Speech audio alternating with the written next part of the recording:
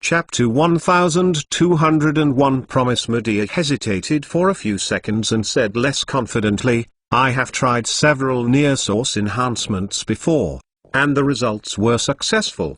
Probably because my physique is better. Joan glanced at her, and didn't feel that this enchanting woman was of outstanding physique, only that she died many times but never died, thus breeding false self-confidence. A large part of your previous success is due to luck, but good luck cannot always be with you. No matter how many times you have successfully strengthened before, as long as you fail, it may cause fatal consequences. It will be too late to regret it. Joan, I understand all the truths you said, but the risk was originally an inseparable part of the warlock's practice. Medea argued, it's like fighting as a soldier and going to the battlefield. Everyone wants to make a contribution, but someone always has to sacrifice. Can we deny the necessity of war? Joan shook his head. I don't deny the necessary risks and sacrifices. The problem is that our perception of what is necessary is different. In your opinion, reasonable risks are completely unnecessary in my eyes. But,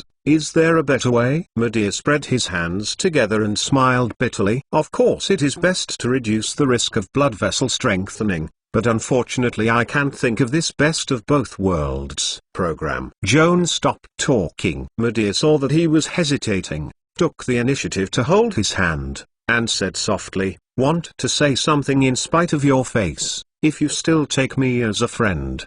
The magician's slender hands are silky and tender, and her temperature is slightly cool. Joan's heartstrings trembled, pretending to inadvertently free her hand, and turned to pace. I know a way to reduce the risk of blood vessel strengthening. Joan was hesitant to explain to her the theoretical basis of enchantment of self-blood enchantment. Does this method have any side effects? Medea kept up with his steps, turned his head to look at his face, and asked with great interest. I have done a total of 5 sets of clinical trials and have not found any side effects so far. If there are any shortcomings, that is, the cost is quite high, and the cost is as high as 11 ounces of magic crystals. Joan, this is the blood vessel strengthening program you mentioned to me before? Asked Medea. It's one of the whole package. If you think it's too expensive, you can choose not to choose this service. Joan told the truth. I can't afford the money, but Medea said nothing more. When Joan saw her expression of suffering, he guessed that she was not worried about money, but that he, Joan Vida, had a set on his mouth and a set on his back. What a conspiracy! Although he and Medea got along well with each other, it was a friendship that fought side by side, but when faced with serious issues involving life safety and personal future, such as bloodline strengthening, Medea still could not trust him completely. In the final analysis, they are just passers-by who meet each other, and the friendship is far from reaching the level of life and death. Realizing this, Joan couldn't help being bored by his overzeal. Then I remembered Mrs. Josephine's admonition, when interacting with people, if you don't have a deep relationship with each other, don't go foolishly with others. At this time, the more you speak the truth, the more it will cause the other party's suspicions and even disgust. Think you are attentive and have nothing to do. Most of them are not good-hearted. When Joan heard Mrs. Josephine say this, she didn't quite understand why this happened. At this moment, I had a personal experience and had to admit that speaking shallowly is indeed a taboo in interpersonal communication, and I can't help being disheartened. Medea, when are you going to leave? Do you want to say goodbye to Mr. Klein before you leave? The serpent warlock noticed that his attitude suddenly became cold, grasping his arms at a loss, and barely squeezed a smile for a long while. Joan, I can see that you are also very interested in petrochemicals. If you come to my house as a guest, let's do research together. How? Thank you for your invitation, but unfortunately I cannot separate now. It's okay. Remember to keep in touch. When you are free, it's not too late to come to my house as a guest. Joan nodded politely. Medea said,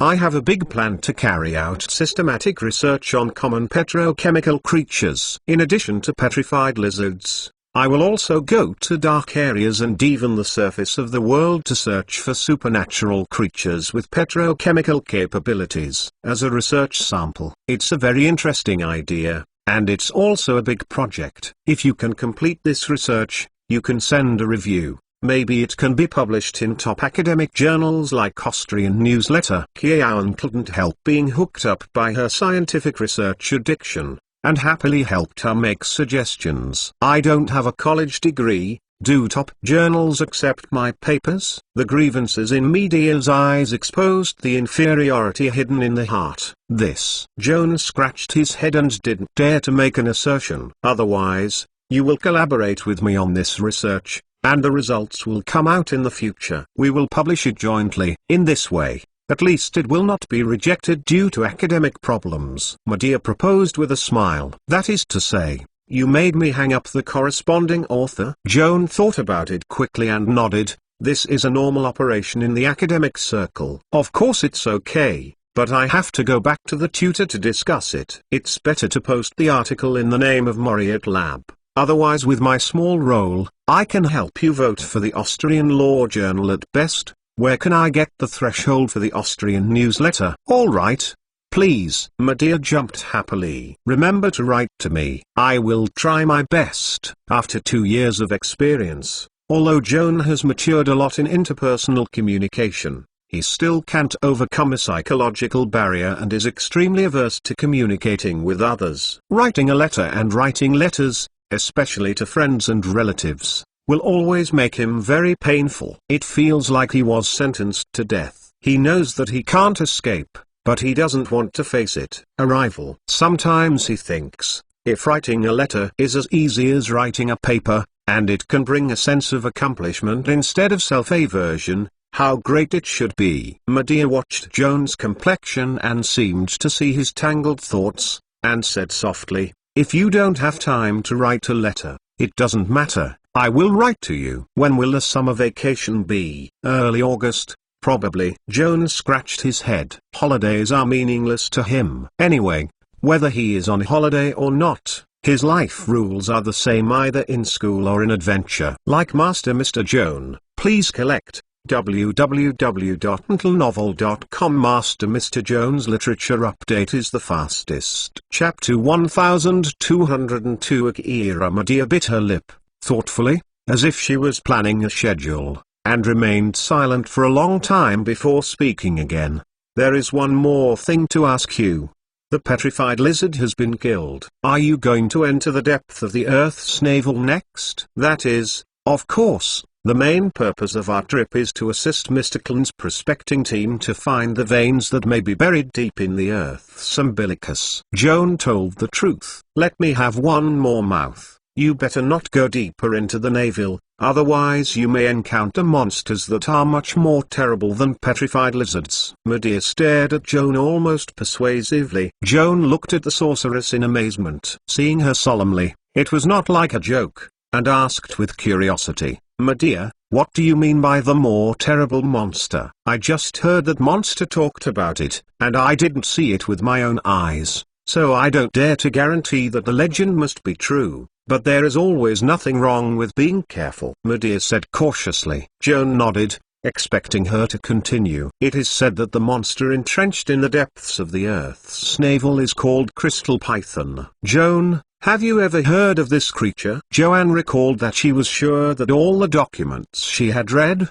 including the Monster Book of Veils, contained no relevant records of Crystal Python. There is also a possibility that the Crystal Python is just a nickname given to the monster by the Aboriginal and Muddy indigenous people. Even if there are relevant records in the literature, the scientific name is used, and it is normal to not be the number. I haven't heard of this kind of monster. From its name alone, it seems to be a reptile with crystal structure characteristics. Joan thought for a while and then speculated. The crystal structure is usually metal, minerals or solidified liquids. Flesh and blood bodies are unlikely to form a crystal structure. This feature is very rare in living things unless it is an elemental creature or construct. You guessed it.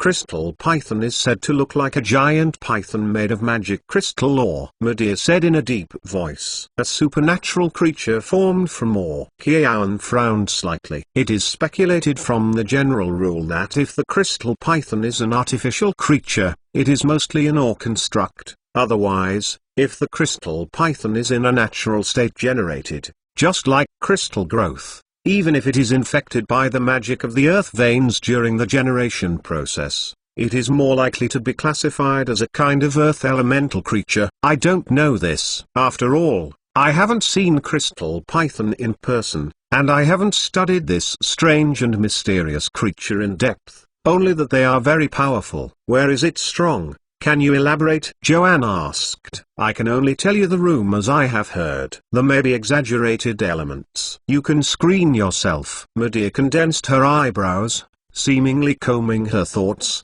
and spoke again after a few seconds. First of all, the crystal python is quite large, and it is covered with a layer of ore shell from beginning to end. Even if it is an enchanting sword, it is difficult to cut the crystal ore body of the crystal python. Secondly, crystal python has extremely abnormal resistance, is immune to all electric shocks and freezing cold damage, and is very resistant to fire spells. In addition, the crystal pythons also have supernatural breathing ability similar to the dragon clan, except that they breathe not dragon breath, but a large number of ore fragments, like a storm formed by countless high-speed flying blades, and all the creatures on the breathing path are instantly shattered. Finally, and the most terrifying point, crystal python seems to be good at mental attacks. All creatures close to it will suffer mental shocks. If the will is not firm enough, they will be stunned and even stunned by this powerful mental wave on the spot.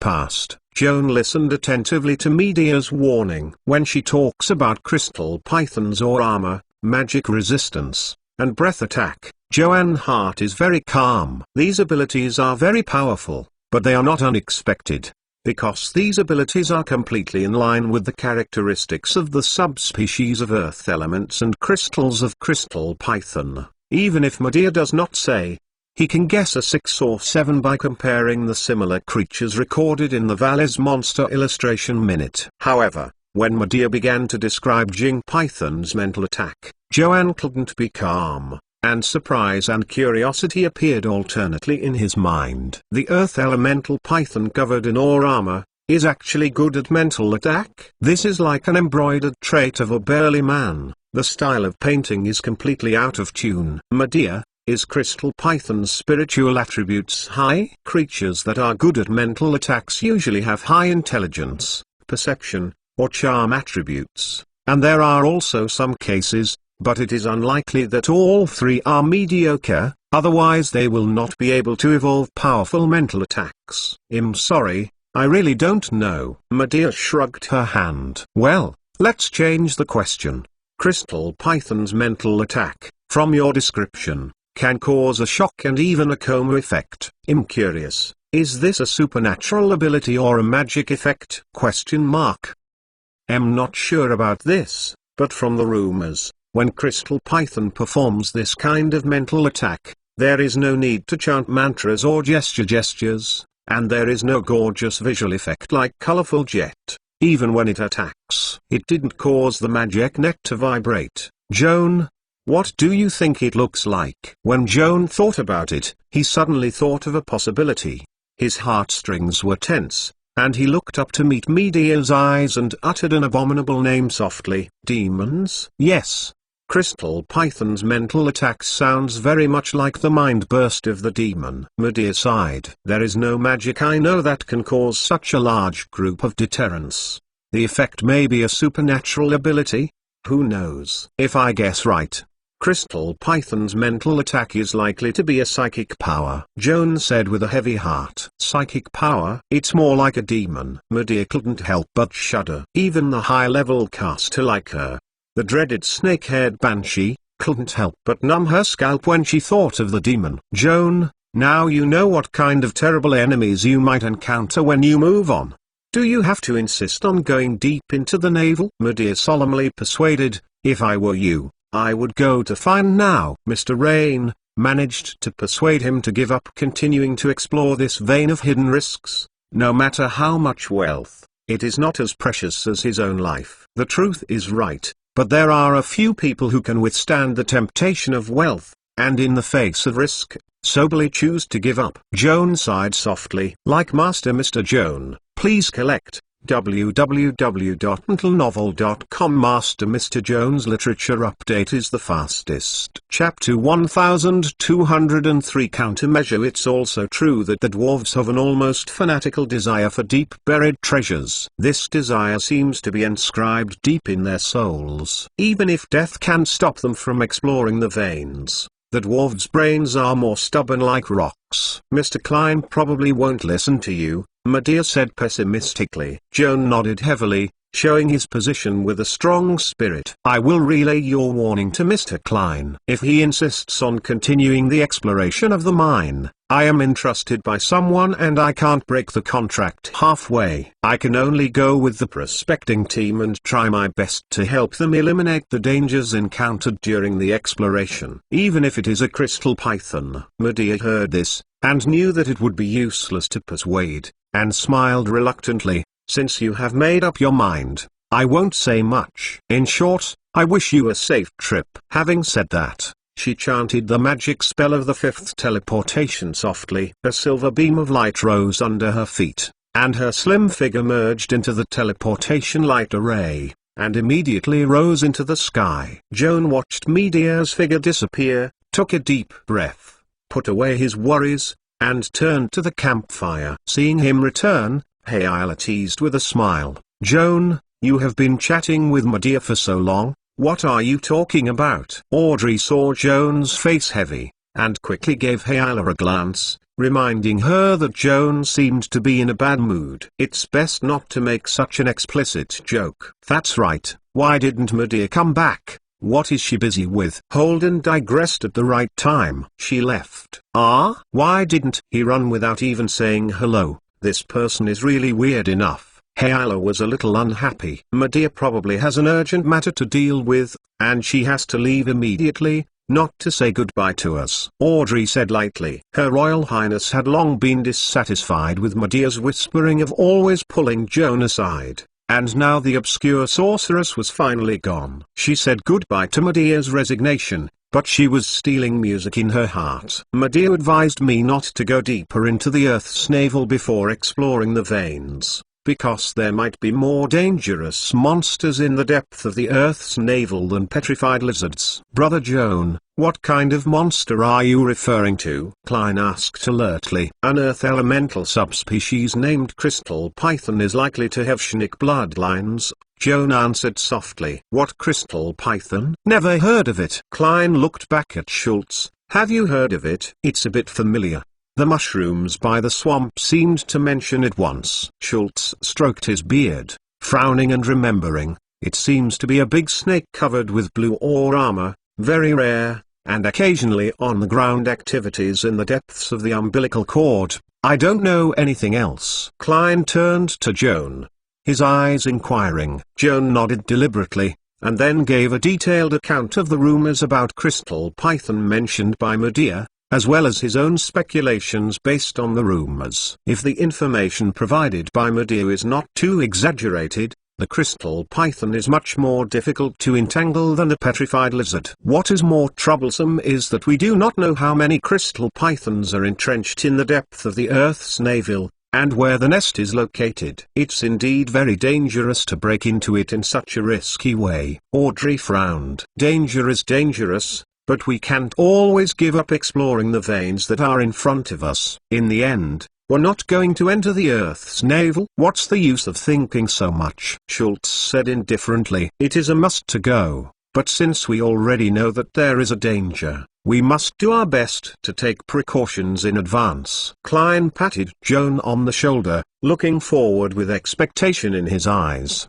Boy, if we unfortunately encounter Jing Python attack, how do you think you should deal with the monster? Since listening to Medea talking about monsters like Crystal Python, Joanne has been thinking about this issue. With rich knowledge and practical experience, and for the characteristics of Crystal Python, Joan can find some restraint methods. Since Klein asked for advice in person, he was not humble, and he publicized the countermeasures he had in mind. Medea mentions that crystal pythons are earth element creatures formed from ores. From this, it is conceivable that chopping weapons such as swords or piercing weapons such as spears are not suitable for attacking hard and rough ores. It is difficult to kill crystal pythons or body, but it is easy to be cracked. Compared with these light and sharp weapons, Joan believes that heavy blunt objects, such as the war hammers used by dwarves, are more suitable for destroying the ore armor of crystal python. Medea also revealed that crystal python is very resistant. The four most commonly used elements of offensive magic are energy, ice, electricity, fire, and acid.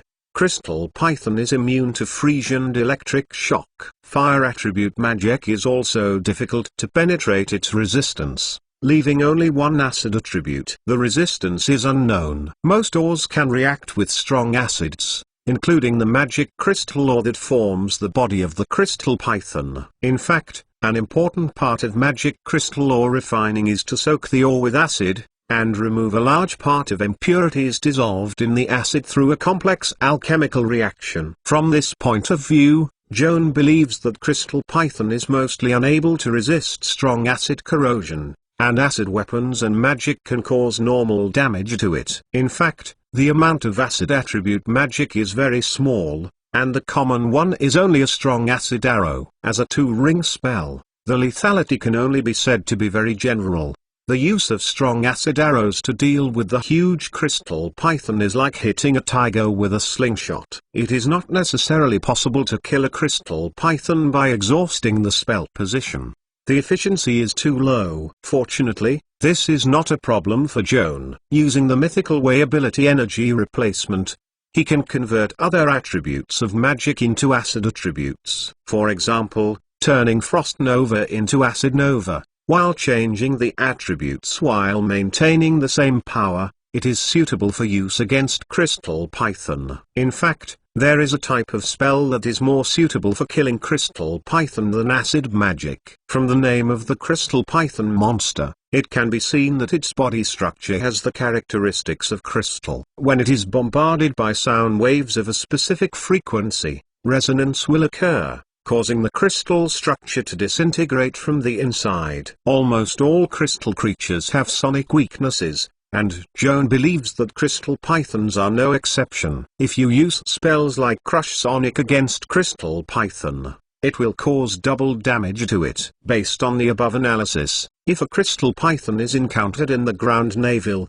Joan recommends that Hyla and Holden use smashing sound waves as their main attack method. Audrey's list of divine spells does not include crushing sonic waves. This does not matter. The first level divine spell Thunderslash also belongs to the sonic system attack magic. Audrey can prepare a few more in case of unexpected needs. As for Klein and Short, there is no need to consider any spells. Just pick up the Warhammer and knock Crystal Python into the dead. Like Master Mr. Joan, please collect www.untilnovel.com. Master Mr. Joan's literature update is the fastest. Chapter 1204 Magic and Shenix. After analyzing the defense capabilities of Crystal Python and cracking countermeasures, Kiawan then analyzed the attack skills of Crystal Python. According to the information provided by Medea, there are currently two special ways of attacking Crystal Python. The first is to spout a large number of fine and sharp ore crystals. Compared with the Dragon Breath of pure energy attribute,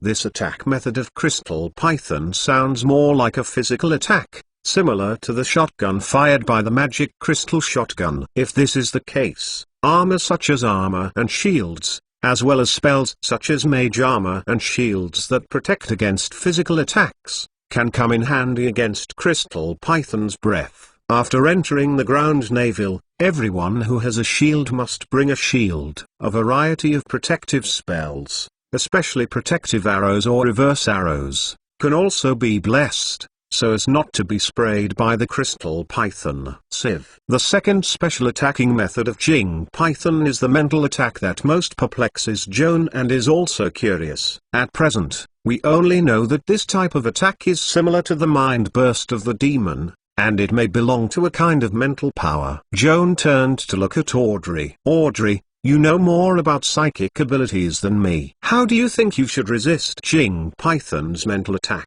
There are only two psychic abilities that I am good at, that is, controlling airflow and brain lock. If Crystal Python's mental attack is a psychic power, it may be similar to brain lock to resist brain lock. The method may also be used to restrain Crystal Python's mental attack. Audrey bit her lower lip, combed her thoughts, and then said, if you are confident in your own mind, you can try to use your willpower to fight spiritual abilities directly. As long as you are strong enough, you will not be affected. The confusion control spell is the same. Of course, this method is not very safe. People always overestimate their willpower, so the safer countermeasure is to bless protective spells specifically used to resist mental attacks such as the mental barrier. Audrey, you wait. Hey, I couldn't help but interject. Psychic abilities and magic are two different systems. Is a protective spell like a psychological barrier also effective for psychic abilities? Of course it works. Magic and Shinix are not as completely separated as you think. They are not related to each other. In fact, there are intersections in many places. Audrey replied with a smile. Can you elaborate on the difference and intersection of magic and Shinicity? Where is it mainly reflected? Joan was very interested in this topic. In simple terms, the biggest difference between magic and Shinix lies in the source. Magic is actually a combination of the spellcaster's spiritual power and the magic web.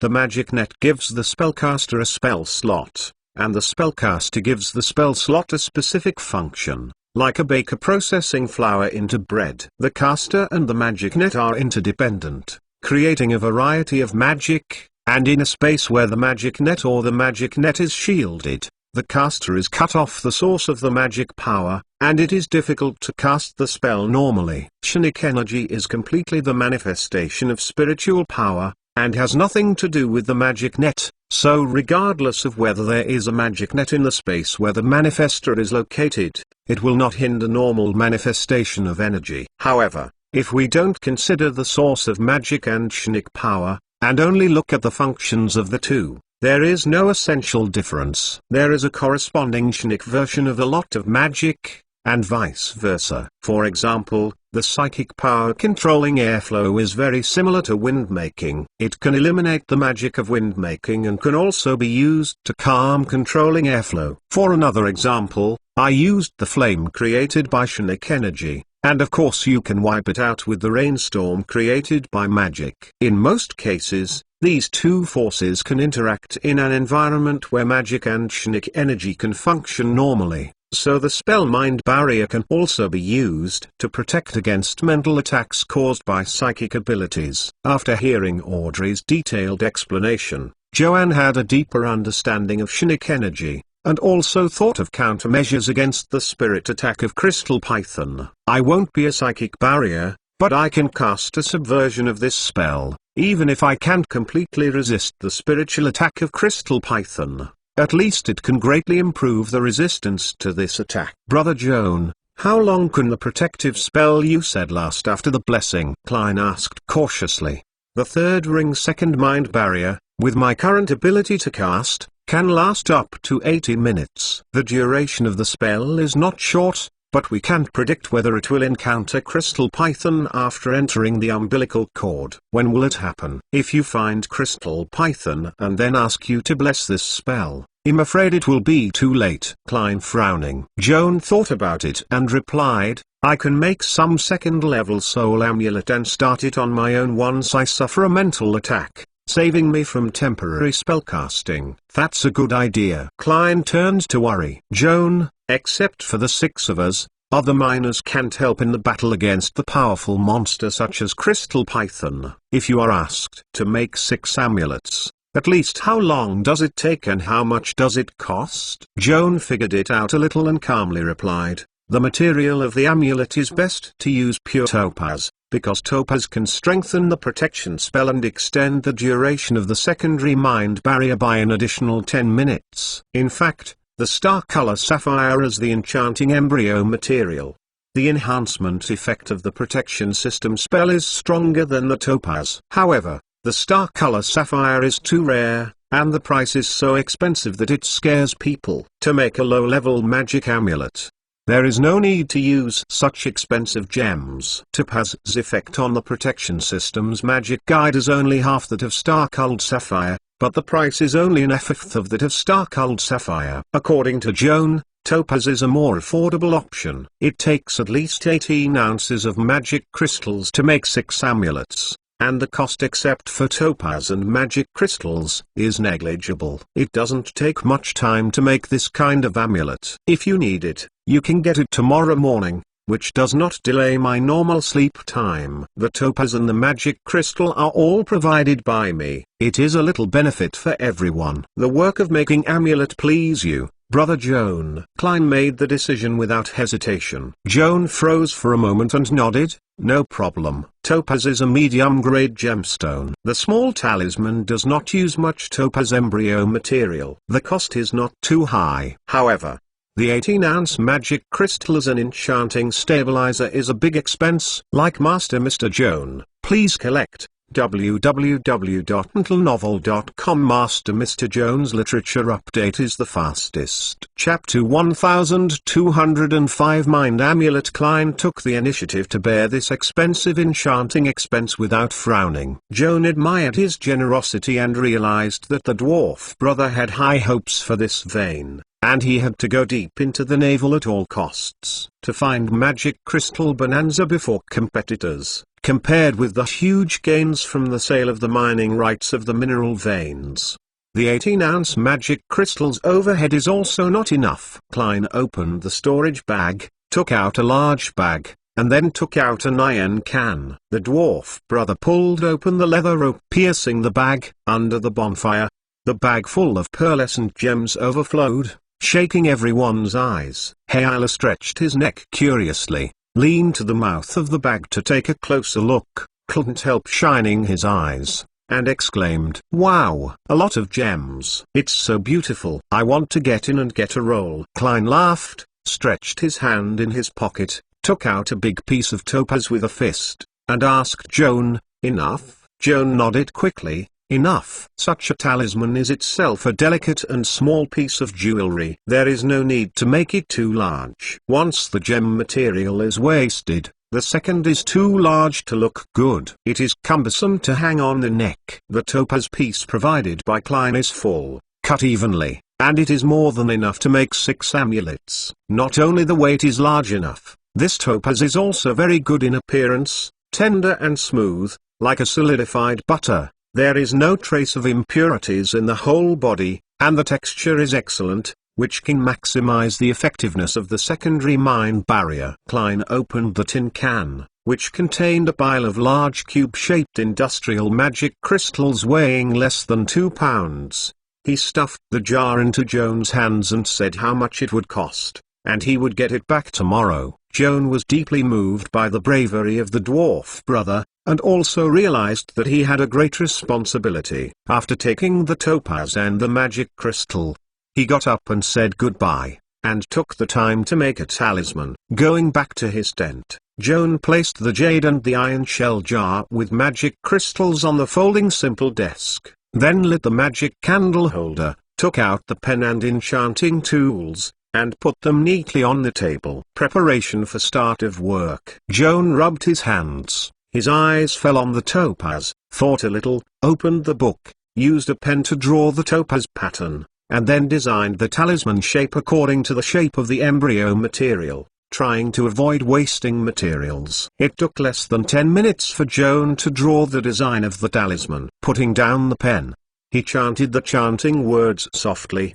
and cast a 3rd level spell second ghost axe skill against the topaz on the table. Under the effect of magic power, the hard jade is like melted butter, which is automatically decomposed into 6 groups of equal weight embryonic materials, as if shaped by an invisible pair of hands into 6 identical oval talisman. Joan picked up a topaz amulet and nodded gently. He was very satisfied with his straight male aesthetic. As for others' comments, he is too lazy to care. If you don't look ugly, you'll be fine. What's the use of all those bells and whistles? The embryo material has been settled. Before the official enchantment, Joan also has to choose the matching rune for the second mind barrier as the enchanting carrier. Based on his previous experience in making magic devices, Joan believes that both Thorn rune number 3 and Eol rune number 15 can be used to match the second mind barrier. The meaning of rune number 3 Thorn is protection and control, while the meaning of rune number 15 Eol is protection and offset. The second mind barrier can perfectly shield all mental attacks below the third ring 10 energy levels, whether this spiritual attack originates from magic, psychic abilities, or supernatural abilities. If the magic power contained in a mental attack exceeds 10 energy levels, the second mind barrier can counteract the damage of the 10 energy levels and increase resistance to negative mental states. From this point of view, the 15th rune Eol, which symbolizes protection and offset, coincides with the effectiveness of the second mind barrier in both cases, and the matching degree is higher than the third rune Thorn. Joan unscrewed the pen and painted the Eol runes one by one on the 6 amulets. Then he used the runes as a carrier to enchant the 3 amulets with the 3 rod level spell Second Mind Barrier. The entire process took less than half an hour, but drained Joan's Sid mana and mythical power,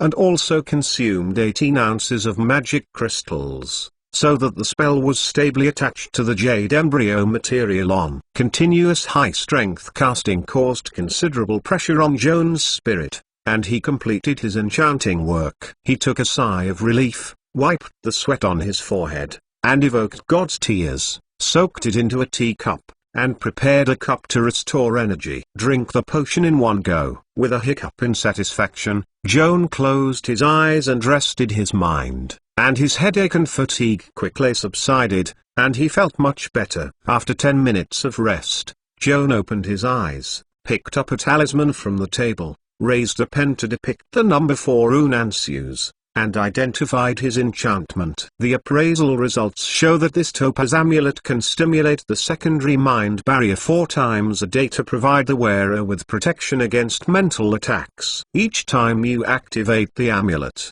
you can continue to provide up to 90 minutes of protection, 4 times a day, a total of 360 minutes, which is equivalent to 6 hours. Enough. Joan carefully identified all 6 Topaz amulet and confirmed that the enchanting process was flawless. He picked up his pocket watch and glanced at it. At 5 o'clock on the surface time, Joan had just taken a rejuvenating potion, and now he was not asleep. He took a petrified lizard blood sample collected recently from his storage bag.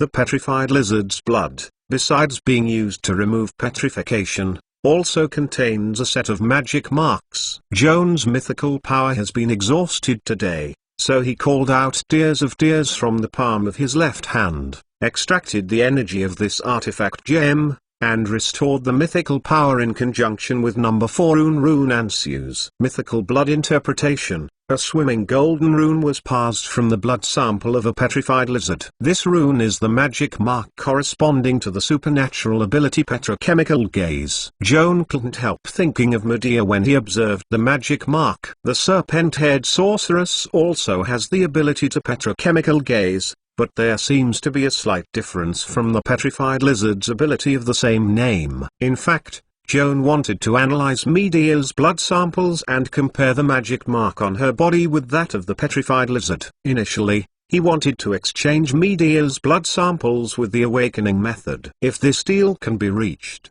Joan can not only resolve the magic mark of Petrochemical Gaze from Medea's blood, but also possibly learn some new spells from Medea. On the other hand, Medea will not suffer any loss, and can obtain the blood vein strengthening service he provides, with the help of the awakening secret method to fully develop his own blood vein potential. Unfortunately, perhaps because of his lack of experience in negotiating and cooperating with people, coupled with poor speech, he did not fully win the trust of Medea. After being rejected by the other party, he was embarrassed to mention this matter again. Like Master Mr. Joan, please collect www.untilnovel.com Master Mr. Jones Literature Update is the fastest. Chapter 1206 Petrified Gaze. Secretly sighing, Joan put aside his thoughts, sat down at the desk, opened the spell book, and copied the magical imprint of Petrochemical Gaze. Judging from this set of magic marks,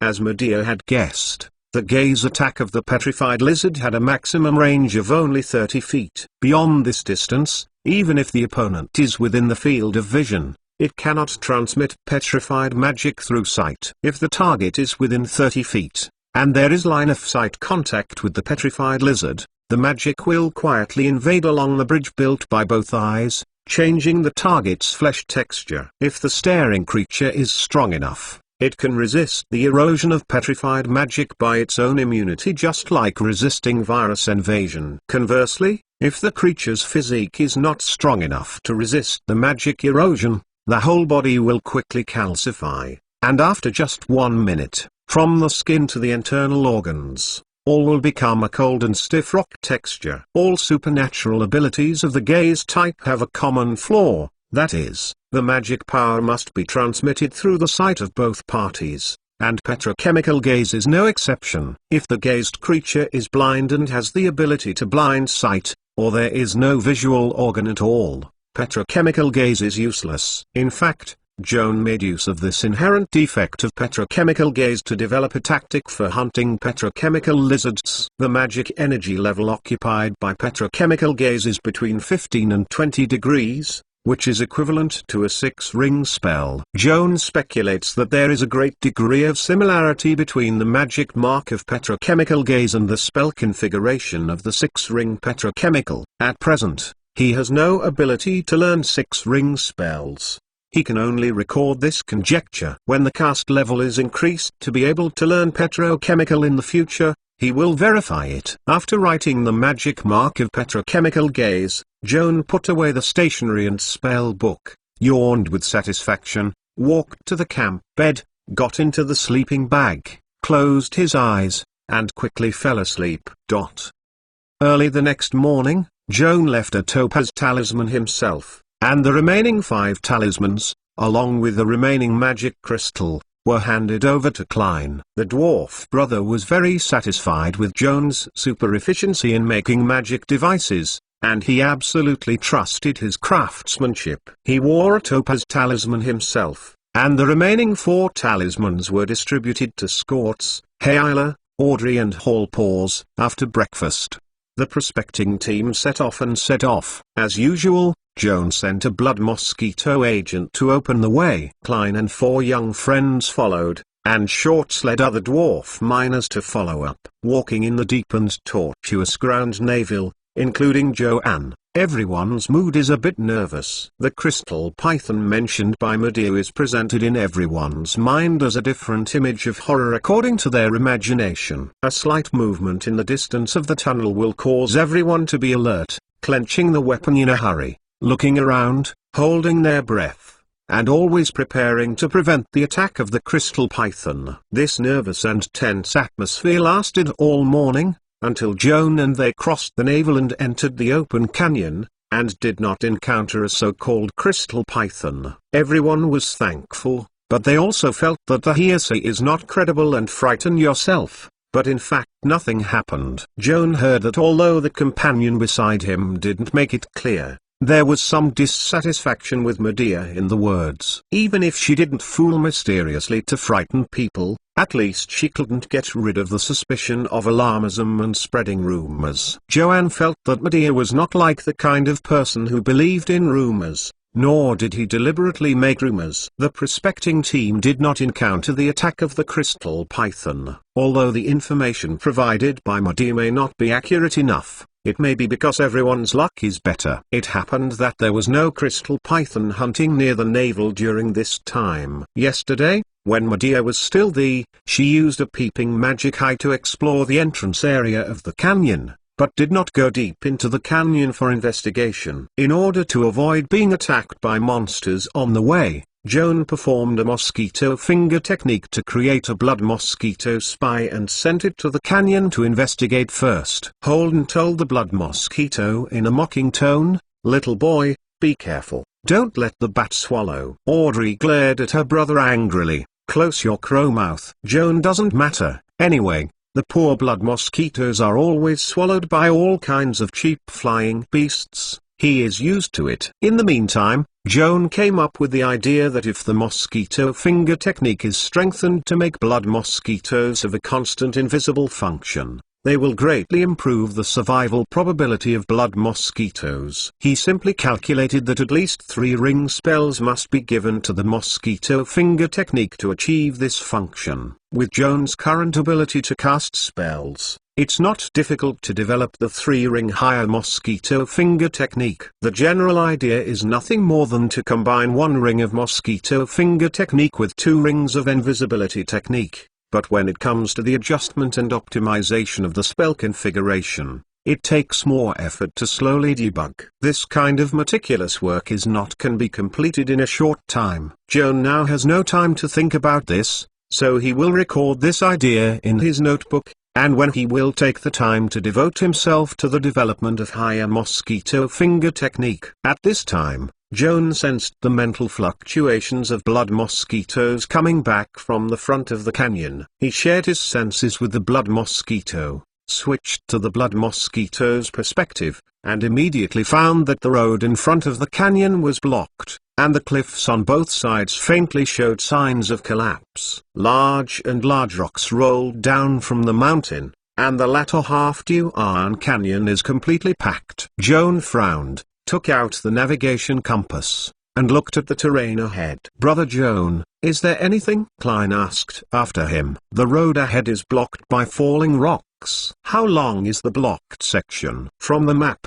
there are more than 500 feet. Joan speculated on the navigation compass. "Our spellcaster can leap past directly, and miners carrying heavy equipment are not so easy to cross this collapsed mountain road." Hayla held his double ponytails, frowning at the blocked road ahead. "It's only 500 feet. It's not an obstacle. I can open any door, take the prospector to the opposite side of the blocked road, and run a few more trips," Klein said with a smile. "But there is a problem. In addition to the road opposite the collapsed area, there is a tunnel to the depth of the ground below this area blocked by gravel, which looks like a ground navel." Joan showed the companion the sloped downward path shown on the navigation compass. "It's unclear which way will lead us to the magic crystal deposit." Like Master Mr. Joan, please collect www.untitled.novel.com. Master Mr. Joan's literature update is the fastest. Chapter 1207 Glitter Trail. Klein put his smile away, stroking the lush beard, and said thoughtfully, "For us,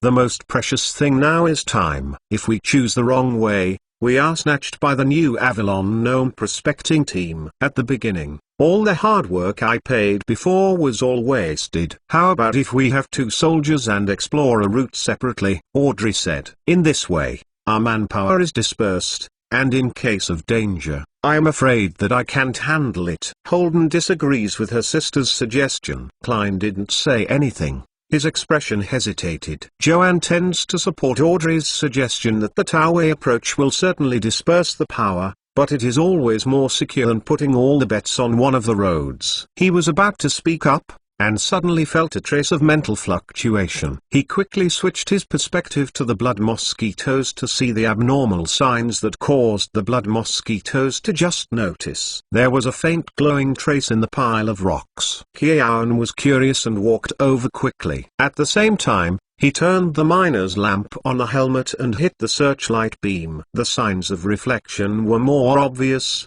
as if there were a large mirror on the floor. Joan carefully approached the reflective zone and cast the mage's hand, stroking the smooth mirror in the air, which was unavoidable. How could there be such a smooth glass plane in this mess of rocks? "Brother Joan, is there anything new?" Klein followed and asked. "Look here, the ground is covered with a glass band, or it may be crystal. The edges are very flat, and it doesn't seem to be formed naturally." "Oh, let me see." The dwarf brother quickly ran over, looked in the direction of Joan's fingers, and immediately laughed. "Mr. Klein, look at you smiling so happy, what joy?" Holden asked. "Of course there is good news, great good news." Klein pointed to the glassy traces on the ground and couldn't hold his mouth shut. "Look, this is the mark left by the Flail snail after crawling, probably the one we tracked the other day." Joan was refreshed and quickly asked Klein, "Following this rut, can we find flail snails?" "Yes. Flail snails love nibbling or eating crystal ore. If you find the flail snail, you can find the magic crystal ore veins." Klein crossed his arms across his chest, his face firmly asserted. "Judging from the trace left by the flail snail, it apparently burrowed into the ground, probably entering the navel before the canyon collapsed." Holden scratched his head and smiled bitterly. "Now the flail snail's path has been blocked by stones. Are we going to dig a tunnel from this mess of rocks to the navel? It's really troublesome, but our prospecting team is already doing this. Otherwise, with so many cumbersome excavation tools." Klein is still in a good mood. "Just know that the road to the ground is correct. Yes. The next step is nothing more than an engineering issue. It will always be done with more effort." "Brother Klein, we don't necessarily have to dig a tunnel. You can use any door to take us directly over the blocked area and into the depths of the Earth's umbilicus." "It's so much trouble," Hayla said excitedly. "The little girl has a good idea, but there is a prerequisite for doing this, that is, the diameter of the blocked area cannot exceed 600 feet. Klein explained. "My teleportation limit distance is 600 feet. Beyond this distance, teleportation failure is fairly good. In case of crashing into the depths of the rock, you will be crushed on the spot." Listening to Klein's words, everyone immediately looked at the navigation compass in Joan's hands. "Joan,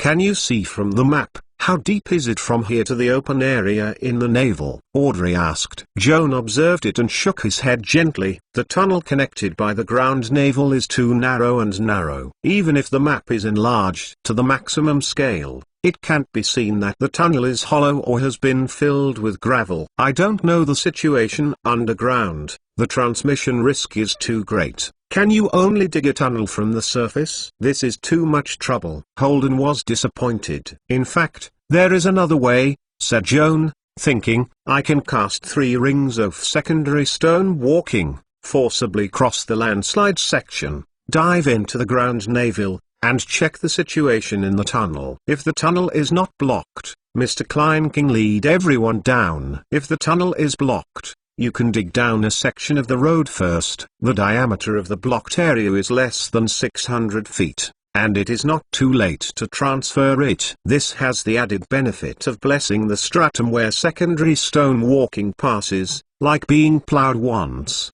Large rocks are crushed into gravel by magic, and the hard clay becomes loose. You dig tunnels along the path I have traveled. Not only is it more labor-saving, but the construction efficiency is much higher than direct digging." Hearing Joan's careful analysis, Klein reappeared with a smile on his face, and immediately decided to do what he said. In the eyes that his companions looked forward to, Joan walked to the glass mark left by the flail snail, opened the casting kit, took out an air-dried groundhog paw, and a hollow reed tube. Second stone walk only provides the caster with the ability to walk in sand and mud, but cannot provide fresh air, so before casting this spell, Joan must first ensure that he can breathe normally after entering the formation, so as not to suffocate it alive. Vilia. Joan uses the reed in his hand as a casting material and chants a spell spelling air. The magic nets distributed around him twisted and intertwined, forming a dense circle of enchantment, like a big bubble, which was wrapped around Joan's head, so that he could always be in the next 16 hours, no matter where he was. Inhale fresh air. Next, Joan held the air-dried groundhog front paw with his right hand, and made a series of casting gestures with his left hand. Ondo. At the moment of chanting the second stone walk initiation spell, Joan's body surface appeared a circle of yellow luster, and the whole person quickly sank. After the whole body fell into the stratum, Joan adjusted to the environment a little, and the mud and sand squeezed around him seemed to be wrapped in a thick cotton blanket. Although it did not cause harm, It made him feel like he was trekking in the quagmire. It's very difficult. Joan looked at the navigation compass in his hand, found his position against the map, and then moved forward diagonally. In the dense and heavy formation, he could not run at full speed, and the average travel distance per minute was only about 100 feet. Like Master Mr. Joan, please collect www.untitled.novel.com. Master Mr. Joan's literature update is the fastest. Chapter 1208. Earth diving. The tight mud layer in front, as well as large chunks of rock, touched the yellow magical brilliance that emerged from Joan's body, crushed apart like snow, opening him a way forward. However, when Joan took a step forward, the road behind him was immediately filled with sand, but the texture became extremely loose. Joan compared with the route on the map, gradually deeper into the ground. While rushing to the road, he suddenly had a funny thought, feeling like a big earthworm, working hard in the depths of the soil. After walking forward for about 5 minutes, Joan found the entrance to the ground navel where the Flail snails dived, and the tunnel in front was still filled with mud. Joan walked far away in the tunnel blocked by sand and stone. It was not until the magic of second stone walk was about to be exhausted that the front was suddenly bright and empty. Joan relieved himself secretly, shaking off the sand and comparing the navigation compass to the route he had traveled. After some simple calculations, Joan found that the tunnel open space he was standing at this moment, and the ground above where Klein and others were located, had a vertical drop of nearly 700 feet, which had exceeded Klein's maximum transmission distance. The dwarf miners need to dig down a 100-foot deep tunnel to reduce the vertical drop to within 600 feet. Providing Klein with a safe path for any gate. Joan extracted 2 Sid mana, performed 2 rings of windstorm, and transmitted the data he surveyed to Klein and others. 5 minutes later, after receiving a reply, Klein had summoned all the dwarf miners and excavated along the route that Joan had just walked. Although the stratum once plowed by Joan became very loose and easy to dig, the tunnel with a depth of 100 feet is a large amount of engineering. Even if the dwarf miners dig overnight, it will not be completed in one day. Joan wanted to bless the secondary stone walking technique again, turned back the same way, inadvertently glanced deep into the tunnel, and found a trace of reflective light, unable to move his heart. Raising his hand and snapping his fingers, the blood mosquitoes spied out of the pocket of his coat and flew towards the reflective trace. Joan switched his perspective to the blood mosquitoes and observed the reflective zone. Sure enough, it was an hourglass mark attached to the ground, extending towards the depths of the tunnel, and the luminous path disappeared at the end of darkness. Joan was intrigued by the wonders in front of him. Anyway, nothing happened, and he ordered the blood mosquito to trace the path along the glass track, followed by himself, trying to track down the Flail snail. Going forward about half a mile, the winding tunnel still has no end, but Joan keenly perceives that the rock wall on the left seeps light blue, and granular crystals are faintly visible. This special rock layer is exactly the characteristic of the magic crystal vein. This discovery excited Joan, quickly opened the navigation compass, recorded the currently surveyed veins, and marked the coordinates. A further way forward, the blue ore disappeared, and the rock layer in sight turned into ordinary sandstone. Joan was not disappointed by this. Before actually entering the core zone of a rich ore, the veins observed on the periphery were always intermittent, sometimes from time to time. The closer to the core area, the more frequent the occurrence of veins. If you want to obtain the mining rights of a mineral deposit, it is useless to only explore the surrounding mineral veins. According to the principles recognized by the exploration industry, only the team that first reaches the core area of the mineral deposits and maps out the complete mineral vein distribution map will have the right to discover. Joan now takes a step forward, while taking risks at the same time, also adding a competitive advantage to his prospecting team. A further way forward, an empty cave appeared at the end of the tunnel. Through the eyes of the blood mosquito, Joan saw a huge shadow creeping in the cave, and there were vaguely creaking noises, as if someone was chewing hard candy. Joan felt that something was about to happen. He quickly blessed himself with mage armor and shield technique, thought for a while, and added a stealth technique to quietly enter the cave. With the help of the dark vision attached to the prosthetic eye, Joan found that the dark blue crystals around the stone walls that were raised and mottled, were the magic crystal ore that once disappeared from his eyes. Natural magic crystal ore, the impurity content is too high, in fact not very valuable. Even if it is a high-grade magic crystal ore, an average of 100 tons of natural ore can only smelt 1 pound of industrial magic crystal with a purity of 10%. One can imagine how low the magic crystal content of natural ore is. The market price of a ton of high-grade magic crystal ore is around 50 gold duga. 2 years ago, when Joan was so poor that he had caught leeches to make money, he was happy to mine ore for money. However, times have changed, and now he has been reluctant to sell his coolies to earn such a small amount of money, but just picked up 2 pieces of ore and put it in a storage bag as a specimen. Going forward for some distance, when approaching the middle of the cave, Joan finally saw the shadow. It turned out to be a huge snail, burying his head to eat the demon crystal ore, and there was a glowing crystal trail behind his butt. Is not that he traced the flail snail for a long time. The crunch that Joan heard just now was the movement of this guy chewing ore. Seeing that the flail snail has such a good mouth and so sweet food, Joan couldn't help rubbing his belly and was a little hungry. It was at this moment that a grunting growl sounded in the stomach of the greedy worm. The big snail,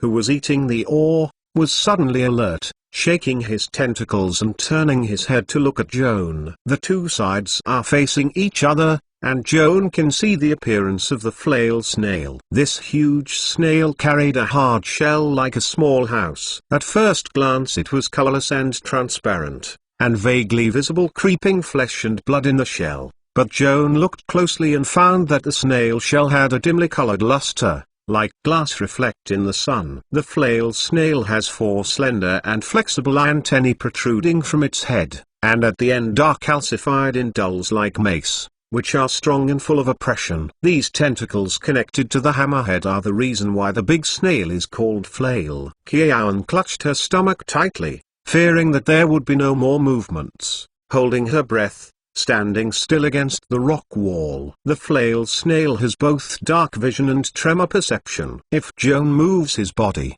even if it is protected by stealth, he will still be aware of it. But Joan stood there immobile, and the breathing in the water blessed him so that he didn't need to exchange air with the outside environment, so he would not cause airflow disturbance due to breathing, triggering tremor perception. Like Master Mr. Joan, please collect www.untitlenovel.com. Master Mr. Joan's literature update is the fastest. Chapter 1209 Flail Snail 1. The flail snail looked around in confusion, and he was still not sure where the guy who had just made a gurgling sound was hiding. He had to give up the search, turned back, and continued to bury his head to enjoy the ore meal. Joan relieved himself secretly, taking advantage of the flail snail's back to himself, and turned on higher endoscopy to peep at its bottom.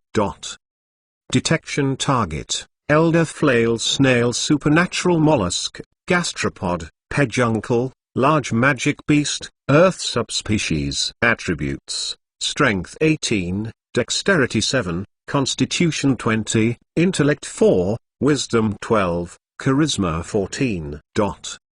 Joan's caste level is not high enough to see the special ability of flail snail, only the species classification and 6 attributes are displayed. A quick look at the attributes of the flail snail, Joan found that its strength and physique were very high, and what impressed him most was the intelligence attribute of the flail snail. 4 points of intelligence seems to be not high, but Joan's scavengers and petrified lizards encountered recently have only 1 and 2 points of intelligence, respectively. In comparison, flail snails belonging to the magic beast are more intelligent than them. While Joan was secretly observing, the flail snail seemed to be aware that someone was casting a spell on him. The transparent volute quickly appeared a circle of silver halo, like a shield. Joan was secretly surprised, trying to identify the silver shield on the flail snail. However, before he could see the secret, the flail snail verified his wit with actual actions. The giant snail turned around and crawled round the suspicious area. The slimy secretion left by the path was slightly reflective, and it was obviously very viscous before it completely solidified into crystals. The flail snail is still unable to determine where the suspicious creature secretly watching him hides, but it is not difficult to circle the general location of the other party's hiding place. That is, within the range of the mucus traces it left behind. The flail snail crawls circle after circle. The radius of each circle is a little smaller than the previous circle. The crawling trajectory is very similar to the thread on its volute, forming a set of flashing reverse spirals on the ground, constantly moving towards the circle approach. Within, Joan didn't understand it at first. What did the big snail want to do in circles around him? However, when he noticed that the traces of mucus dragged behind the flail snail formed a set of anti-spirals, he immediately realized that something was wrong. The flail snail is searching in a continuous approach, and as he continues to approach, he will find his hiding place sooner or later. Promoted by a sense of crisis, Joan raised his toes, held his breath, and crept away from the flail snail. Just a few steps out of the way, I didn't know how to prevent my feet from slipping. I slipped and fell on the spot. Joan grinned so hard that he tried to get up with his hands propped up, only to find that his left foot was stuck to the ground and could not be lifted. Looking down, I realized that the left foot stepped on the transparent secretion left by the flail snail after crawling. This slippery secretion is completely sticky glue before it is completely air-dried and solidified into glassy crystals. Joan stepped on inattentively and was stuck to death,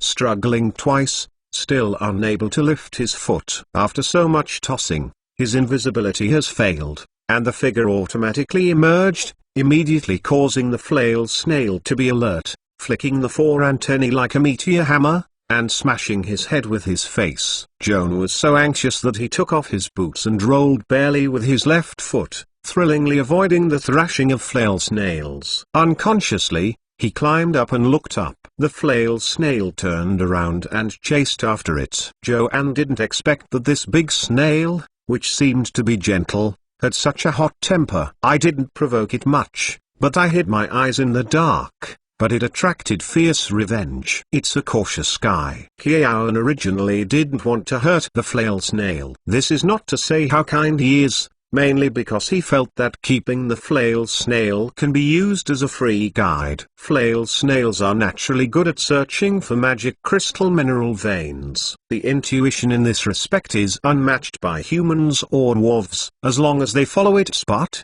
it is possible to find magic crystal mineral deposits. In fact, Joan has found signs of mineral veins along the way, indicating that flail snails are indeed natural exploration experts. However, the reality did not meet his expectations. In the face of this crazy flail snail, he could not consider the problem of prospecting and had to save his life first. Seeing the flail snail shaking its head and whistling the broken wind of the four-handed flail, it was about to hit it. Joan quickly threw the Iron Virgin into the air, recited the mantra, and switched to tower shield mode. Boom! The four hammerheads hit the crystal steel plate almost simultaneously, and the roar echoed in the cave. The Iron Virgin suspended in front of Joan trembles slightly. No visible scars are visible on the shield surface, and the flail snail's tentacle hammer is bounced back, knocking on his volute, making a thud. This round of tough attack and defense showed that the flail snail's tentacle hammer could not penetrate the tower shield composed of 4 layers of crystal steel plates. Joan felt emboldened in his heart, quickly made a spellcasting gesture, came out of the probe next to the tower shield, and raised his hand to send a magical missile to the flail snail. Valor! 4 purple missiles tore through the air, dragging their beautiful arcs and shooting at the 4 antennae above the flail snail's head. The flail snail was very alert. Hearing Joan chanting the mantra, he immediately dived back into the shell. The 4 missiles lost their sniping targets and bombarded the snail shells one after another, and were bounced back by the silver shield covering the snail shells. Joan saw this scene through the crystal steel shield and felt a sigh of relief. At the same time, 4 magic missiles bypassed the tower shield and all hit Joan himself. Fortunately, he blessed the shield technique in advance to prevent the magic missile from going back. But he was struck back 4 times by the impact and was shocked by cold sweat. The V's Monster Book Magical Beast as an introduction to flail snails. Joan knows from the book that its shell has the magical effect of rebounding magic, so when he just cast a magic missile, he specifically avoided the snail shell. Lock the tentacles of the flail snail's head as a sniper target. However, when the flail snail retracted into the shell, Joan's calculations fell through, and the magic missile was eventually bounced back by the volute, almost making him suffer. Now that the shell of the flail snail is so perverted, Joan dare not release magic on it. Seeing the big, frivolous snail coming out of its shell again, Joan was so angry that the root of the tooth was itchy, but there was nothing he could do about it. However, on the ground around him, there was a circle of dense mucus traces. When stepped on, it was stuck, and there was no way to go. Like Master Mr. Joan, please collect www.untilnovel.com. Master Mr. Joan's literature update is the fastest. Chapter 1210 Flail Snail 2. There was no way to walk on the ground. Joan simply started the advanced spider-like form, and turned into a spider-like elf form. With 8 dexterous long legs, he climbed up the steep stone wall beside him. Going all the way to the wall, climbing to the dome of the grotto, Joan hangs upside down on the dome, looking down on the flail snail with his head and feet. The flail snail raised his head and looked at Joan with a look of surprise in his eyes. It doesn't seem to understand the human teenager just now, why suddenly became a half-human half-spider monster. After a short hesitation, flail snails crawled up the gastropod and climbed up the stone wall. The soft and moist stomach feet secrete viscous liquid, like a suction cup, which can support the bulky flail snail to climb up the dome, but the crawling speed is quite slow, which is incomparable with the flexible spider elf. Joan hung upside down on the dome, waiting for the flail snail to climb up, suddenly kicked with long legs, tumbling over somersault, and falling back to the ground lightly, without making a slight noise under his feet. It took a lot of effort to climb the flail snail on the dome. After seeing this, he suddenly felt dumbfounded and froze for a while before he returned to his place. When it finally returned to the ground,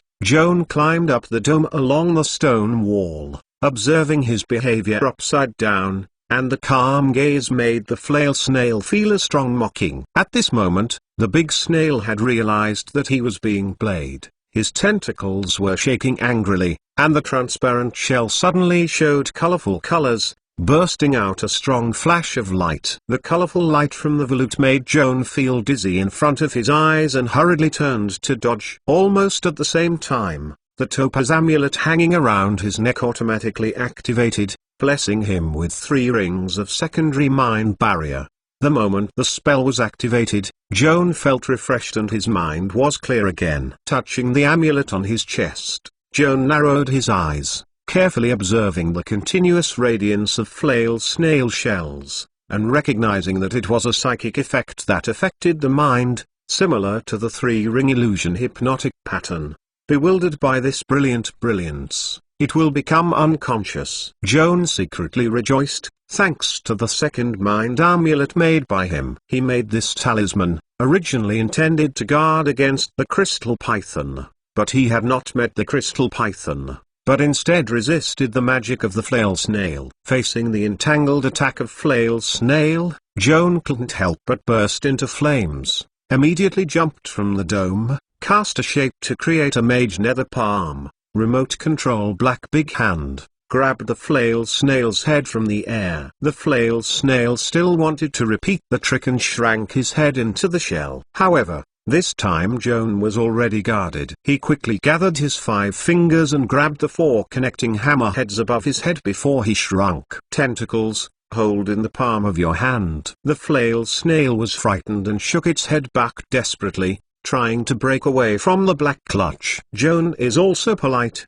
trying his best to remotely control the mage nether palm, grasping its tentacles without letting go. In spiderling elf form, Joan's strength attribute is increased by 4 points compared to human form. Comprehensive calculations, the power attribute of the master nether palm is up to 24, which exceeds the strength of the flail snail. This tug-of-war game quickly wins and loses. The flail snail's tentacles have collapsed to the limit under the full pull of the 2 sides, like 4 overwhelmed rubber bands, accompanied by a series of puffing noises, all of which were torn off by Joan with Mage Ghost Palm. Flail snails screamed with blood at the top of their heads, quickly retracted into the shell, screaming. Joan walked 8 long legs, pacing around the snail shell, and snails wailed and shrilled from the shell. Joan rubbed his ears and remembered an introductory text about the flail snail in the Monster Book of Veils. According to the book,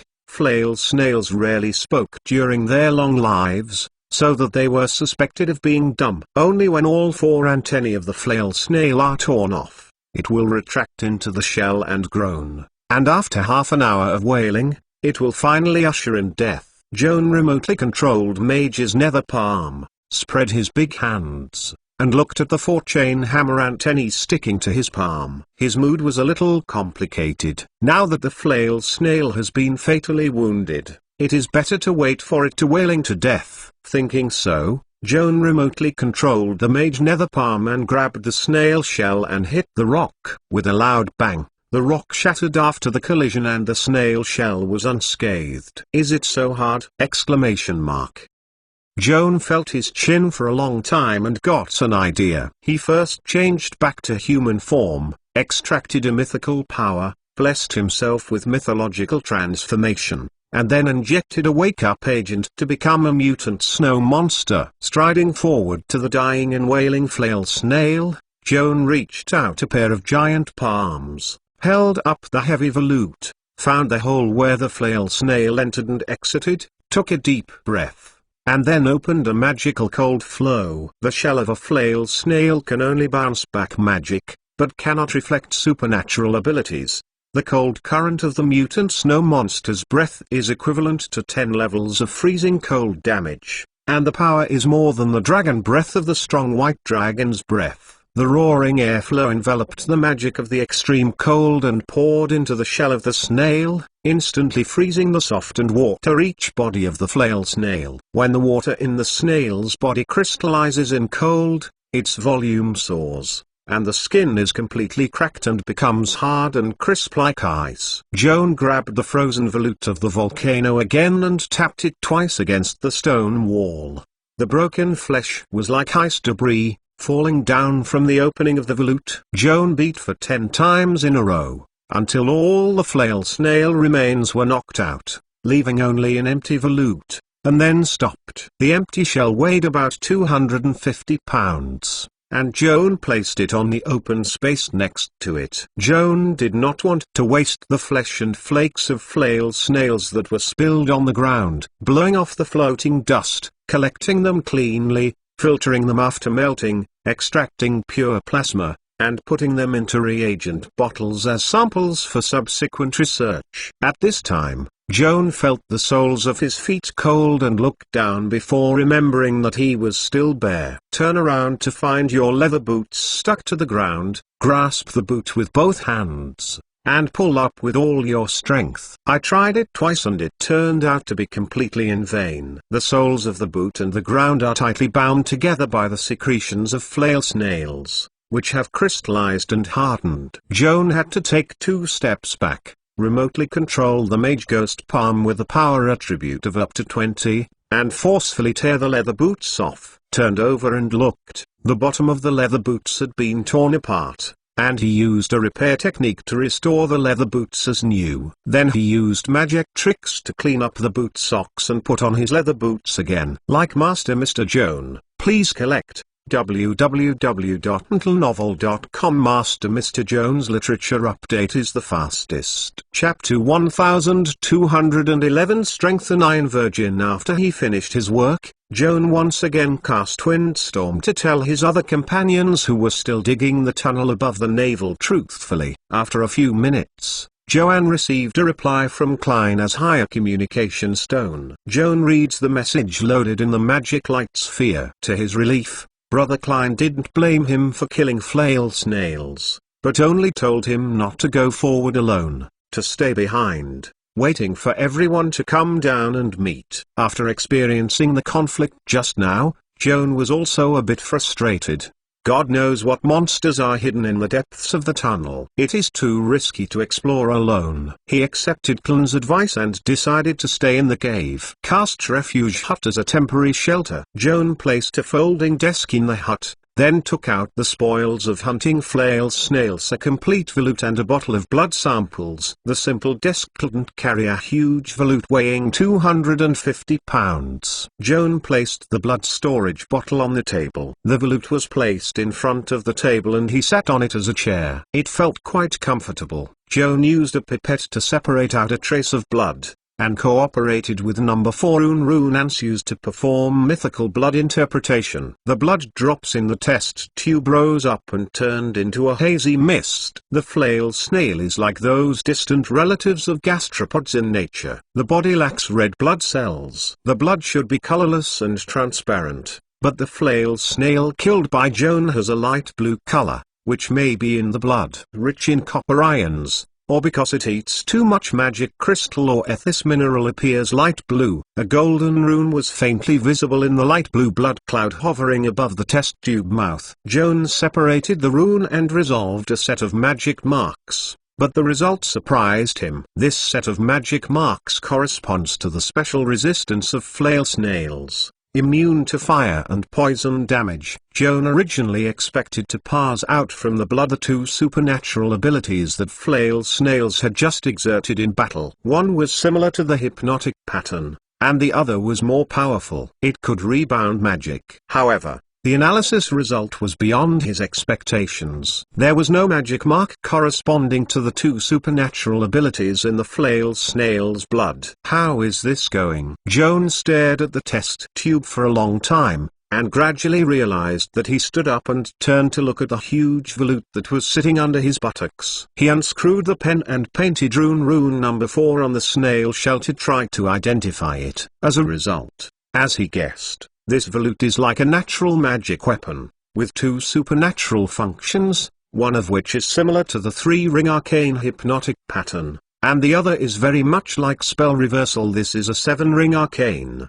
The magic contained in the volute must be tightly integrated with the flesh and blood of flail snails before it can be fully exerted. While the flail snail is still alive, it can freely exert these 2 supernatural abilities. Now the flail snail is dead, and flesh and blood have been stripped by Joan, leaving only an empty shell, and the magic in the shell is greatly attenuated. The results of the identification showed that the volute can only stimulate the hypnotic pattern 3 times a day. The supernatural enchantment similar to spell reversal cannot be maintained for a long time. The maximum reversal of magic power is 30 degrees per day. The cumulative reversal of the magic energy level exceeds the upper limit. The reversal shield will collapse on its own. Restore the reverse function. The upper limit of the magic power of the 3-ring spell is 10 degrees. In terms of conversion, the volute can only reverse up to 3 3-ring spells per day, which seems a bit tasteless. However, when he thought about it, Joan realized that it was not that the reverse shield of the volute was too weak, but that he had miscalculated it. The unit degree of the magic energy level is actually an exponent. In order to facilitate the addition and subtraction operations, the logarithm is taken to make it an extensive amount. The magic level of a 9th level spell is only 25 degrees. The flail snail shell can reverse up to 30 degrees of magic power per day, which is too wasteful to resist low-level spells. The correct way is to reverse high-level spells and use it as a whole card to challenge the powerful caster. Reverse the battle at a critical moment. Having figured this out, Joan couldn't help but feel excited. Anyway, If nothing comes to nothing, it is better to use this volute as the embryo material to strengthen the Iron Virgin. In fact, Joan accepted Klein's invitation to help the exploration team clear the petrified lizard. One of the most important reasons is that he wanted to take this opportunity to trace the Flail snail. With its transparent and flexible shell, it is the crystal of the Iron Virgin. The steel plate is laminated to eliminate the defect that the Iron Virgin easily resonates with the sound wave. Now he found that the Flail snail shell can not only be used to absorb sound waves,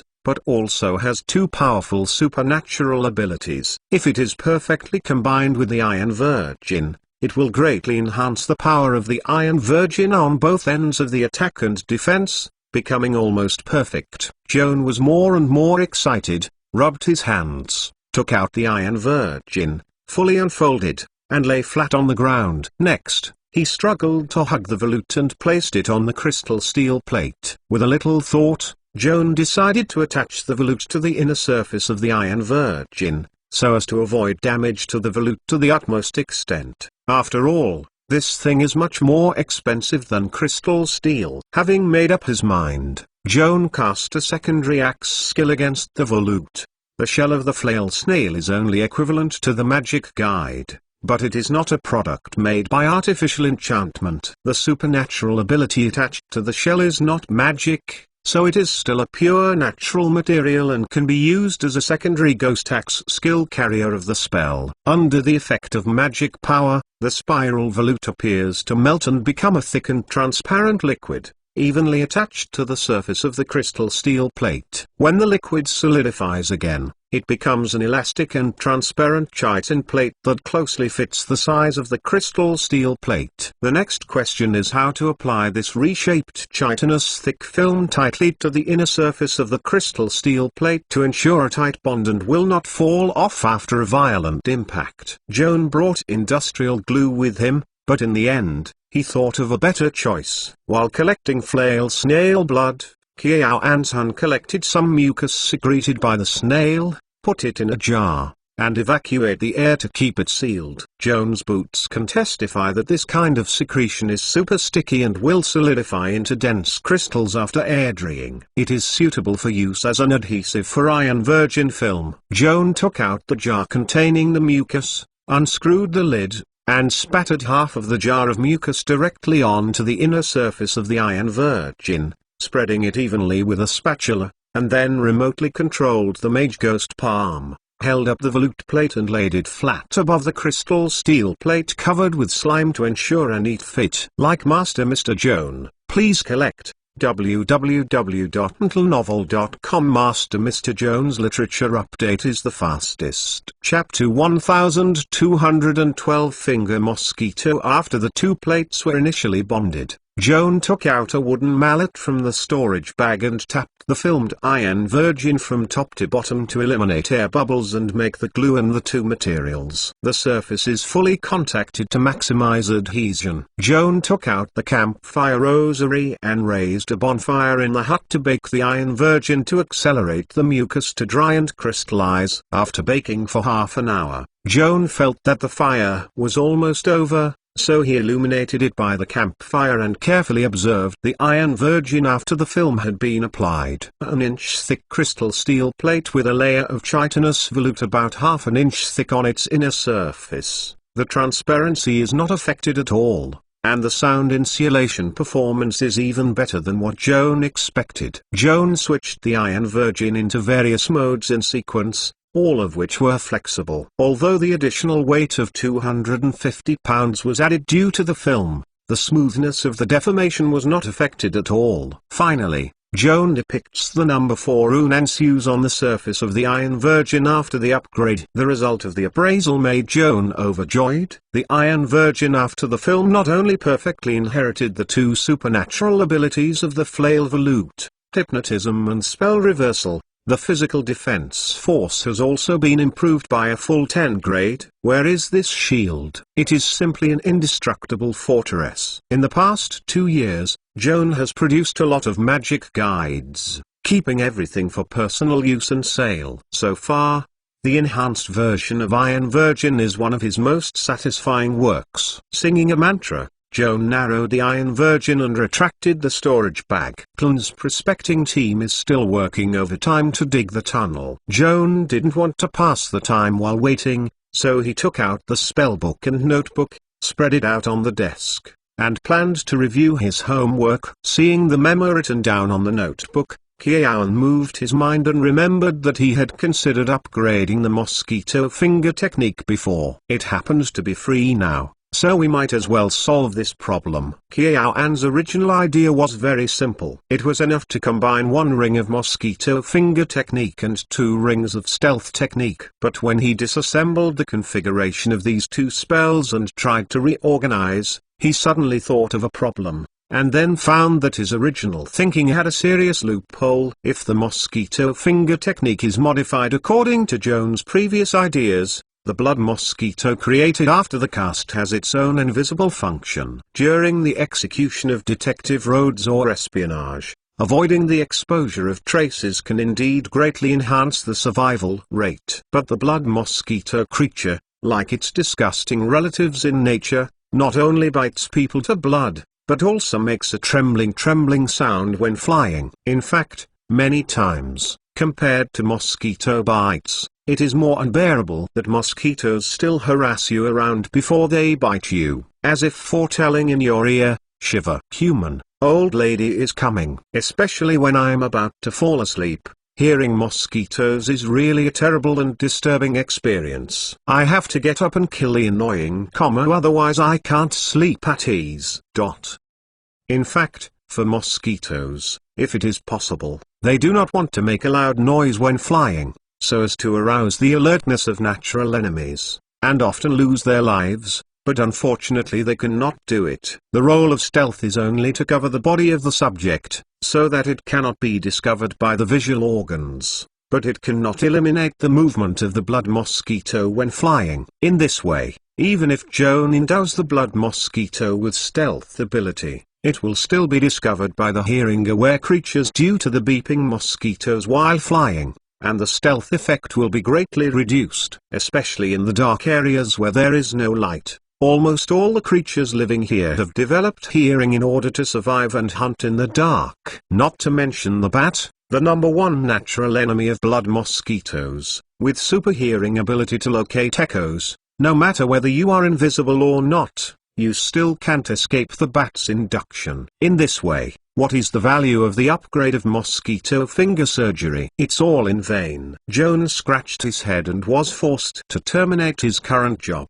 turning his pen into contemplation. Although the original idea is flawed, the ability to steal is still necessary. After all, mosquito finger technique is not only applicable to dark areas, but also useful in the surface world. The problem now is that invisibility is not enough. You must try to eliminate the sounds of blood mosquitoes flying. Joan turned the catalog page of the spellbook and quickly found the spell he needed. 2 rings of silence can eliminate all sounds within 20 feet radius around the target. If you apply silence to blood mosquitoes, even if you drill into the bat's nest, it will not cause the alertness of natural enemies. Ultrasonic waves emitted by the bat will be swallowed by the silent enchantment, unable to generate echoes, and unable to locate. Under normal circumstances, it is impossible for a mage to master silence, but Joan is not in this list. Through a series of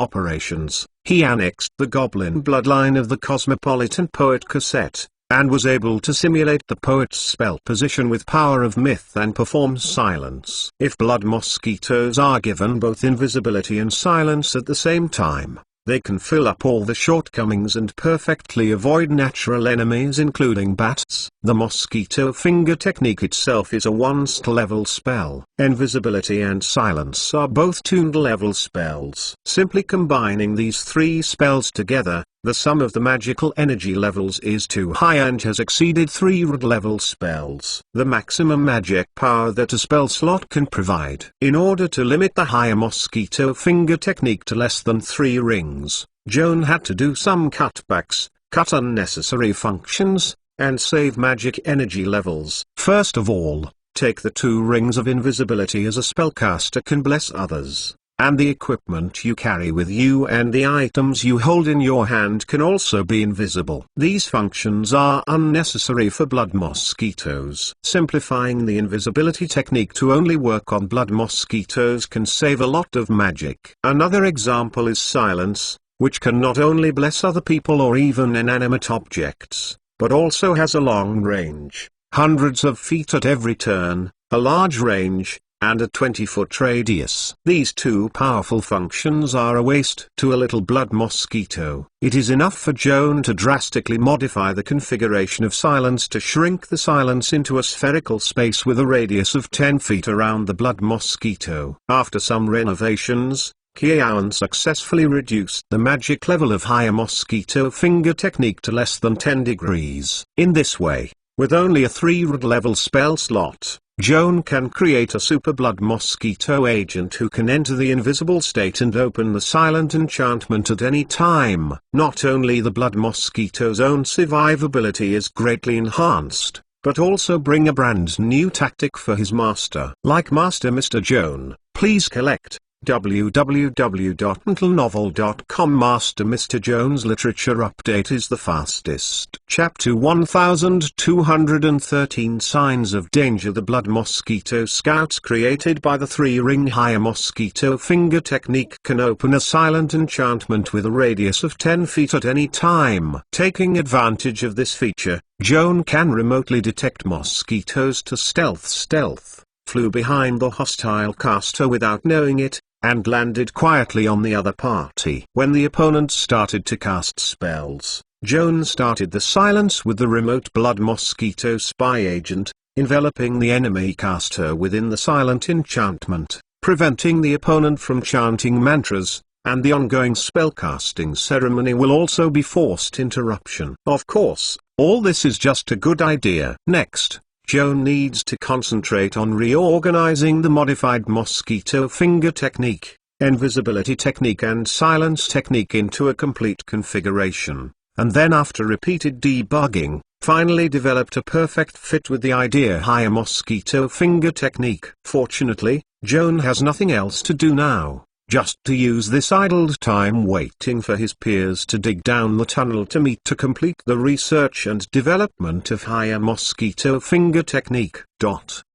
After a whole day of construction, the dwarves finally dug a wide tunnel with a downward and a vertical drop of nearly 100 feet. Klein first used the any gate to compare with the map provided by Joan, trying to cross the 600-foot deep stratum and directly transfer it to the umbilicus where Joan is located. This attempt was a bit risky. Fortunately, the survey data provided by Joan was accurate enough. Klein arrived safely in an open area under the ground. Looking back, the rubble pile caused by the collapse was only 6 or 7 yards away from him. If the transmission direction was slightly deviated at this moment, he had plunged into the mess of rocks. "Good morning, Mr. Klein." The young mage who was guarding the teleportation point in advance greeted the dwarf. "Brother." "Ha. Brother Joan, let's meet again." Klein stepped forward and hugged Joan hard with excitement, and asked with concern, "You stayed here all day long without any danger, right?" "Except for the Flail Snail,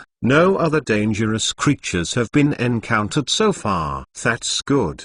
Wait here for a while, and I will bring the others down immediately." Joan nodded, no longer disturbing the busy Klein, and returned to the folding desk to sit down and continue to optimize the higher mosquito finger technique that had completed the main structure. After a whole day of intensive research and development, the 3-ring higher mosquito finger surgery has achieved the functions that Joan expected, and now only the details are polished. Klein disappeared in a circle of silver teleportation, and within 2 minutes it was teleported back. It was Holton and Shorts who followed him down. "Hi, Joan, your kid is very leisurely," Holden greeted with a smile. "Mr. Vader, I heard that you were attacked by Flail snails here yesterday. Doesn't it matter?" Schultz also came over and asked curiously. Joan put away the spell book and briefly recounted yesterday's encounter. Just at the beginning, Klein sent Audrey and Hyla down again, so there were 2 more listeners beside Joan. They were chatting leisurely here, but Brother Klein had to go back and forth again and again, and it took more than an hour to carry all the members of the prospecting team, and he was really tired. After taking the kettle that Joan handed over, he drank it in one breath. Klein wiped his sweat, looked back at the clogged tunnel, and said with a wry smile, "I hope that when we return, we can find other more convenient roads and save repeat this tossing up and down again." Everyone heard him say it, and couldn't help laughing. After the break, the prospecting team continued on the road. Joan walked through this road yesterday, just in front of his companion as a guide. He just developed the higher mosquito finger surgery, which was also used by him to successfully summon a blood mosquito agent with its own invisible and silenced characteristics. "There is no sound." Joan instructed the blood mosquitoes to spy on the way forward and head towards the depths of the ground navel. For the next 2 days,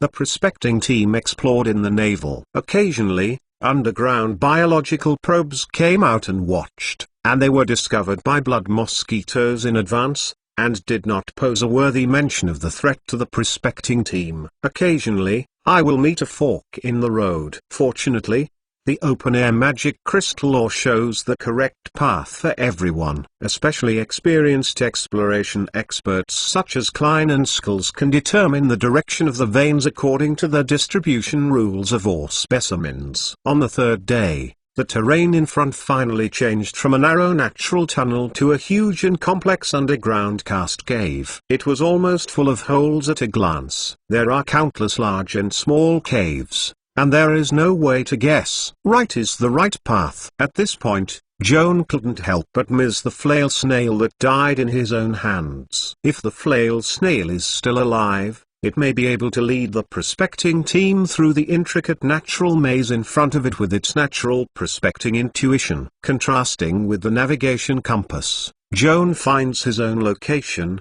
corresponding to the hinterland of the iron forest of the surface world, which is the border zone between the colony of Midgard and the colony of Jotunheim, which belongs to the kingdom of Fekan. The two colonial governments have claimed sovereignty over the iron forest area, and in fact, neither side really controls this reckless jungle. The strongest local power is not the two colonial governments in the north and south, but the headquarters in the mysterious organization Primitive Order deep in the iron forest. The situation in the underground world is far more complicated than the surface. As he gradually penetrated into the core area of the magic crystal vein, the estimated value of the mineral reserves kept increasing, and Joan also had an ominous hunch in his excitement. Now he prefers not to have too much reserves in this magic crystal deposit. Otherwise, once the news is spread, it will not only covet the northern Fijian colonists, but the aborigines of the underground world, especially the greedy dark elves, may also be involved in the dispute. They don't care what industry rules or international politics. If the state of affairs is evolving in the direction of your own worries, this underground maze with endless wealth buried in front of you, I am afraid it will become a killing field contested by many forces. A wave of mental volatility came to mind, waking Joan from contemplation. Klein noticed the change in his look and asked casually, "Brother Joan, what's new?" "Just a moment ago, the blood mosquito smelled a trace of blood." Joan pointed to a deep tunnel to the left of the cave. "Go in from this tunnel and walk about 500 yards. There is a smell in the air. It smells like the blood of humanoids." Like Master Mr. Joan, please collect www.untitlenovel.com. Master Mr. Joan's literature update is the fastest. Chapter 1214 Massacre. There are so many kinds of underground creatures living in the dark area that they can't be counted. But apart from humanoid creatures such as dark elves, grey dwarves, underground gnomes, stone giants, and other strange monsters, most of the blood components are very different from humanoid creatures, and they smell very different. The blood mosquito scout created by Joan with 3 rings of higher mosquito finger techniques can sniff out trace odor particles in the air, and the smell it just smelled is very similar to the blood breath of humans on the surface, which indicates bleeding. The person is probably a humanoid. Klein heard Joan's unintended meaning, and suddenly changed his face, stroking his beard and pondered, brother, can you find the source of the smell? Try it. Joan didn't say too much, but he was quite sure. The sense of smell of blood mosquitoes is more sensitive than ordinary mosquitoes, and in this dull underground cave, due to the lack of intense airflow, once the gas escapes, it will diffuse for a long time, and it is relatively easy to track down. Joan switched the observation time to the blood mosquitoes, chased the scent particles scattered in the air, fluttered his wings and flew through the labyrinthine complex caves, and continued to approach the source of the smell. At the same time, Klein and others also accelerated their pace, chasing behind the blood mosquitoes with anxious mood. Going forward for more than half an hour, Joanne's eyes lit up and stopped. "What's going on?" Klein asked eagerly. "The corpses. A lot of corpses, mostly broken, looks like the scene of the massacre," Joan murmured. Everyone lost sight of each other, and their hearts all raised their throats. "Did you see the perpetrator?" Audrey asked softly. Joan shook his head. "Except for a group of scavenging bats, no other more threatening creatures have been seen for the time being." Klein turned back and gestured for the prospecting team to be stationed locally, and said to Joan, "Let's take a look at what happened." Joan nodded, first photographed a Mage armor on himself, and then took out the Iron Virgin that was reduced to a dish. He clasped it in his hand and felt more solid in his heart before walking forward. Klein kept the dwarf miners in place, leading only Schultz, Hayla, Audrey, and Holden, each holding arms, and following the guard with all their attention. Around the front corner and through the narrow tunnel, the space in front became extraordinarily wide, and the more intense smell came, and everyone had to wear a gas mask. Joan played a dancing light technique. Several light flew into the cast cave, providing lighting, and at the same time disbanded the bats that were leaching blood from the wounds of the corpse-eating body, screamed, flapped their wings, and fled around. In the open space in the middle of the cave, there were more than a dozen corpses lying on the ground. Most of them were incomplete and their limbs were broken, as if they were torn and killed by a strong and brutal monster. Just seeing this mess all over the place, Joan couldn't help chilling his back. After wiping off the cold sweat, Kian reluctantly calmed down and walked to a relatively complete corpse, turned the prone body over, and observed the deceased's shape and appearance. The deceased was very short, only about 3 feet and 5 inches, 1 foot shorter than a dwarf like Klein and Skorts, and looked like a child. Joan also noticed that the deceased had a brownish-grey complexion, his face looked like an adult, and his large eagle nose was very conspicuous, a feature that reminded Joan of Billing. Although the residents of Sudri Rock City are short, most of them have a large eagle nose disproportionate to their body. This is always impressive to first-timers. "The deceased is a gnome underground." Joan whispered the answer. "Yes, all the gnomes died here, and they all wore uniform canvas uniforms." Hayla picked up a blood-stained pickaxe and shook it at Joan. "The deceased are always carrying excavation tools." "It's the gnome prospecting team." Klein sighed, his sullen face indicating that his mood at the moment was very complicated. "As I have always worried, the pygmy prospecting team employed by the New Avalon Colonial Company is ahead of us. However, our competitors have exhausted their good fortune and suffered devastating blows here. To be honest, I really don't know if I should be happy or sad." After hearing the sigh of the dwarf brother, everyone including Joanne felt the same. Silently, the competitors were in bad luck and almost the whole army was destroyed. Of course it was a good thing for them to be thankful for, but the miserable scene in front of them made everyone feel terrified and couldn't help guessing what monster was so cruel. The way to kill the gnome miners. Since the slaughterers did not mind the painful hands on the dwarves, I am afraid they would not be polite to them. Now they are gloating for the gnome prospecting team, but God knows when the same doom will come to them. Who dares to say that their luck will be better than these tragic dead gnomes? You found number. There were only traces of massacre at the scene, but no signs of predation. Audrey frowned, her sapphire eyes confused. The monsters attacking the gnome prospecting team seem to kill only for the purpose of killing, but have no interest in devouring corpses. That is to say, The monster killed people just for fun, not for the need to fill up their stomachs. How could there be such a pervert in the world? Hayla asked incredulously. Judging from the fighting marks left on the ground and surrounding walls, this monster is not only huge, but also very hard. The rocky ground is scratched with deep marks wherever it passes. Klein picked up a half-foot-long broken blade from the ground and showed it to everyone. This is the short sword commonly used by gnomes in the ground, although the craftsmanship of this group of little dwarfs is still a little worse than that of our dwarf family. In fairness, the craftsmanship is quite good. This stainless steel forged short sword is hard to break even if it is struck with a hammer, but you can see that it is now broken like a cookie. It is difficult to imagine how hard it has been cut on. There is also this short spear. The steel spear tip is curved like a noodle. It can also prove that the enemies encountered by the gnome have a harder armor than granite.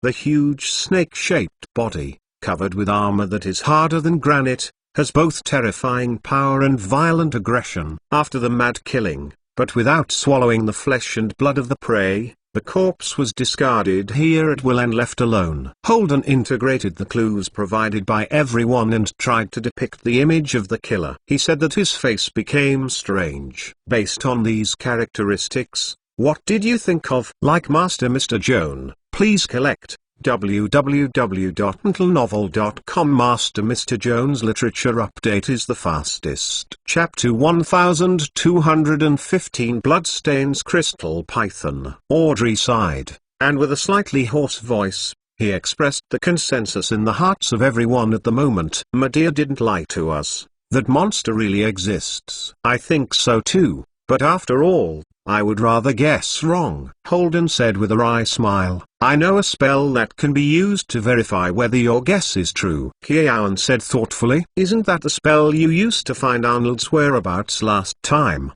What is it called? Blood. Hayla looked at Joan. The message of blood. Joan walked to the corpse of a pygmy miner nearby, took a mirror from his pocket, and then collected a little blood from the corpse wound and smeared it on the mirror. Joan chanted mantras against the vaguely blood-stained mirror and held a casting ceremony for the three-word language spell blood message. After a minute of preparation, Joan successfully completed the casting ceremony, immediately picked up the mirror and asked questions to the mirror. Who are you? In response to Joan's inquiry, the distribution of the magic net around the mirror was regularly distorted. At the same time, Joan's blood smeared on the mirror surface as if drawn by invisible silk threads, slowly creeping up like a few red snakes, crawling on the smooth mirror surface, and finally forming a line of quaint symbols. What symbol is this? It looks like a word. Hayla leaned over to Joan, looking curiously at the text on the mirror. Dwarf writing. Joan answered. Dwarf writing? Hayla surprised. The dead is obviously a dwarf. Shouldn't the blood message show the dwarf's writing? The dwarf nation has its own language, but has not created a unique writing system. The written text they used borrowed the letters invented by the dwarves. The literary works created by the dwarf artists include many words that were directly used from the dwarves, so it looks similar. Holden explained. In the field of language and writing, Mr. Poet's knowledge is not inferior to Joan. It turns out that, what does the text displayed on the mirror mean? Hayla then asked. So fairies Orpheon. Shorts translated in due course. This is the name of the pygmy miner. His name is Orpheon, from Sode Early Rock City. Dwarfs are not like us humans. Each family has a unique surname. They only have a first name, and the surname is replaced by the place of birth. Holden added. Sudri Rock.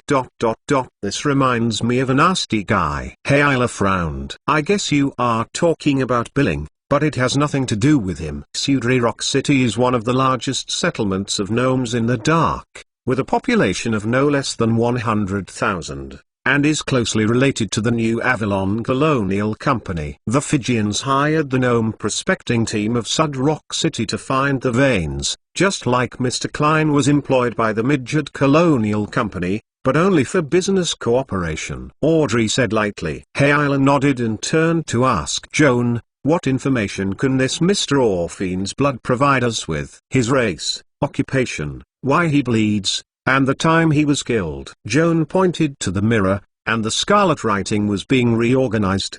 There is no need to ask about race and occupation. The answers to the last two questions are very interesting. Hayla said, "Who killed the gnome?" Klein asked Joanne. From the text displayed on the mirror surface, it can be literally translated as the big snake made of blue rock. Really a descriptive description. Klein folded his arms across his chest. It's not exactly the same as the crystal python that Miss Joan described to us. It was originally what was expected. Audrey asked Joan. The last question is, when was the death time of the dwarf Orpheon? Joan stared at the blood-colored symbol on the mirror, thinking for a long time before speaking. This is a set of chronograph symbols commonly used by gnomes. Converted to the universal calendar of the surface world, it should be July 25th, around 8 a.m. What day is it today? Today is July 25th. Audrey took a deep breath, and her face became more dignified. That is to say, the gnomes encountered crystal python here this morning, and then were brutally slaughtered. The time of death is away from us, only less than 4 hours. When crystal python left here, he must have been stained with the blood of the victim. Kian looked to the opposite cave. If we trace the trace now, we still have time to catch up with the monster that made the massacre. The question is, should we really catch up with crystal python? Hayla shrugged his hands. The gnome's unfortunate experience deserves sympathy, but we have no obligation to avenge them. I also think that I shouldn't take the risk of killing crystal python. On the contrary, we better avoid the area where the monster is active. Audrey said cautiously. Mr. Klein, what do you think? Joan looked at the dwarf brother, expecting him to make a decision. Klein stroked the lush beard, his eyebrows locked, and he remained silent for a long time before replying. Brother Joan, do you remember what Miss Joan said before she left? She once warned us that the spirit of crystal python came from the earth element world, and its body was made of magic crystal ore, and it was increased by the magic of the earth veins. Protect, become stronger than steel. Joan nodded. He certainly remembers these words of Medea, but what can this prove? You may think that what I just said is nonsense, but if you are like me, most of your life will deal with ore. You can sum up a pattern. If there is earth element biological activity near a mine, and the creature's physical characteristics are closely related to the local ore, it indicates that this creature is likely to be the guardian of the local mine. Klein gritted his teeth, murderous in his eyes. Unless these soil elemental creatures guarding the mine are completely destroyed, otherwise do not want to explore the deposit with peace of mind. In the eyes of those guardians of mines, we are the intruders in full, the thieves who covet the mine. Even if they just take a piece of ore specimen, they will anger the guardians and be chased. Klein kicked off the backpack of the gnome's body, a pile of light blue magic crystal ore, rolling out in a rare way, and the stones were still stained with dazzling blood. Unless we give up exploring this mineral vein, we can only fight to death with Jing Python. On this issue, no matter whether we or Jing Python, there is no possibility of compromise. Klein's powerful words echoed in the empty cave for a long time. Everyone was silent, bowing their heads and thinking about their own affairs. Like Master Mr. Joan, please collect www.untitled.novel.com. Master Mr. Joan's literature update is the fastest. Chapter 1216, Tracking Crystal Python. In the end, Klein took the lead in breaking the silence. Brother Joan, as well as Hayla, Audrey, and Holden, I invited you to come, just to solve the trouble caused by the petrified lizard, but I didn't expect there is a more dangerous crystal python than the petrified lizard. Mr. Klein, if you want to persuade us to leave here, please do it. Hayla interrupted him. We have arrived here, and a huge fortune is in front of us, waiting for us to discover. How can we halfway? To make a fortune, it's worth taking some risks. It would be more uncomfortable to let the money fan sister give up the opportunity of making money in front of her. Holden laughed and ridiculed, and then turned around, and said that he would advance and retreat with the dwarf prospecting team. If we don't know anything about crystal python, it's a safe move to choose to retreat. However, as early as 3 days ago, We had learned about the existence of crystal python from Medea, and we also made a lot of preparations specifically to deal with it. If even the crystal python's face was retreated, we retreated. Wasn't the preparation in vain? Holden pulled the second-level soul amulet tied to the silver chain from the neckline and shook everyone. Even if it is to be worthy of this piece of topaz amulet made by Brother Klein and Joan, we should take the initiative to attack and try to kill Crystal Python. Everyone was amused by Holden's words, and the tense atmosphere eased. Although Audrey was not as optimistic as her brother and Hyla, she was also unwilling to give up halfway. Joan was worried about more than one crystal python hidden deep in the pit. However, considering everyone's difficulty in reinvigorating the morale and unanimously supporting the move forward, this kind of arrogant words is still better said. From here, every step forward may encounter crystal python. For safety, Joan makes a suggestion to Klein. The prospecting team stayed in place, and Joan himself and Klein, Shorts, Hyla, and Zion's brother and sister formed a small team to continue in-depth exploration. After eliminating the threat of crystal python, they communicated with magic to inform the large forces to come together. Klein also knows that the dwarf miners under his hand are okay against ordinary monsters. However, in the face of powerful monsters of the level of crystal python, not only can't help, but also drag on. It is better to stay in a safe place and avoid unnecessary at the sacrifice. He readily accepted Joan's suggestion. After setting up the prospecting team, the 6 advanced players assembled and were ready to go. Joan summoned the blood mosquitoes to let them sniff the blood of the dwarf, and instructed the blood mosquitoes to write down the smell. The crystal python that slaughtered the pygmy prospecting team must have been stained with a lot of blood and radiated the same blood. With their sharp sense of smell, the blood mosquito scout quickly found the way the crystal python left from the labyrinthine intricate caves, followed the air and fluttered its wings. Joan, Hyla, Audrey, Holden, Klein, and Shorts followed the blood mosquito scouts, and the 6 figures soon disappeared into the deep and tortuous tunnel into the endless darkness. Deep in the underground cave, the stalactite falling down from the dome is like dense fangs, and sometimes water drops fall from the end of the stone clock. The ticking sound echoes in the empty tunnel, like a natural pendulum, timing in the dark. An invisible insect quietly flew into the cave, sniffing out a trace of breath with flexible antennae from the humid air, and then fluttered its wings in the direction where the smell escaped. Invisible blood mosquitoes fly extremely fast, and when they vibrate their wings at high frequencies, they don't send out a loud flying tone like their bloodthirsty distant relatives. The disturbance of the airflow caused by the flight was restricted by the silent enchantment that opened around him, and even the slightest vibrato could not be formed. The silent spy has been shuttled through the labyrinth of underground caves for 2 hours, and the breath it traces has become stronger and stronger, and is about to reach the source. Through the wet cave, there is a downwardly inclined tunnel in front. From the wall to the ground, blue crystals with sharp angles can be seen everywhere. It is the high-quality natural magic crystal ore. At the end of the tunnel,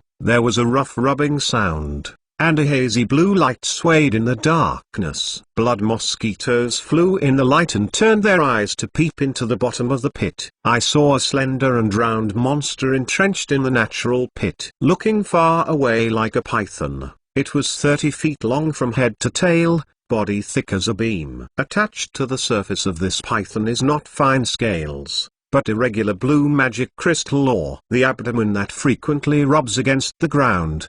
The ore has been polished very smoothly, and the ore inlaid on the back and sides of the body mostly maintains the original ecological shape, showing sharp crystal features. This rough, heavy, natural armor, as well as full fangs and teeth made up of sharp ore crystals, added a bit of wild temperament to this strange python. A spiral-shaped crystal horn was borne on the forehead, slightly shining, like a lantern, swaying a blue flame in the darkness. Blood mosquitoes spied on this hideous monster for a long time, carefully observed it from beginning to end, without causing the other party to be alert. At the same time, 300 yards away, at the entrance of the cave, the owner of the blood mosquito spy also saw through his eyes the strange python that was lazily wriggling in the pit. Found crystal python. Joan stopped and whispered to remind the 5 companions beside him. The monster is at the end of this cave, entrenched in a bowl-shaped pit, and we haven't found us yet. This is a good opportunity. We have to try to get the big snake out and kill it. Klein stroked his beard, and his eyes were full of fighting spirit. Leave me the task of enticing the enemy, just like dealing with scavengers and petrified lizards. Holden pulled the flute from the storage bag and smiled confidently. Klein nodded and said, "Don't forget Miss Geguin's warning, and the lesson of the gnome miners. The big python covered with ore is extremely hard. The sword is cut on it. Not only can it not cause damage, but it will also be collapsed. Except for sonic or acidic magic, only a blunt weapon with enough weight is possible. Break its shell." With that said, the dwarf brother revealed his magic warhammer. Shorts also took off the same warhammer from behind, clasped it in his hand, and lifted the tower shield with his right hand. "I can't get used to a hammer, but my sword is large enough and heavier than your warhammer. It can also be used as a blunt weapon when necessary." Haila raised his giant sword, turned the blade 90 degrees, and attacked the enemy with a broad spine instead of a sharp blade, like a flat iron. Like Master Mr. Joan, please collect www.untitlenovel.com. Master Mr. Joan's literature update is the fastest. Chapter 1217. Acid Ball. Your great sword can indeed be used as a bludgeon weapon, but I suggest you better not rush up to fight the crystal python. Joan whispered to Haila softly, "You don't have a shield body. The defense of the leather armor is too weak to resist crystal python's fangs and horns remain in the back row, and it is safer to cast spells to attack crystal python." Joan is right. Your fighting style of attacking the strong and defending the weak is not suitable for melee with crystal python. It is better to stay in the back row with Joan and Holden. By the way, you are all ready to suit today. Deal with crystal python's spell? Audrey asked. The little hooligan and I are both spontaneous spellcasters. We don't need to prepare the spell in advance. We just blast crushed sound waves on the crystal python. As for Joan, Haila scratched the corner of his mouth and said sourly, "This little metamorphosis has Sid mana available, which is equivalent to half a warlock, and there is no need to prepare spells. But Audrey yourself, are you ready?" "I used all of today's first ring magic to prepare for Thunder Slash. This is the only sonic attack magic I am good at, which is suitable for dealing with crystal python," Audrey replied. "Thunder Slash must be transmitted through the weapon. Your sword is too light. It is easy to fall off on the crystal python. It is best to change to a blunt weapon." Joan reminded, "I've thought about this for a long time, and carry spare weapons with me." Audrey opened the storage bag and took out a Morning Star hammer.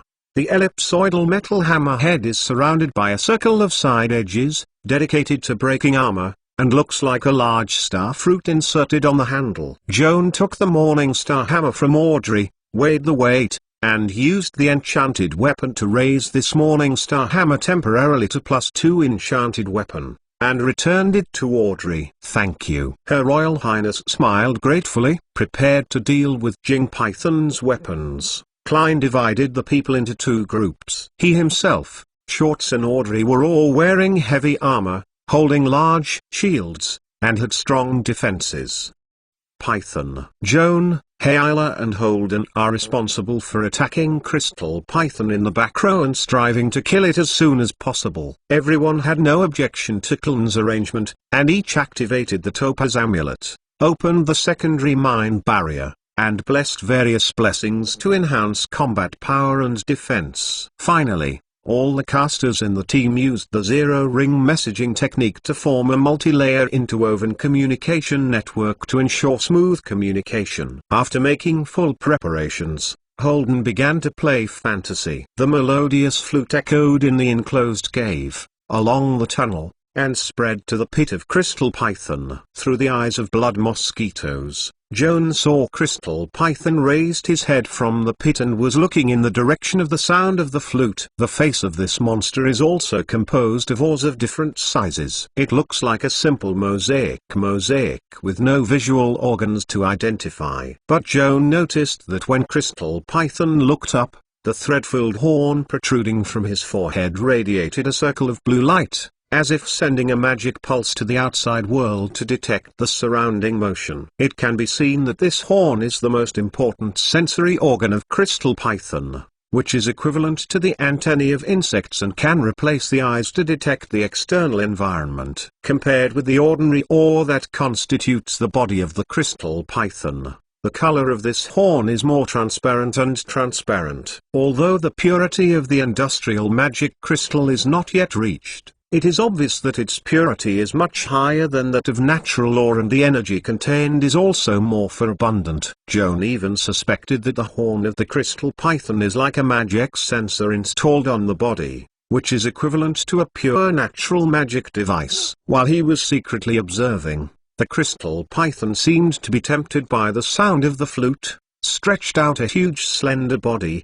crawled out of the pit, crawled along the tunnel. The ore armor rubbed the ground and the wall, and collided with the ignition star. Holden incorporates suggestion in fantasy, which affects the spirit of Jing Python through the sound of the flute, bringing it closer to where he is. However, the Crystal Python stopped crawling 100 feet away from the young poet, and formed a snake formation on the spot, his head swinging left and right, showing a hesitant look. Seeing this scene, Joan couldn't help but sink in his heart. Judging from the careful behavior of Jing Python, it is not completely controlled by Holden's fantasy, and still retains a sober mind, realizing that it may be dangerous to continue to move, and is proceeding with the flute that tempts it. The final fight. This guy is very alert, Joan whispered secretly, and at the same time started higher endoscopy to investigate the details of Jing Python.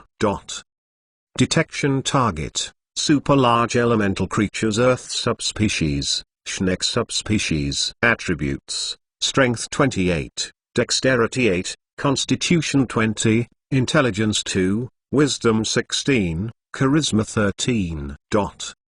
From the attribute data, the strength and physical attributes of Crystal Python are extremely high, which is commensurate with its intimidating image.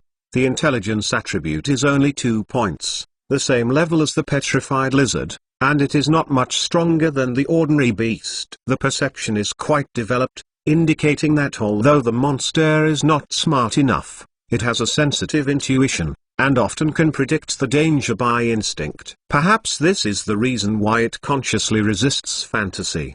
Crystal Python refused to come close, and Klein, Shorts and Audrey, who were in the front row, did not dare to rush to approach it, and the rear of Hyla and Holden. The straight line distance from Crystal Python exceeded Crushed Sonic's maximum range is temporarily inconvenient to cast. This continued stalemate. Joan worried that Crystal Python would sooner or later get rid of the flute confusion, and suddenly launched an attack. Rather than risking that kind of risk, it is better to take the preemptive attack now and take it by surprise. Take advantage of it first. With this thought in mind, Joan set up a chat group through communication and told his other companions about his plans, which was unanimously approved by everyone. Kiaun looked towards Jing Python, and his visual distance from him was close to 100 feet. With his current casting ability, the maximum range of the second ring smash is only 45 feet. Joan would only have such a sonic spell, and it was not useful, so he had to step back and think about other means of attack. Medea has a word first. Crystal Python is immune to electric shock and freezing spells, and it is also very resistant to fire spells. These 3 attack methods are not considered. Strong Acid Arrow is an ore armor that can corrode Crystal Python, and the range is also far enough. However, the lethality of this spell cannot satisfy Joan, and a strong acid arrow is shot painlessly. Is it a waste of preemption? Good opportunity for hands. In an instant, Joan had an idea and made a series of fireball casting gestures. When it comes to chanting the incantation, use the mythological mage's path ability energy replacement to forcibly transform the scorching magic flame into a pungent acid and raise his hand to the crystal python. Like Master Mr. Joan, please collect www.untitled.novel.com. Master Mr. Joan's literature update is the fastest. Chapter 1218 Mind Blast Puff. A ball of brownish yellow acid liquid hit the crystal python, and then exploded. The splashed acid liquid pasted the monster and corroded the ore body. The crystal python was cold and was slammed by acid balls. The muddy acid mist appeared, and the ore armor was corroded in the blink of an eye. The original smooth crystal facets became full of holes. Joan's acid ball, killing crystal python up to 8 energy levels. Although it was not enough to deal a fatal blow to this behemoth, it completely angered it. Jing Python swayed his body suddenly, roaring, and rushed towards the young mage who had poured his own acid. Klein had been staring at crystal python's movements for a long time, and found that it was impulsive, so he tried to throw the magic hammer in his hand. With a bang, the hammer head was in the middle of the crystal python head, and the face inlaid with ore was smashed to crack. Klein raised his hand to recall the magic flying hammer, carried a large shield and ran to it, aiming at his chin and throwing a heavy shield strike. Audrey and Shorts didn't hesitate, they outflanked the left and right sides respectively, picked up the Morning Star hammer and war hammer, and exerted their strength to hit the crystal python body. In particular, Audrey's hammer incorporates the Paladin's once-level magic technique Thunder Slash.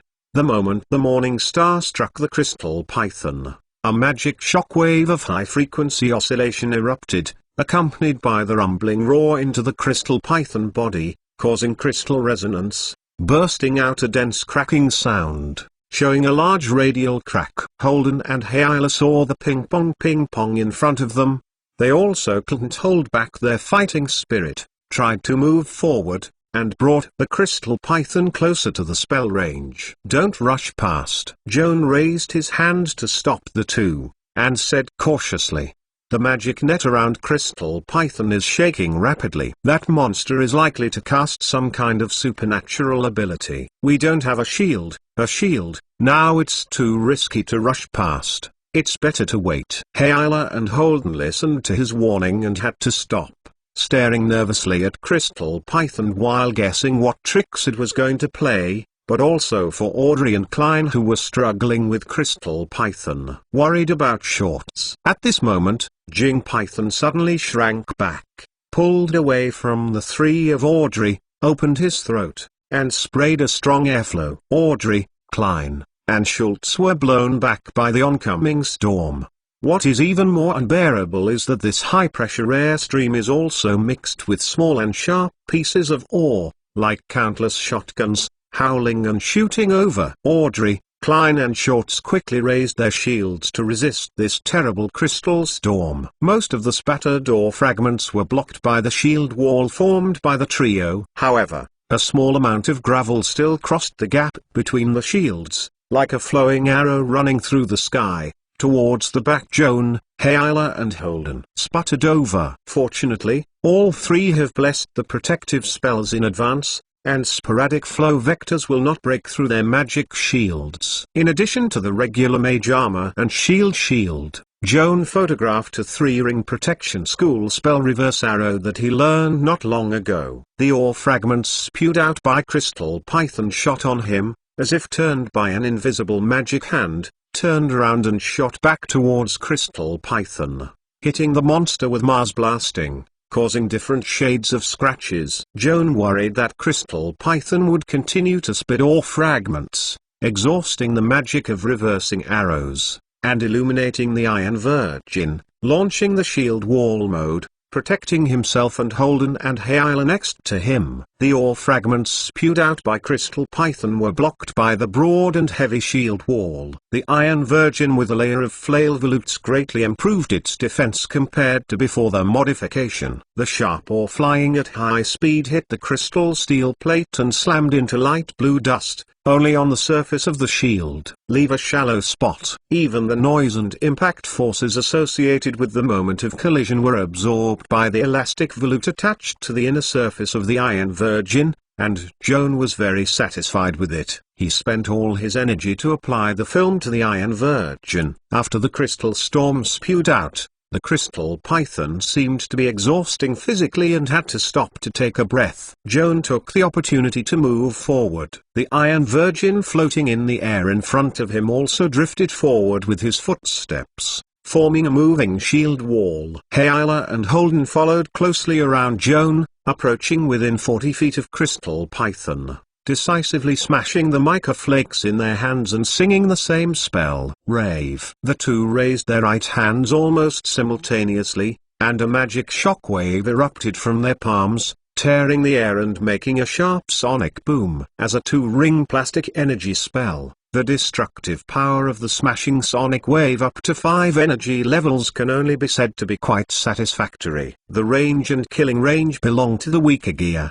The only advantage is that it can be used against glass, ceramics and various hard and brittle crystalline substance caused double killing. Hayla is a 9th level magic swordsman and Holden is a 7th level troubadour. Both of their cast levels can exert the maximum power of smashing sonic waves. 2 smashing sound waves blasted on the Crystal Python, releasing a total of up to 20 energy levels of destructive power. Large pieces of ore armor should explode, decomposed into dust, and dispersed throughout the sky. Joan opened the misty sight and looked at the Crystal Python through the blue smoke. The monster was seriously wounded, and his armor shattered more than half, struggling to climb out of the gravel pile. The whole thin circle, the part where the armor protection was lost, and the magic crystal ore was exposed. The blue vertebrae are miserable and terrifying. Jing Python seemed to realize that someone was watching him, turned his head to look at Joan's side, and the threaded horn at the top of the head suddenly released a strong light. A strong spiritual energy emerged from the horns, and instantly spread to Joan and their side, like an invisible blade, trying to pry open the brains of Joan and others and destroy their will. Suddenly, a thought flashed in Joan's mind. Mind bursts. Obviously, he was thousands of yards below the surface, and stepped on the solid ground, but Joan was attacked by Jing Python. Feeling that he was thrown on the rolling waves, and his body was ups and downs with the storm, the feeling of dizziness increases rapidly, almost losing consciousness. However, just when he was unable to support it, the Topaz amulet worn on his chest emitted a soft light, blocking the energy of the soul that was subsequently impacted. Joan settled down, recovered his consciousness, pulled the Topaz amulet from the neckline, and glanced down. The magical radiance radiated by the jade enveloped his entire person within the secondary mind barrier and was defending him from the spiritual shock radiated by the Crystal Python. Like Master Mr. Joan, please collect www.untilenovel.com. Master Mr. Joan's literature update is the fastest. Chapter 1219 Escape. Joan could feel that this amulet made by himself was fiercely confronting the mental attacks that were constantly struck by the outside world. Time passed 1 second after another, and the enchantment opened by the talisman continued to weaken in the continuous confrontation, and finally quietly collapsed. The Topaz talisman converged and became extra dark. Fortunately, at the same time, the spiritual energy radiated by the Crystal Python has been unsustainable, and faded instantly like the ebb. The confrontation between Mind Blast and Second Mind Barrier lasted a total of 6 seconds. In this short 6 seconds, the Topaz amulet withstood the test, protecting Joan and his companions from mental harm, and after the initial dizziness, they quickly recovered. Second Mind Barrier can absorb up to 10 degrees of mind energy within a 6-second 1-round time limit. Joan can be reversed from this. The round of Mind Blast released by Crystal Python just now has a maximum of only 10 energy levels for mental attacks on all creatures in the radiation range, which happens to be at the defensive limit of the Topaz talisman. Within this wave is stable. Joan secretly relieved. Audrey, Klein, and Schultz, who had recovered their sobriety, had already rushed to Crystal Python. Each of them launched a siege with their weapons. Morningstar and Warhammer bombarded this monster one after another, smashing the spine that had lost the armor protection. The stones splashed and almost stopped breaking. Just when everyone thought that the victory was stable, Jing Python suddenly struggled to swing his body, and his thick tail was like a huge broom sweeping on the floor, slamming all three of the besieging himself, and raised his head. The strange behavior of Crystal Python caused Joan to be alert and quickly moved the Iron Virgin to the front, ready to resist the breath attack at any time. However, beyond his expectation, Crystal Python did not spit or storm this time, but hit the ground with one end. The moment the giant python's head touched the surface, the solid earth seemed to become liquid, engulfing the Crystal Python's head without hindrance, and then put its entire body into the arms of the earth.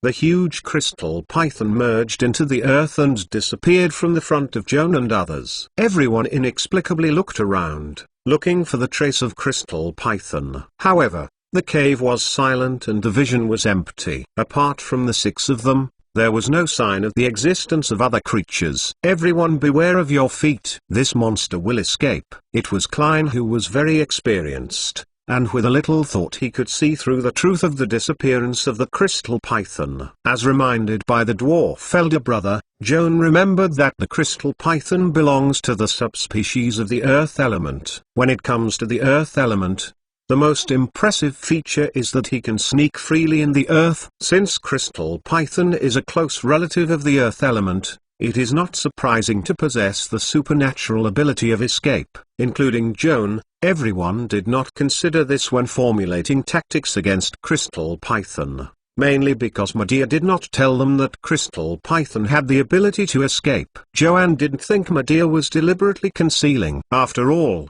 she didn't deal with Jing Python herself. The information she provided was based on hearsay. It is likely that she didn't know that Jing Python was good at escape. Of course, it was impossible to remind Joan in advance to prevent this trick. Crystal Python got into the ground without any movement. You said, is this guy escaping quietly, or is he waiting for the opportunity in secret, trying to attack us coldly? Holden looked around alertly. If you let me choose, I would rather be lurking in secret, and sooner or later it will come out and launch an attack. Hayla said sorrowfully. In this way, our situation is certainly dangerous, but we can also seize the chance of Crystal Python drilling from the ground and give it a fatal blow, and we will never be in vain. I'm afraid it's always hiding in the ground, not willing to show up. We can't take it. We can only guard against sneak attacks at all times. Audrey looked around with the Morningstar hammer, her eyes anxious. Brother Joan, is there any way you can drive that Crystal Python out of the ground? Klein looked at the young mage. Joan didn't make a sound and frowned. The first thing he thought of was secondary stone walking, which was the only spell he could walk underground. However, secondary stone walking can only give him the ability to slowly cross the ground, but it is not as flexible as the real escape. It is as difficult as raising his hands and throwing his feet in the mud, not to mention spellcasting. If you use secondary stone walking to chase into the stratum and encounter the secretly hidden Crystal Python, Joan feels that ... I am afraid that he will become the bun of meat buns and dogs. The risk is too great. If you give up taking the initiative to sneak into the stratum to kill Crystal Python, is there any way to prevent this monster may launch a sneak attack at any time? After a little thought, Joan had a countermeasure and immediately opened the tremor perception attached to the artificial eye. Crystal Python lurks underground in the cave, like a big fish hiding in the water. Fish swimming in the water will inevitably cause the water body to vibrate. If it is shallow from the water surface, it will also ripple on the water's surface when swimming. Crystal Python swimming in the earth will also cause vibration. and the intensity of the vibration is much stronger than the water wave. After Joan opened the tremor perception, he immediately sensed that the shock wave stimulated by Crystal Python when he was sneaking in the formation beneath his feet was spreading behind him. From this, it is not difficult to infer that Crystal Python is not willing to escape and is trying to launch a sneak attack from behind everyone. After learning about the monster's intentions, Joan informed his companions of his conjecture through messaging, reminding everyone to be prepared, and at the same time restraining the urge to look back, so as not to cause Crystal Python to be alert and give up unearthed attacks. He just issued a warning here, and the shockwave suddenly increased behind him. Joan doesn't have to look back, and can only use the tremor perception to trace the scene of a pile of sand suddenly digging in the open space behind him. As expected, Crystal Python's huge head burst through the ground behind him, raised his sharp horns, and slammed into his back. With the strange eyeball behind his neck, Joan has already clearly seen the behavior of Crystal Python. Without thinking, he drives the Iron Virgin, and the whirlwind generally drifts behind him, switching to the most defensive tower shield mode. Boom! Crystal Python tried his best to hit the tower shield with 3 layers of crystal steel plates and overlapping flail volutes. In a very tragic way, he personally played the collision ending. The thick tower shield hangs immobile in the air, and the Crystal Python is shaken involuntarily backwards. The horn cannot bear the antiismic force, and it snaps off with a single click. Rave, Hayla and Holden, who had been prepared for a long time, turned around almost at the same time, raising their hands to the Crystal Python to add 2 smashing sound waves to the snow. Like Master Mr. Joan, please collect www.untitlenovel.com. Master Mr. Joan's literature update is the fastest. Chapter 1220 Spiral Rune. The sonic boom roared through the cave, and the stalactites that hung over the dome were broken and fell like hail. Under the impact of crushing sound waves, Jing Python couldn't help shaking his body violently. The magic crystal ore that constitutes the spine of the Crystal Python cannot withstand the sound wave bombardment, accompanied by a series of crackling sounds of glass cracking, falling apart. The large and heavy body of the Crystal Python lost its spine support, like a building with a load-bearing column removed, collapsed on the spot, and turned into a gravel. The blue smoke rose from the rubble piled up by the skeletons of the Crystal Python, slowly dispersing. I finally got rid of this monster, but it was really thrilling. Klein dropped his warhammer and large shield, wiped his sweat, and his tired face appeared a relief smile. Joan also breathed a sigh of relief, and his tight nerves felt a little tired when he was tired. He took a bottle of medicine prepared in advance from the tears of God and poured it into his throat to relieve fatigue. Audrey, Holden and Schultz also looked very tired and sat down to rest. However, Hayla still seemed very energetic after a bitter battle of danger, and ran to the ruins piled up by the remains of the Crystal Python, turning his eyes in the rubble piles. Hey, see what I found. Hayla picked up the horn of the Crystal Python broken from the ruins and asked everyone happily, "This horn looks different from ordinary ore. Is it a gem?" "Little girl, show it to me." Klein beckoned to Hayla. Hayla carried the blue unicorn on his shoulder and ran over to the dwarf brother. Klein picked up this 2-foot-long light blue crystal horn, looked up and down at the miner's lamp, weighed again, and pondered. This thing is essentially a raw crystal of magic crystal, but the purity is much higher than that of ordinary ore. From the perspective of its refractive index and permeability, the purity should be no less than 1%. That is to say, the magic crystal content in this horn is only 1%. Hayla faced disappointed and said in a bitter tone, "Compared with the industrial magic crystal with a purity of 10%, it is far away, which makes me happy!"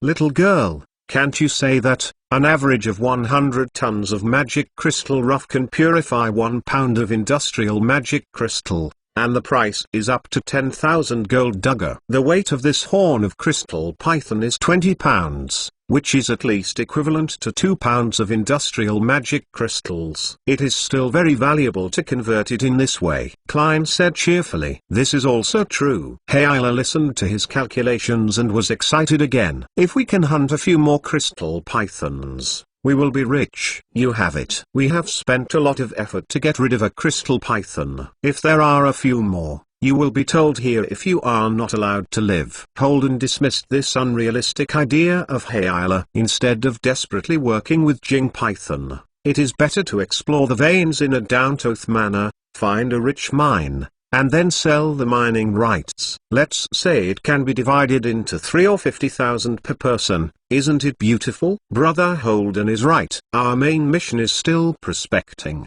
Crystal Python has blocked our way before we have to work hard with it. If there are choices, I don't want to provoke this terrifying monster. Shaw Sixin said with horror, hey, it's really boring to listen to you. Hayla felt uninterested, and ran back to the body of Crystal Python, and continued to search for loot. Klein grabbed the horns of Crystal Python and handed it to Joan. Boy, this thing has a uniform thread on the surface. I can't see whether it is naturally formed or a product of artificial carving. You can identify it. Joan took the heavy oni corner, laid it flat on his knees, freed his right hand to unscrew the pen, and painted the number 4 rune answers on the smooth crystal stubble at the root of the oni corner, carefully identified. After a long time, Joan exhaled slowly, and his face became strange. Joan, what do you see? Holden asked curiously. Joan didn't answer immediately. He calmed down his agitated emotions and clarified his thoughts before slowly speaking. If I am not mistaken, the thread carved on the surface of the corner of this crystal is not a decorative pattern, but a very complicated enchanting process. Oh, that is to say, this thing is a man-made magic weapon? Klein couldn't help raising his eyebrows, and asked with great interest, Brother Joan, please tell me, what's so special about this crystal horn? Features? There are 2 main functions. First, it can be used as a magic sensor to detect the surrounding environment and creatures, which is equivalent to the eyes and ears of creatures. It's not surprising. When I was wrestling with Crystal Python just now, I discovered that it relies on horns to detect where we are, just like the antennae of insects. Audrey said softly. In addition to the detection function, this horn also has the function of condensing and inspiring psychic energy. In the battle of crystal pythons, it is through the horn above the head to stimulate the mind burst. Without this horn, maybe it can also exert this ability. But the range and attack range will definitely be severely weakened. It turns out that Audrey held her cheeks in both hands and thought about it. As such, this horn seems to be very suitable as embryonic material for strengthening the range and killing of mental attacks. Range. Of course, Joanne knew that the spiritual implement that Her Royal Highness said was a magic device with attached psychic powers. However, he was not good at psychic powers, nor had he learned the craftsmanship of making spiritual powers. Judging only from the spiral runes on the horns, there is no limit to the effect on psychic abilities, and the magic or supernatural abilities that affect the psyche also seem to gain. If he is allowed to choose, he would rather try to add enchantment and control magic to this crystal horn, such as colorful jet or human body sculpting. It should also be able to obtain strengthening effects. These were secondary, and what surprised Joanne was that this horn loomed a faintly familiar atmosphere. Yes, it is the power of myth. To be precise, the spiral rune engraved on the surface of the horn contains mythical energy. Although it is not as full of energy as Tears of God, it can at least show that it is a mythical magic guide. After in-depth appraisal, Joan found that the spiral rune on the horns of the crystal python resembled the rune to some extent, and could be used to enchant magic, psychic powers, or supernatural abilities, and provide enhanced effects. But there is a significant difference between the two. The rune does not require additional energy during the drawing process, and can automatically realize its corresponding function after being drawn. For example, Joan's most commonly used number 4 rune answers. As long as it is depicted on the surface of the item, it can play the identification effect. However, The spiral runes on the horns of the crystal python are not like this. It is useless to carry the runes down. It is necessary to inject a mythical power at the same time as the depiction to provide starting energy. After that, the spiral runes will be activated. Get 2 functions of magic induction sensor and enhance soul effect. Then the question is coming, who is the person who injects this mythical power into the crystal horn? Like Master Mr. Joan, please collect www.untitled.novel.com. Master Mr. Joan's literature update is the fastest. Chapter 1221 Mystery Crystal Python itself is not a mythical creature, and of course does not have the mythical power. Then the mythical power in the spiral rune can only be infused by outsiders, and this person is also the painter of the spiral rune. After deduction here, Joanne made an incredible conjecture. Since the spiral rune is artificial, will the crystal python with the horns implanted in the spiral rune also be an artificial product? If this is the case... Joanne shudders. The mysterious man who made the crystal python must have been hiding deep in the mine veins. And the reason why he made the crystal python may be to protect the deep underground mines from being exploited by outsiders. Not to mention whether this person has any attempt to monopolize the magic crystal deposits. It is because he can create extremely powerful monsters such as crystal python. How strong should he be? Joan couldn't imagine it. Mr. Klein, you just asked me whether the thread on the horns of the crystal python is natural or artificial. I think the answer is probably artificial. Of course, artificial is just an analogy. In fact, this guy is not necessarily a human. After a long period of contemplation, Joanne warned his companions carefully. The people who created these threads are probably the creators of crystal python. Too strong to speculate. This mysterious character can create a crystal python. There is no reason not to create more of the same monsters. If we continue to explore, we will likely encounter more crystal python attacks, and even face the creators of crystal pythons directly. It is best to prepare in advance. After hearing his words, Audrey, Holden, Klein and Schultz looked at each other, all with a look of horror in their eyes. Just before everyone had fully digested the amazing news, Hayla suddenly cried out with surprise. Hey, come and see. I have found something terrible. Sister Charm, please wait for a while, we are worrying, Holden said angrily. However, when he looked back at Hayla, his eyes were dull, and an unbelievable expression appeared on his face. I didn't make a fuss. I don't believe you. See, Hayla raised his hands high. I found a pair of shoes in Jingbang's belly. A pair of shoes? In Crystal Python's belly? What a joke. Could it be true? Countless thoughts flashed in Joan's mind, and after a short stun, he jumped up and flew towards Hayla. Audrey, Holden, Klein and Schultz also recovered one after another, hurriedly followed Joan's footsteps, and ran over. Hayla was very satisfied with everyone's dramatic response, waving the little leather boots in his hand, and the pride of Giggle kept smiling. Sister K, to be honest, are these shoes your own, pretending to be picked up from Jing Python's belly, making us happy? Holden asked incredulously. Little hooligan, if your eyes are not blind, you should be able to see that these boots are at least 2 sizes smaller than my feet. Unless I cut my toes, they won't fit in. Hayla angered hurriedly retorted. Holden glanced at the small leather boots in her hand, then lowered her head to control her feet, and touched her nose and said, well, I was wrong. These boots belong to a little girl,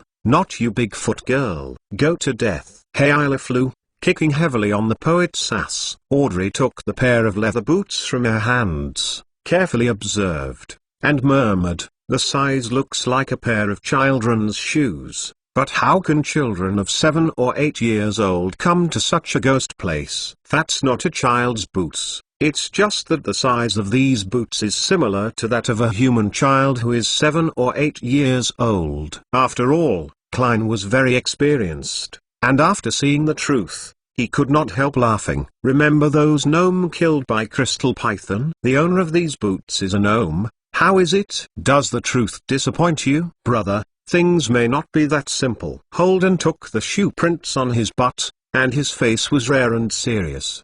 Crystal Python did kill a lot of gnome miners, but did not devour the dead body. As an earth elemental creature, this monster only needs to absorb radiation energy from the magic crystal or veins to maintain its activity, and does not need to consume blood to supplement energy. Why would he find a pair of dwarf leather boots in his stomach? In fact, Joan had the same question. He turned and hurried to the corpse of Crystal Python, peering into the broken abdominal cavity. After some careful observation, he came to a conclusion. The inside of the Crystal Python's belly is a smooth cavity without any digestive organs. Even if the gnomes are swallowed, they cannot be digested and absorbed. This shows that Holden is right. The Crystal Python neither needs nor has the ability to swallow and digest the flesh. So his stomach. Where did these shoes come from? This ...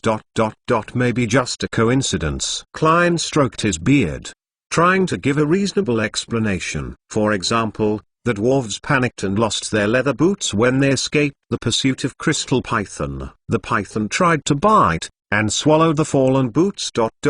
Well, I know this is far-fetched. The dwarf elder shrugged awkwardly. Guys, please allow me to remind you to pay attention to a small detail. Skulls, who has always been reticent, suddenly said, in fact, Hayla found not a pair of boots, but 2 boots. Shorts. Are you talking tongue twister? Klein looked at his old partner in surprise. Although this joke is not funny, but you are so humorous, I will applaud you. Brother, listen to me, this is not a joke. Shorts looked serious, pointing to the leather boots in Hayla's hands. No one will grow 2 left feet at the same time, right? After he reminded, everyone's eyes were all focused on the pair of leather boots, only to find that the 2 leather boots were left feet. If you find a pair of leather boots from the inside of the Crystal Python, you can still use coincidence to explain it reluctantly. However, the 2 left boots can no longer be explained by coincidence,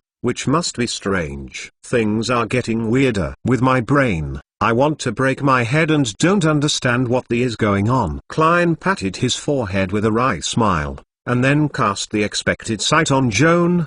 Boy, you are the smartest of us all. Can you give me a reasonable explanation regarding the various doubts of Crystal Python? Joan has actually made more than one bold guess, but these conjectures are not reasonable. If he speaks out in public, I am afraid that he will be crazy. Like Master Mr. Joan, please collect www.untilenovel.com. Master Mr. Joan's literature update is the fastest. Chapter 1222 Weird Crystal Python. I'm sorry, Mr. Klein, I can't answer this question yet, but my blood mosquitoes found some new clues in the Crystal Python nest, which may help us solve the mystery. After that, Kian walked towards the Crystal Python lair. Klein scratched his head blankly, but quickly made a decision, striding towards Joan, and Hayla, Audrey, Holden, and Shorts also followed. The crowd followed Joan into the depths of the tunnel and stopped in front of a big pit. Joan paced slowly around the big pit and said to Klein, who was following him,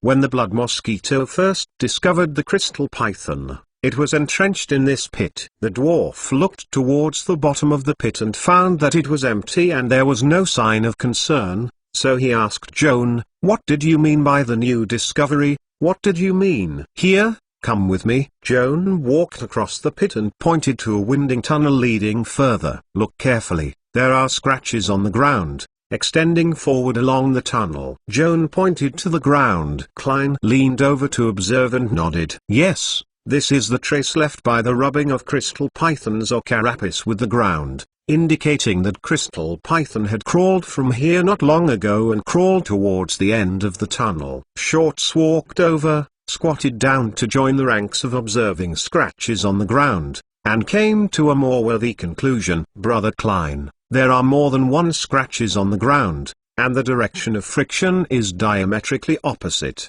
Crystal python seems to often shuttle back and forth in this tunnel. It's true. I'm curious how the monster left his nest and went into the tunnel. Where did he go? Klein groaned with his beard. That's exactly the question I want to answer. Kian stared into the deep tunnel in front, his eyes slightly flooded. By the way, the blood mosquitoes can still smell the smell of the dwarf and drift from the depths of the tunnel. Come, can this prove that there is more than one crystal python participating in the slaughter of the gnome prospecting team? Audrey first made a guess, and then added, of course, the gas may also be left by the crystal python that we just destroyed. Yes, after all, it once crawled back and forth in this tunnel. This question is still inconclusive. If we continue to explore deep into the tunnel, we may find new clues. Joan whispered. It is also possible to run into Crystal Python, or even the mysterious character who created Crystal Python. Audrey's face dignified. Although it's a bit risky, I support moving on, otherwise I won't be killed by my curiosity even if I'm not killed by Crystal Python or other monsters. Holden is still optimistic as always. No matter what you think, I will never look back until I find the magic crystal mine. Haila's attitude is also very determined. Audrey saw that everyone was interested in moving on, and sighed gently. No more sing. Joan issued a spiritual command to the blood mosquito spy, instructing it to explore the way forward, keeping a distance of about 100 yards from the blood mosquito to ensure that in case of encountering the crystal python, there is sufficient time to prepare for the battle. Invisible blood mosquitoes were flying in front. Joan and their party followed behind. Too many doubts were on their minds. Everyone was a little nervous. They went silently in the damp and dark tunnel, not to mention the interest of chatting. Out of 2 hours, no abnormal signs were found. Klein noticed that the young man next to him was breathing heavily, and his face could not hide his tiredness. So he offered to stop for a rest, drink some water, fill his stomach and continue to explore. Joan had just placed the campfire rosary, and suddenly stopped, turning his head to look deep into the tunnel, his pupils shrinking slightly. Joan, what did you find? Audrey asked. Just now, a crystal python crawled out of the fork in front and happened to pass in front of the blood mosquito's eyes. Joan answered in a low voice. Is it on our side? Audrey couldn't help clenching Morningstar's hammer. No, the crystal python crawls in the direction that happens to be the road we are going to take. Joan looked at the traces of scratches on the ground rock. Thinking about it, it seems that this road is much more lively than I expected. Often there are more than one crystal pythons shuttled back and forth. No wonder the ground is rubbed exceptionally flat. The crystal pythons converged into this tunnel from different places. Where did they go? Holden's eyes were hot. I suspect that at the end of this tunnel, something is calling for crystal pythons, like a king who asked his courtiers to visit the palace to meet with peace. If that's the case, Holden, the king you imagined is probably the creator of all crystal pythons. Kian followed the poet's idea to deduce a logical conjecture. If we also join in seeing His Majesty, I hope he's better not to blame us for breaking into his palace without invitation. Hail equipped with the grin, keep up with that crystal python, and with this enthusiastic guide to lead the way, we will not get lost in this maze-like cave. Klein made a decision. Everyone had this intention, so they hurriedly chewed a few mouthfuls of dry food and packed up their bags to continue their journey. Joan instructed the blood mosquitoes to closely watch the crystal python crawling in front, and he and his companions walked lightly behind. Not far away, an empty cave appeared in front of him. The crystal python suddenly stopped and turned his head to look behind him. The horn on the top of the head radiated an unusually bright blue light. Joan observed the abnormality of the crystal python through the eyes of the blood mosquito, and quickly raised his hand to signal the companion to stop advancing, without making a noise. All of them were hiding in the shadows with their backs against the rock walls, holding their breaths nervously, lest they might be discovered by the crystal python. The crystal python slowly coiled into a snake formation in the cave, and then opened his mouth wide, as if yawning. Joan observes Crystal Python through the blood mosquito's perspective, and inadvertently perceives the magical fluctuations in the of Crystal Python's large throat. Is it an illusion? Why does the magic net around Crystal Python's mouth twist and seem to be casting a spell? Not long ago, Joan participated in the hunting of a Crystal Python. He never saw it cast magic. He thought that a creature like Crystal Python did not have the ability to cast spells. But what about the scene in front of him? Suddenly, Joan thought of a more reasonable explanation. It is not necessarily magic that can cause the magic web to distort. It may also be a supernatural ability. Perhaps Crystal Python noticed that someone was tracking nearby, but could not determine where the other party was. So he planned to erupt a wave of awe storm around him in an attempt to force out the trackers hiding in the dark. If this Crystal Python really has such a plan, Joan has to admit that this guy is much smarter than the Crystal Python killed by them not long ago. Like Master Mr. Joan, please collect www.untitled.novel.com. Master Mr. Joan's literature update is the fastest. Chapter 1223. Not surprised. Fortunately, Joan's location at the moment is far away from the extremely clever Crystal Python, and there is a tunnel of nearly 90 degrees in the middle. The ore storm cannot reach them at all.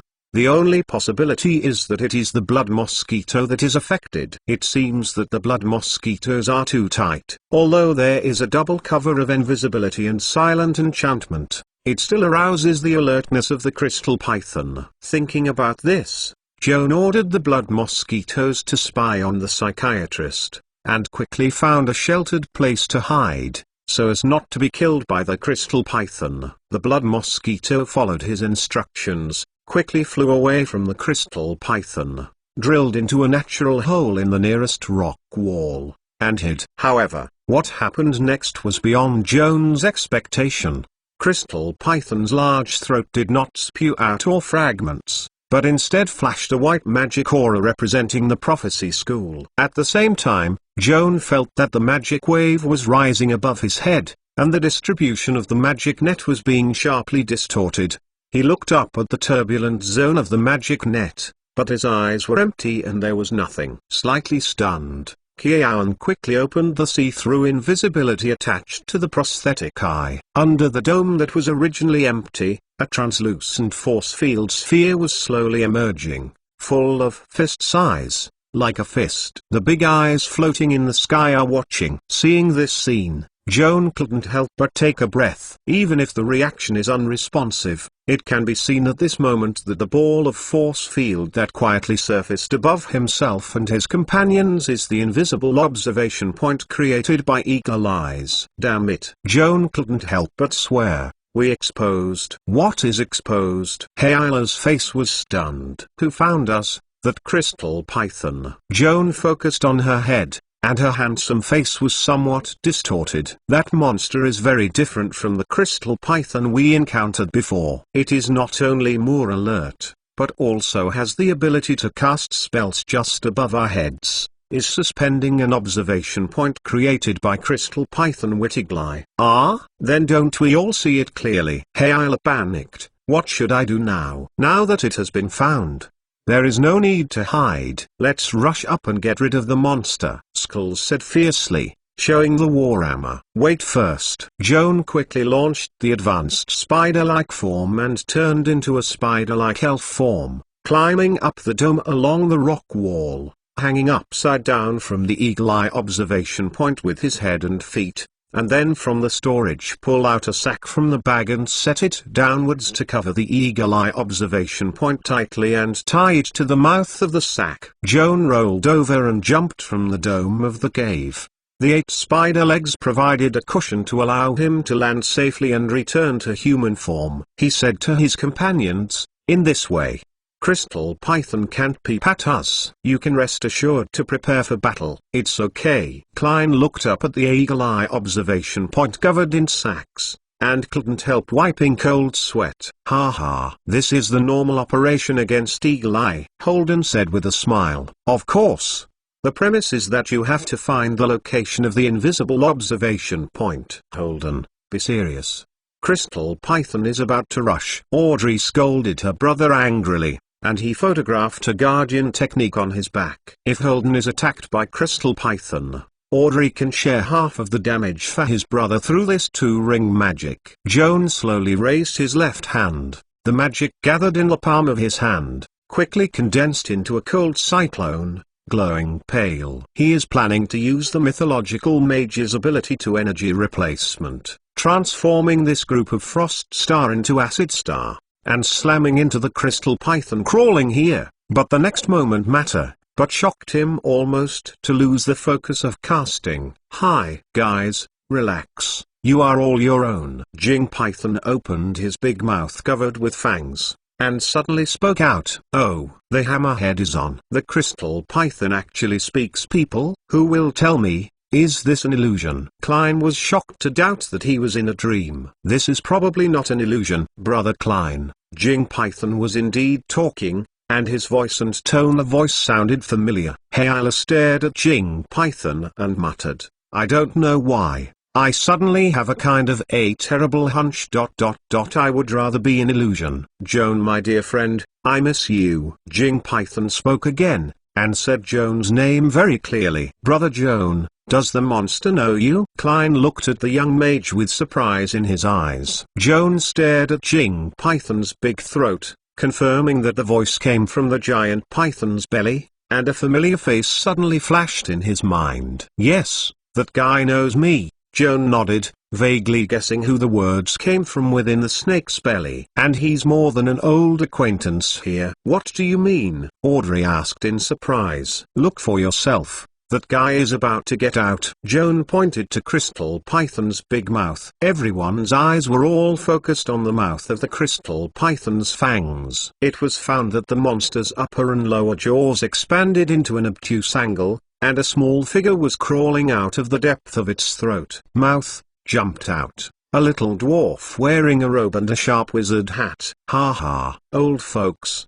Didn't expect to see me here. The gnome's Major Kimbo, grinning broadly, very proud. How about it? Surprise or surprise? It turns out to be your kid, Hayala exclaimed, screaming. Sudri Spillin. So you know, this is easy to handle. Klein smiled relaxedly. Introduce. What is the origin of this little dwarf, brother? His name is Billin, an illusionist in Sudri Rock City. 2 months ago, when we met him while exploring near Okinal City, he also caused the Dark Elves to hunt.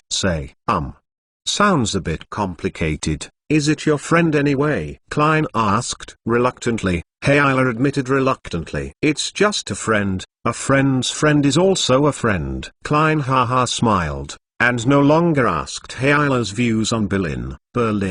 How could your kid be here and swallowed by Crystal Python? What's going on? Holden was not too prejudiced about Berlin, and pulled him curiously to sound like Master Mr. Joan. Please collect www.untitled.novel.com. Master Mr. Joan's literature update is the fastest. Chapter 1224. Group Destroyer. Brother Holden, you have too many questions. You can't tell a word or two. Let's start talking again. Billin said with a smile. I am here because I was hired to participate in a prospecting team. The members of the team are all pygmy companions from my hometown of Sudri Rock City, who are responsible for finding the magic crystal veins for the colony company of Jotunheim. This is a coincidence. We are also looking for the magic crystal or veins, but our employer is the Midgard Colonial Company, so to speak. We are competitors, Holden said with some entanglement. You also come to explore the mine? Billin looked suspiciously at the 6 people across from him. Will the 6 of you be too forced? Your little kid looks down on people. We are just the advanced team, and there is a prospecting team from Nidafville. More than 40 dwarf miners are all experienced prospecting experts, Hayala said angrily. More than 40 dwarfs? Bellring sneered, and said ironically, it really is a huge team. Little gnome, if you really take us as friends, you can go around less. Let's just say, how big is your Sudrid gnome prospecting team? Shorts asked with a sullen face. Our team is not too big, It's 4 times larger than your dwarf's prospecting team. Bellin said flatly. This is impossible. Your kid must be bragging. Schultz said flatly. I didn't brag. Billin's eyes widened angrily. I'm just a dwarf without a beard. Except for the 2 dwarf elders, the others heard him swear in this strange way of swearing and couldn't help but sneer and laugh out loud. Okay, Schultz, you are all old. How can you still feel like a hairy boy? Klein calmly asked Billin after appeasing the old partner. Children, can you tell me in detail, say, the progress of your Sudri exploration team? Well, originally, the 2 of us were the masters, so I should keep it secret, but after all, those cowards who hired me refused to accept my genius suggestions. And they also called me a lunatic and threatened to expel me from the prospecting team. I don't pay me a copper plate, so I'll keep them secret. Billin said more and more angry, and Xiaoyuan's face flushed. Brother Dwarf, I decided to abandon the secret and join the prospecting team of your Nidavia. Brother Klein. Listen to me. Heila leaned into Klein's ear and whispered nervously, don't take this little gnome. He's a disaster star, bringing aura of bad luck. Kind of, wherever you go, you will bring bad luck wherever you go. If you accept him, let's be sure to be bad. Little girl, this is your fault. Between friends, jokes should also be adequate. Klein gave Heila a cross-eyed look, turned around and shook the hand of the gnome mage, and said enthusiastically, Mr. Bellin, welcome to join our team. Heila sighed heavily on the forehead. Joining the new team? The boy Billin sold the former employer without hesitation. Phesian people have invested a lot of money this time. They hired no less than 200 dwarf miners and formed 12 teams. They have been active in this area for more than 2 months. I came late and joined the team 2 weeks ago. Billin, how far has the gnome prospecting team's exploration of the magic crystal vein been? Klein's words hardly concealed. The initial progress was fairly smooth. But after entering the depths of the Earth's navel, it was frequently attacked by the crystal python and lost a lot of manpower. It had to be withdrawn to the North Base camp. Speaking of which, there was a hint of unwilling indignation on Billin's face. I was originally assigned to the 4th team. After encountering Jing Python, I lost most of my staff. Even with me, all the people who had escaped were merged into the 6th team. However, just 2 days later, the 6th team also when I was attacked by Crystal Python. Except for me, the rest of my companions were either killed or captured. After I returned to the base camp, I reported this unfortunate incident to the head of the group, and the group assigned me to the 8th squad, but the captain of the 8th squad, an idiot named Ryan, actually slandered me. The ominous person who brought in the disaster, said that I had already destroyed the 2 teams and refused to accept me into the team. Of course I can't tolerate this unfounded slander. I argued with him. Later, with the support of the leader, the idiot Ryan reluctantly accepted me, but still had no good face for me. I decided to do something to reverse the prejudice against me by Ryan and others. So I contributed my wisdom to the team and made a great suggestion. As a result, the idiots couldn't understand my genius mind at all, and they called me frustrated, crazy, mentally ill, threatening to expel me. Just while we were arguing, 2 crystal pythons suddenly broke into the camp and attacked our team. I tried my best to cast a spell to rescue 4 companions including Ryan. As for the other team mates, unfortunately, I have no ability to protect them. Billing sighed, tears flashing in his eyes. Touching the corner of his eyes, he continued,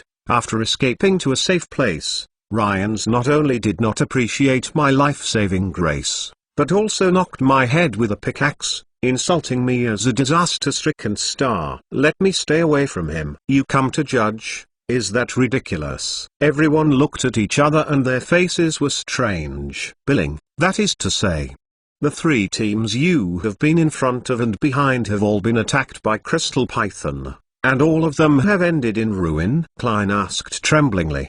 Bellring nodded. Little girl, now I think your fears may be justified. Klein leaned into Heila's ear and whispered. Heila shrugged and spread his hands. his face helpless. "What's the use of saying this now? You can't kick out Bilin, who was just recruited. Isn't that decent?" "That's the same thing." Klein wiped his cold sweat and could only smile bitterly and pray that the doom that happened to Billing was a coincidence, not an inevitable law. Billing didn't seem to notice the subtle change in everyone's view of him, and continued to talk about his own experience after being expelled from the gnome prospecting team. "It doesn't really matter if there is no prospecting team to take me in. Anyway, I alone can complete the genius plan." "Billing, what do you mean by the genius plan?" Holden asked curiously. "Let's talk about this later. I'll ask you one thing first. I don't know if you found it.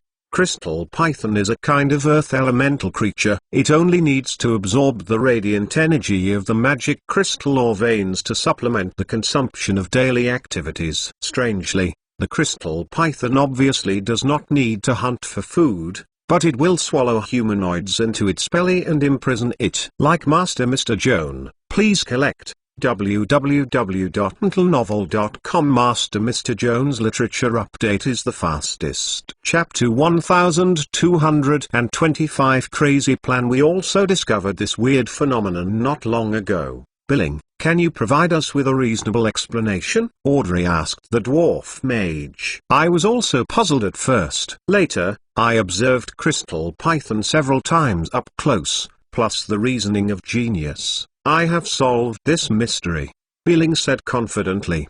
Crystal python is passionate about swallowing human beings rather than killing humanoids, and consciously sending captured people to some mysterious place. According to my observation, a crystal python can hold up to 8 dwarfs, or 4 adults, and always leave when full, without dragging. From this perspective, crystal python's hollow abdominal cavity is like a prison cage, and crystal python itself is equivalent to a prison car that frequently shuttles back and forth in the tunnel. You wait. Hayala interrupted Billin's narration, seized the loopholes in his words and questioned. You said that crystal python always swallows its prey alive. So how do you explain that there are still many gnome miners who have been slaughtered by crystal python? Your point of view cannot explain the scene of the slaughter we have seen. Little girl, please use your brains. Crystal python tends to swallow prey first. It does not mean that they will not kill. Billing grumbled back. Although our gnomes are short, we don't lack the courage to protect our companions. When we saw that our teammates were swallowed by crystal python, we must of course besieging crystal python and trying to rescue the companions who were swallowed by it. It's a pity that most of my compatriots lack the strength to match their courage. Forcibly blocking the crystal python not only can't rescue the swallowed companions, but will anger the cold-blooded monster, causing him to be killed. Billing said quietly. Joan nodded. In his opinion, Billing's remarks were logical, and could provide a reasonable explanation for the 2 pygmy leather boots found in Hayala's belly. Since I discovered that the crystal python has the habit of swallowing prey, I have become curious and want to find out where they sent the dwarf swallowed in their belly and what they want to do. Bellinian returned to the topic and continued to talk. For understanding to open this mystery,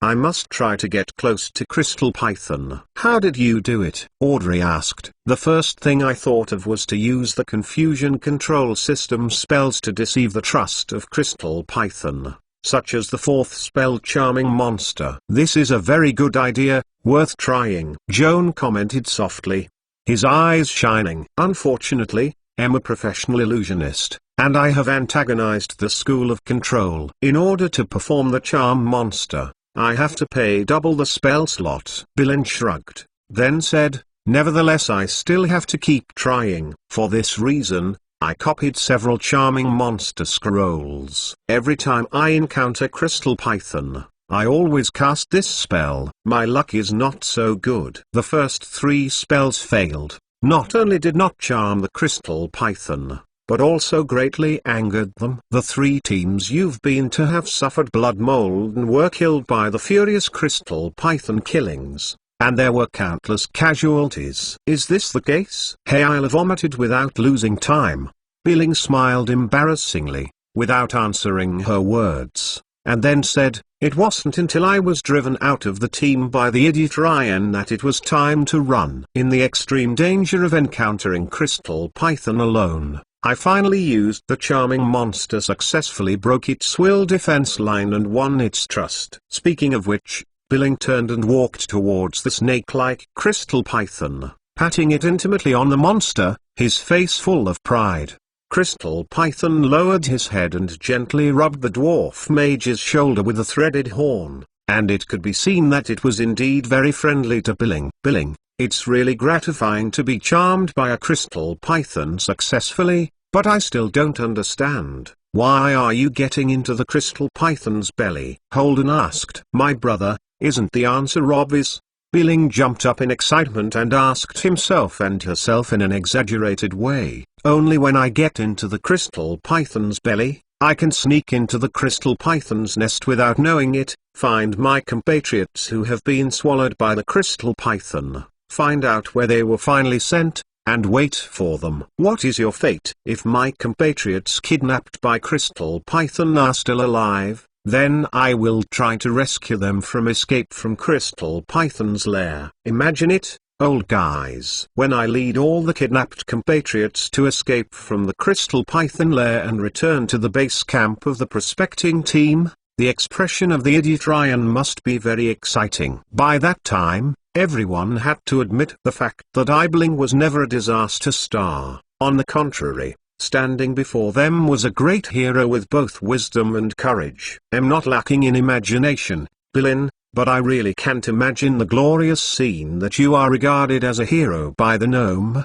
but it is not difficult to imagine your miserable end. To be honest, I think you are on a road to death. Run wildly. Holden smiled bitterly. With your own strength, even if you successfully mix into Crystal Python's nest, it is difficult to do anything. It is worth noting to thank the gods for keeping your own life. It is unrealistic to say what to rescue the kidnapped clan. Delusion. I admit that my plan is a little bit crazy, and indeed a little risky, but now it is different. I used to fight alone. No matter what kind of risk I face, I can only carry it by myself. Group of old folks help. Our odds are great. Billing waved his fist, looking confident. Wait first. Who promised to go crazy with you? I'm not too tired yet, Hayala said angrily. In fact, if you think about it carefully, although Billing's plan is a bit risky, it is not completely unfeasible. Holden seemed to be moved by Billing, showing an eager look. I don't think so, Audrey categorically said. This is too risky. We still follow the original plan to act more safely. Your original plan, if I guessed right, probably followed Crystal Python and infiltrated the prisoner's den? Billing shook his head and sneered, with a trace of mockery in his words. This tunnel often has Crystal Pythons coming and going. You continue to move forward. Sooner or later you will encounter Crystal Pythons, and conflict will be inevitable. Once it strikes, it will surely cause other Jing Pythons passing by to be alert and come to watch. Even if you are even more powerful, how many Crystal Pythons can withstand it? Audrey was speechless and had to admit that Billing's analysis was indeed justified, and her heart could not help shaking. Like Master Mr. Joan, please collect www.untitlenovel.com. Master Mr. Joan's literature update is the fastest. Chapter 1226 Special Train. Brother Joan, what do you think? Klein looked at the juvenile mage beside him who had been silent. Personally, I prefer to accept Billing's suggestion, Joan said cautiously. This tunnel does often have Crystal Pythons. We have not encountered Crystal Pythons now. We can only say that we are lucky, but this good luck cannot always be with us. Hiding in the belly of the Crystal Python charmed by Billing, at least on the journey to the crystal nest of the Python, it will be safe. As for what will happen after entering the nest, I dare not assert it. Since Brother Joan feels that this method is feasible, I also agree. Anyone thinks it is inappropriate, you can withdraw now. Klein's eyes swept to everyone. Shorts and Holden have no objections, although Audrey and Hayla are still a little uneasy, but to this day, they can only obey the determination of the majority of the team, and advance together. Excellent. Guys, you just made a wise decision. The gnome mage shone with excitement on his face and waved to greet everyone to get into Crystal Python's throat. Get in the car, our next trip will be very exciting. Don't worry, there is still a problem to be solved. Klein looked at Jing Python's big throat, his brows locked tightly. Billing, you just said that there can be up to 8 dwarfs, or 4 adults, in the Crystal Python's belly. There are now a total of 7 people here. Except for you, the 6 of us are all too tall. Not down. Moving in a pit tunnel, big guys like us will inevitably suffer, which is also impossible. Schultz stroked the thick beard and said deeply, whenever this happens, I always can't bear it. I envy the little dwarves from Sud Rock.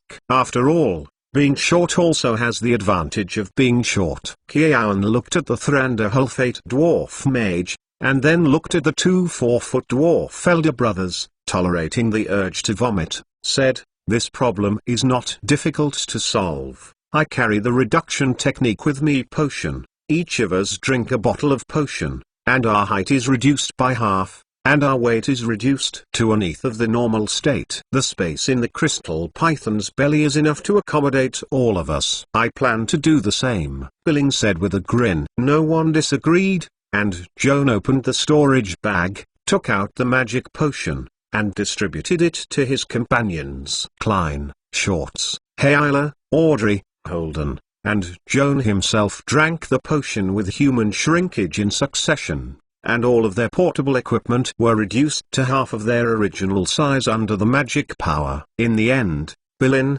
who was not taking medicine, became the tallest person on the team. Little guys, come with me. The dwarf mage looked around his companions, who were all shorter than himself. He proudly raised his chest, jumped forward, jumped into the Crystal Python teeth, and buried his head into the throat. Holden followed Billin into the mouth of Crystal Python, and happily drilled into the belly of the python. Joan also jumped up and looked up. The upper teeth of Crystal Python were 2 feet higher than the top of his head. The throat of the black hole was like a tunnel, and he could walk straight in without having to bow his head. Just a few steps out, Joan saw a ball of orange light illuminate in front of him. It was Billin who was leading the way to cast a trick, and a magic cold flame was lit at his fingertips. Be careful, there is a big slide in front of us, and we can slide it down the Crystal Python's throat all the way to its belly. Billin turned back and reminded. Joan had already felt that the ground was sloping downwards, illuminated by a magic ball of light, and he saw a large mosaic of ore crystals beneath his feet, reflecting a faint blue light, and the gap at the mosaic was as thin as a hairline. The crystal plane is like a polished surface, very smooth. Billing and Holden, who had walked in front, were already sitting on the floor, and they slid down the inclined tunnel, that is, the throat of Crystal Python, with a slap. Joan was a little hesitant, sitting on the ground like a companion, gliding down, and it felt like a slide. The air whizzed past his ears, and Joan slid out about 20 feet. And Billin and Holden grabbed their arms from left to right, forcibly dragging them, so that he would not hit the opposite dead end. Joan stood up and thanked the 2 of them. He looked curiously at the end of the snake's belly and found that the monster had no excretory organs. The abdominal cavity narrowed and completely sealed. Shortly thereafter, Klein, Schultz, Audrey and Hayla slid down one after another. A group of people regrouped in the snake's belly, and looked around curiously with magic light balls, feeling like walking into a new way tunnel. The surrounding walls are all composed of ore, which is very smooth, strangely contrasting with the rough and sharp armor on the surface of the Crystal Python. It really seems to be a carefully designed prison. When Billing saw that the people had arrived, he issued a command to the Crystal Python that charmed him, instructing the Crystal Python to continue on the road and crawl in the direction of the nest. Crystal Python stretched his huge body and quickly moved forward along the tunnel. At the same time, Joan and others in the belly of Crystal Python, like riding in a carriage with closed doors and windows, could vaguely feel the tremor under their feet. Whenever Crystal Python turns in the tunnel, passengers in the abdomen will also be affected by inertia, and they will suddenly be thrown to the left and right. If they don't help each other, they will almost fall to the ground. This novel travel experience initially made Joan feel a little nervous, but after adjusting for a period of time, he calmed down, sat on the floor, closed his eyes, let out the mental fluctuations, and got in touch with the blood mosquitoes left outside. For security reasons, Joan did not bring the blood mosquitoes into Crystal Python's belly, but ordered the little invisible agent to lie on top of Crystal Python's head, hiding behind the threaded horn, and secretly observing the surrounding movement. Joan communicates with the blood mosquito sensorily. With the help of the blood mosquito's eyes, he can see the scene outside the Crystal Python. In case of any abnormalities, he can inform his companions in time. The Crystal Python crawled slowly in the tunnel. About half an hour later, Joan saw through the eyes of the blood mosquito that there was a blue light flash in the darkness in front. From far and near, it turned out to be a Crystal Python crawling head. Joan couldn't help but hold his breath, nervous, lest the Crystal Python coming across could find it abnormal. Fortunately, there was no interaction between the two Crystal Pythons, and each walked their own way, passing silently. Joan relieved himself secretly and told Billing what he had just seen. There is nothing to worry about. The Crystal Python outside cannot see that we are hiding in the belly of its kind. Billing smiled calmly. According to my observations these days, most of the Crystal Pythons that passed by us just now sent the captives from their stomachs into the nest, and then returned to the same place to capture more humanoids in the distance. For example, our unlucky counterparts who are exploring the magic crystal vein. Like Master Mr. Joan, please collect www.untitled.novel.com. Master Mr. Joan's literature update is the fastest. Chapter 1227 Mythical Crystal Python. The Crystal Python kept swallowing its prey until it filled the abdominal cavity, then turned around and sent the captives to the old nest, and so on and back, as if this were their most important mission in their lives. Billing sighed softly. What purpose does Crystal Python capture so many miners and send them into the den? Holden asked puzzlingly. Just to find out the truth of this matter, we will take this special carriage, Billing said expectantly. When we reach the end of this trip, all mysteries will be answered. Kiao Angxin nodded in sympathy, and was about to switch the viewing angle to the blood mosquito detective. Suddenly he felt a slight hotness in his left palm, and a warning from Tears of God appeared in his mind. Mythology. Discover mythical creatures of Order 3.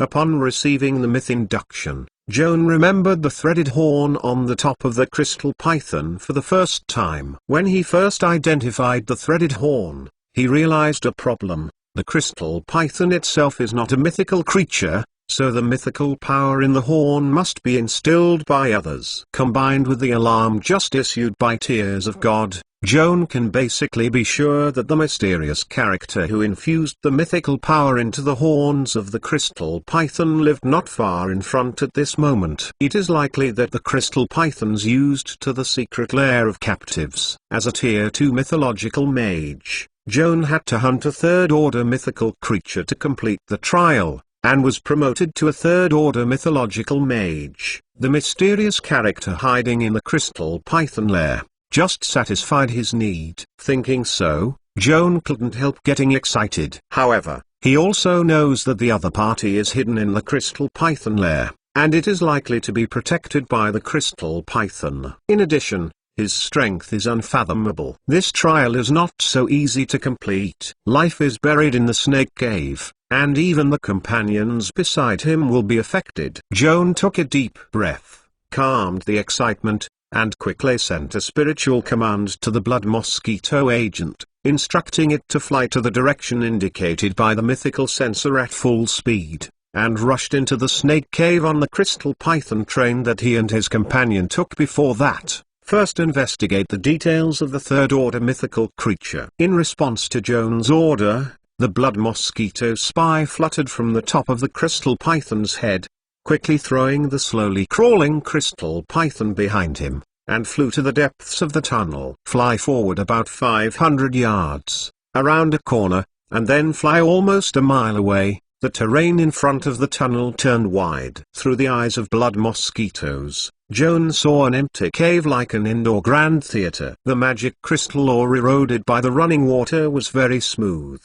with a blue halo, forming large and small natural holes, like a huge honeycomb. Right in the middle of the grotto, a large amount of magic crystal ore is piled up, and the top is 30 feet high from the surface of the ground, which looks like a small hill. The top of the hill formed by the magic crystal ore is suspended by two unusually bright blue lights, like a ghost fire floating in the dark, trembling slightly, exuding a chilling breath. The reaction from Tears of God clearly tells Joan that Tier 3 mythical creatures are now at the top of the hill where the ore piled up. The two groups of blue flashing lights may be the eyes of this monster. After a short hesitation, Joan's excessive curiosity finally overcomes the sense of fear. He is planning to remotely detect the blood mosquitoes and fly up the ore hills to observe the true face of the mythological monster nearby. Sound of friction. The compound eyes of the blood mosquito provided Joan with a wide enough angle of view. When he turned his eyes slightly, he found that a cave with a diameter of more than 10 feet was opened on the stone wall on the left side of the cave. At this moment, something was crawling out of the cave. Joan was attracted by this sudden vision, and then secretly observed through the blood mosquito's eyes. It didn't take long for a crystal python to emerge from the cave, and its huge head raised its gaze to the top of the ore hill. The horns above the crystal python radiated a round of blue halo, as if sending a signal to the top of the hill. A short time later, a low roar came from the top of the hill.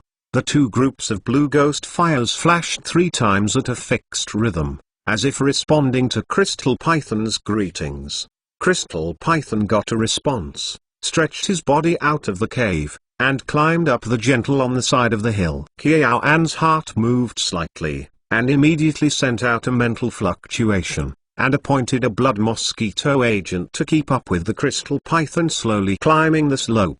Blood mosquitoes, under the double protection of invisibility and silent enchantment, quietly approached the Crystal Python, accompanied the huge monster to the top of the mountain. After about 5 minutes, the Crystal Python finally climbed to the top of the hill. Before it, the blood mosquito also climbed to the top of the hill, overlooking the mountain pass.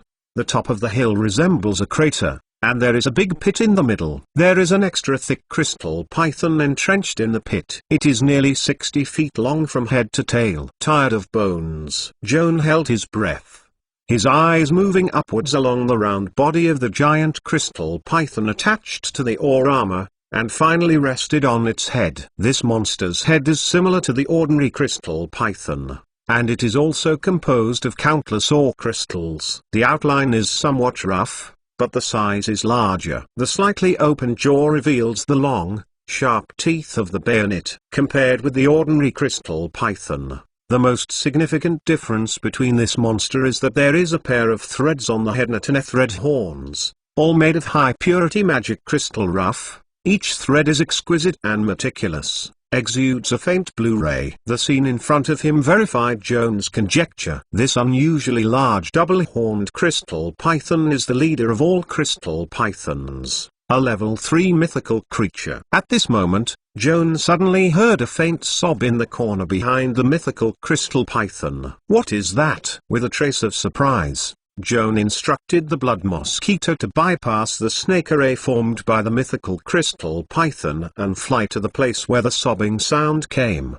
Behind the mythical crystal python, in a gap in the circular mountain pass, a group of gnomes in minor uniforms curled up, all trembling with fright, holding their heads and sobbing. Joan counted a total of 8 dwarf miners imprisoned in the mountain pass, all of whom should be members of the prospecting team employed by the Colonial Company of Jordanheim, former colleagues of Billing. After a moment of thought, Joan remembered that a crystal python had just passed by this crystal python that he was riding on. Billing said that the monster was a living prisoner transporting the captives.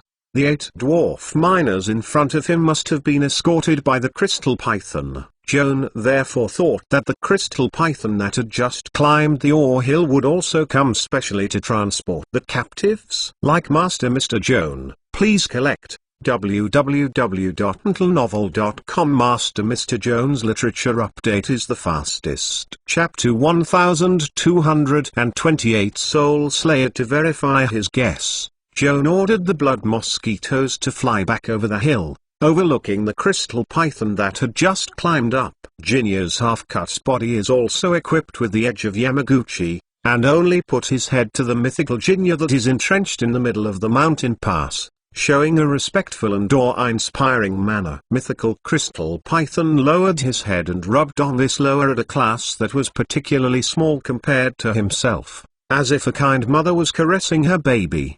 Crystal python also rubbed the mythical crystal python intimately, and then opened his mouth wide. His upper and lower jaws braced at an obtuse angle, and the of the dark lacquer murmured a noisy cry. Jing Python breathed a sigh of relief and vomited the prisoners in his stomach one after another. A total of 8 dwarf miners rolled down the teeth of the crystal python and fell into the heap of ore, exclaiming one after another. These poor little guys looked around blankly, their faces horrified, and they seemed at a loss. Mythical crystal python glanced down at them. His body shook slightly, and then a wave of earthquakes was set up in the mountain pass, and the surrounding curved slopes shook with it. A large number of magic crystal rough stones impacted like a mudslide, knocking those dwarf miners who have not yet figured out the situation. They were all buried in a mess of rocks, and wept in vain, but there was no resistance.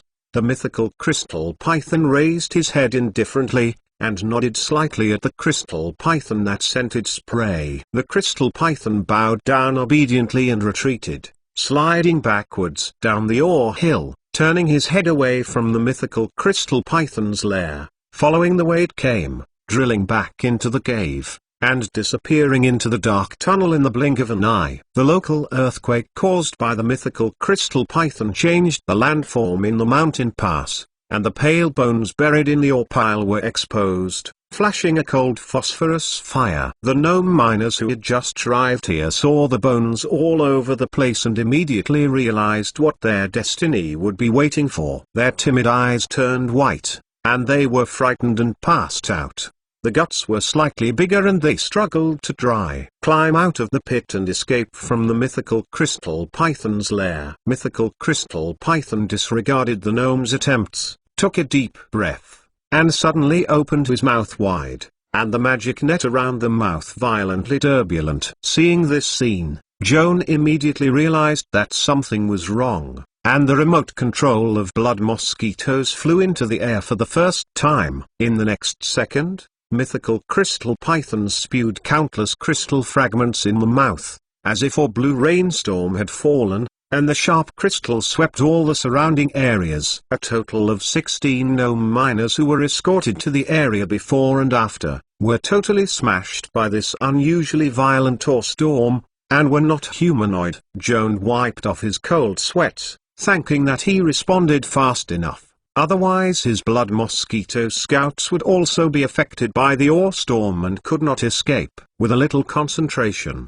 Joan had a question in his mind: where did the mythical crystal python kill these gnome miners? This monster sent crystal python to attack, capture the captives, and send them to the nest with great difficulty, not just to kill themselves for fun. Just when he was wondering, the mythical crystal python had a new move. A pair of horns buzzing and trembling above the monster's head, like a tuning fork, suddenly emit a strong light. Joan immediately realized that the mythical crystal python is inspiring the power of mythology, similar to his own use of mythical spells or mythical path abilities. But at present he cannot see what mythical crystal python intends to use this power to do. What happened next answered Qiao An's doubts. The mythical crystal python breathed in, and the 16 dwarf corpses scattered around it were attracted by the power of the mythology, all of which burst and burst. The flesh and spirit and the soul that has not yet detached from the body are all absorbed by the mythical crystal python. The monster's mouth merged into a ball of light.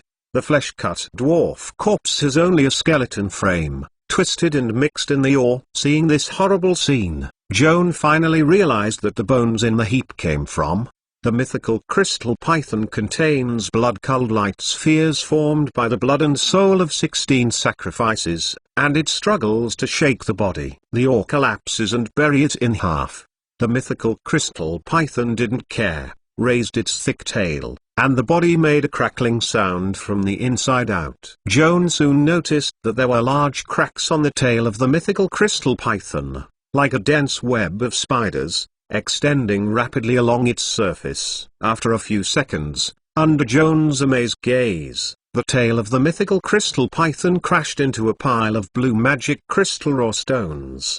The mythical crystal python cut off its tail, lost about an eighth of the entire body, and then turned its head to spit the ball of spirit light contained in the mouth into the wreckage that had fallen off itself. The ball of red spirit light seems to have a magnetic force, attracting the magic crystal scattered around, and forming a brand new crystal python within 2 minutes. The scene in front of him made Joan gradually realize that everything the mythical crystal python just did, including killing the dwarf miners, absorbing the spirit and soul, and cutting off its tail, all for one purpose. With the blood of the dwarves, the soul is the material, plus a part of his body, combined with the power of myth, to create a new crystal python. This is how crystal python was born. Joan was surprised and noticed a detail. The newborn crystal python has a high purity magic crystal raw stone on its head, but this horn is bare and does not have the iconic thread of the crystal python family. Joan suspects that this newly born crystal python has not yet fully developed.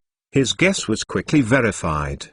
The mythical crystal python once again inspired a mythical power, with the horns glowing a faint blue light against the newborn forehead, injecting mythical energy into it. At the same time, the bare horn on crystal forehead's forehead also showed a blue brilliance, making a slight buzzing trembling sound. The root of the horn automatically emerges a circle of fine threads, which extend rapidly upwards until the entire body of the horn is covered by the threads. Mythical crystal python issued a string of growls to the heirs who completed the final evolution, as if to tell something. The newborn crystal python understood the meaning of mother, nodded obediently, twisted and climbed down the hill, chose a tunnel for accommodation, and wriggled into it, the sound of the abdomen rubbing the rock gradually away. Joan watched the newborn crystal python disappear into the depths of the cave. It is not difficult to guess that it had just accepted the instruction of mother, that is,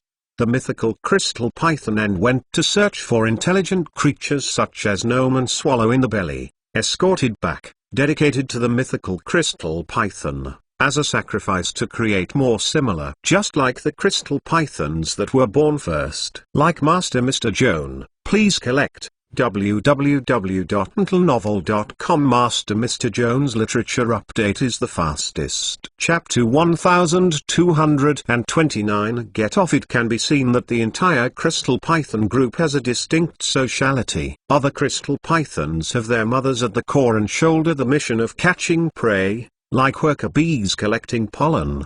The mythical crystal python is entrenched in the nest, just like the queen in the hive, using the humanoid creatures captured by the daughters as a material, supplemented by a strange mythical ability, continuously creating new offspring, thereby proliferating and expanding the crystal python. The size of this group. Joan thought more and more secretly. When the magic crystal or veins had not yet been discovered, there were few people around the crystal python lair.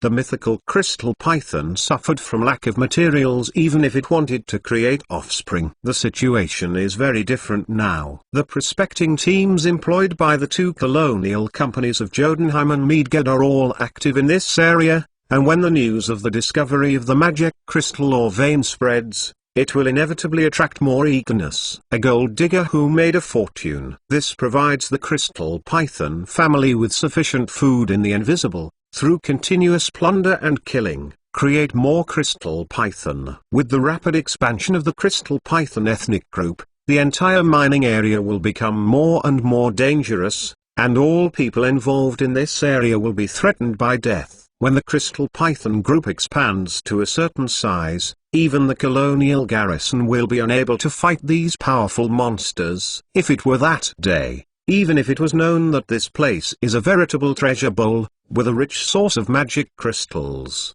no one would dare to gold rush. The entire mining area will become an independent kingdom under the control of crystal pythons. To prevent this catastrophe from becoming a reality, only one countermeasure is to kill the mythical crystal python while the crystal python group has not grown up. The mythical crystal python is the creator of all crystal pythons. The crystal python group has lost this only mother, just like the hive lost the queen bee. If no other crystal python can replace the mythical crystal python's mother status, it shoulders the birth of the offspring mission. This emerging ethnic group is bound to decline and even destroy. Joan took a deep breath and his eyes became extremely sharp. At this time, the mythical crystal python was curling up in his nest, burying his head and eating the original crystal. This monster seems to be the only one in the whole crystal python group who needs to eat, and its food is the mountain of magic crystal raw stones beside him. Especially at this moment, after consuming 2 mythological forces and a part of the body to create the crystal python.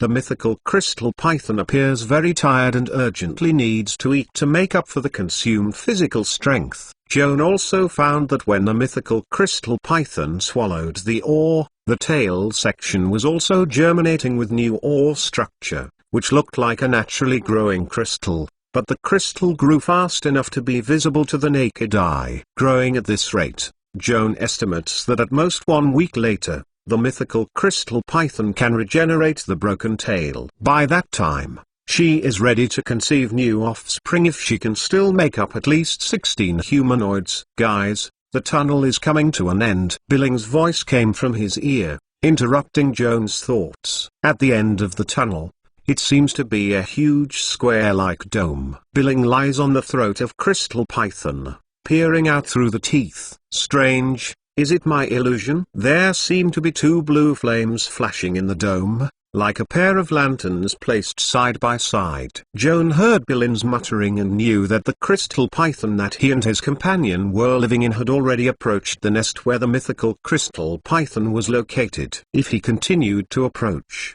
it might cause the mythical crystal python to be alert. On the other hand, Billing's charm spells on crystal python lag behind crystal python's obedience to its mother. If the mythical crystal python finds that his daughter is charmed by spells, there are still more threatening creatures in the belly than the dwarf miners. I am afraid that it will be furious. If it were that time, this crystal python would definitely get rid of Billing's charm, and it would be difficult for everyone to break away from the snake belly. Quickly weighing the pros and cons, Joan stood up and shouted at the dwarf mage. Billing, let crystal python stop. We have to get off here. Billing froze for a moment, and quickly ordered Jing python to stop by the roadside, before turning back to look at Joan, with a puzzled look in his eyes. Brother Joan, what's wrong? The dome in front of the tunnel is the nest where the crystal pythons were born, and there is a mythical crystal python nestled in the nest. Joan briefly explained the scene he had just observed through the blood mosquito scouts to his companions, and reminded everyone to prepare for the mythical crystal python. Joan is right. Charm is a mental control method with very weak coercive force. If the crystal python we ride continues to be close to the nest, it will eventually spit out all of us in one breath like other crystal pythons, into the mythical crystal python's lair. Audrey looked serious. By then, this crystal python will surely get rid of Billing's control and attack us with mythical crystal python. In order to avoid falling into the enemy's position, we must not only get rid of crystal python's abdomen here, but also take it away while it has not recovered its consciousness, lest we will besiege mythical crystal python later. This guy ran into chaos. The analysis of Her Royal Highness won everyone's unanimous approval. Billing immediately ordered crystal python to open his mouth and crawled out first. Joan, Audrey, Holden, Klein and Schultz also climbed out one after another, and their feet stepped on the solid ground. Everyone felt more at ease. Billing waved his hand, allowing crystal python to return. In order to persuade this simple-minded monster, Billing spent a lot of his brain, gesturing again and again, finally persuading Jing Python to believe that the 7 of them would go to see the mythical Jing Python on their own, and would not bother to give it away.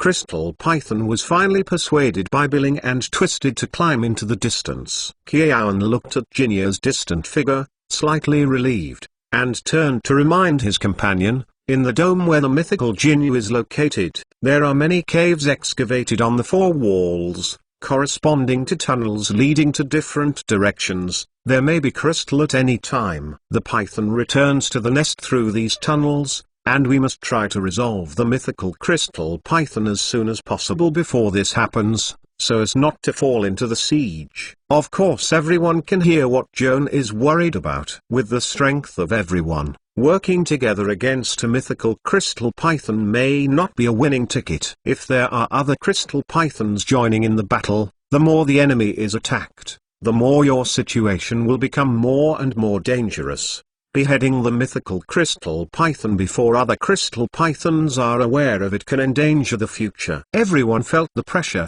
hurriedly sorted out their weapons and equipment, and blessed the spells to enhance defense and combat power. The atmosphere became extremely tense. Among the 7-member team, only Bilin had no talisman to protect against mental attacks, and Joan personally blessed him with a secondary mind barrier. Like Master Mr. Joan, please collect www.untilnovel.com. Master Mr. Joan's literature update is the fastest. Chapter 1230 Python Nest Fight. Preparing for the war, Joan summoned his companions to his side, cast a circle of invisible spheres, concealed the entire team, and sneaked towards the dome where the mythical Crystal Python is located. After entering the cave, everyone raised their heads in unison and looked at the towering ore hill. There were 2 blue lights vaguely visible on the top of the mountain, which seemed to be a torch. The monster is lying on the top of the hill, not less than 30 feet above the ground. We can't reach it at all. We have to try to climb up. Shorts frowned and whispered. This hill is piled up by ore, and the structure is very loose. If we climb up the gentle slope, it will inevitably step on the ore on the way and make a noise, causing the monsters alert. Brother Schultz, you don't have to worry about this, Holden said with a smile. Joan, Sister Fortune, and Billing can fly up. As for you and my sister, let Brother Klein drive. Any door will take you directly to the door. Klein nodded and said, this is a good idea, let's go. He hadn't finished talking here yet. There was a terrifying roar from the top of the hill in front, and then, facing Joan, the mountain on their side suddenly collapsed, and a large amount of ore hit like an avalanche. Everyone changed their faces and quickly dodged the mudslides that swept down. Above the hill, a huge snake-shaped shadow slowly rose, and the front half of the mythical python protruded out of the mountain pass, dropping its head, and the radiance from the top 2 corners of the head illuminated the 7 small figures below. Joan looked up at the mythical crystal python, and at the same time started higher endoscopy to investigate the monster's details.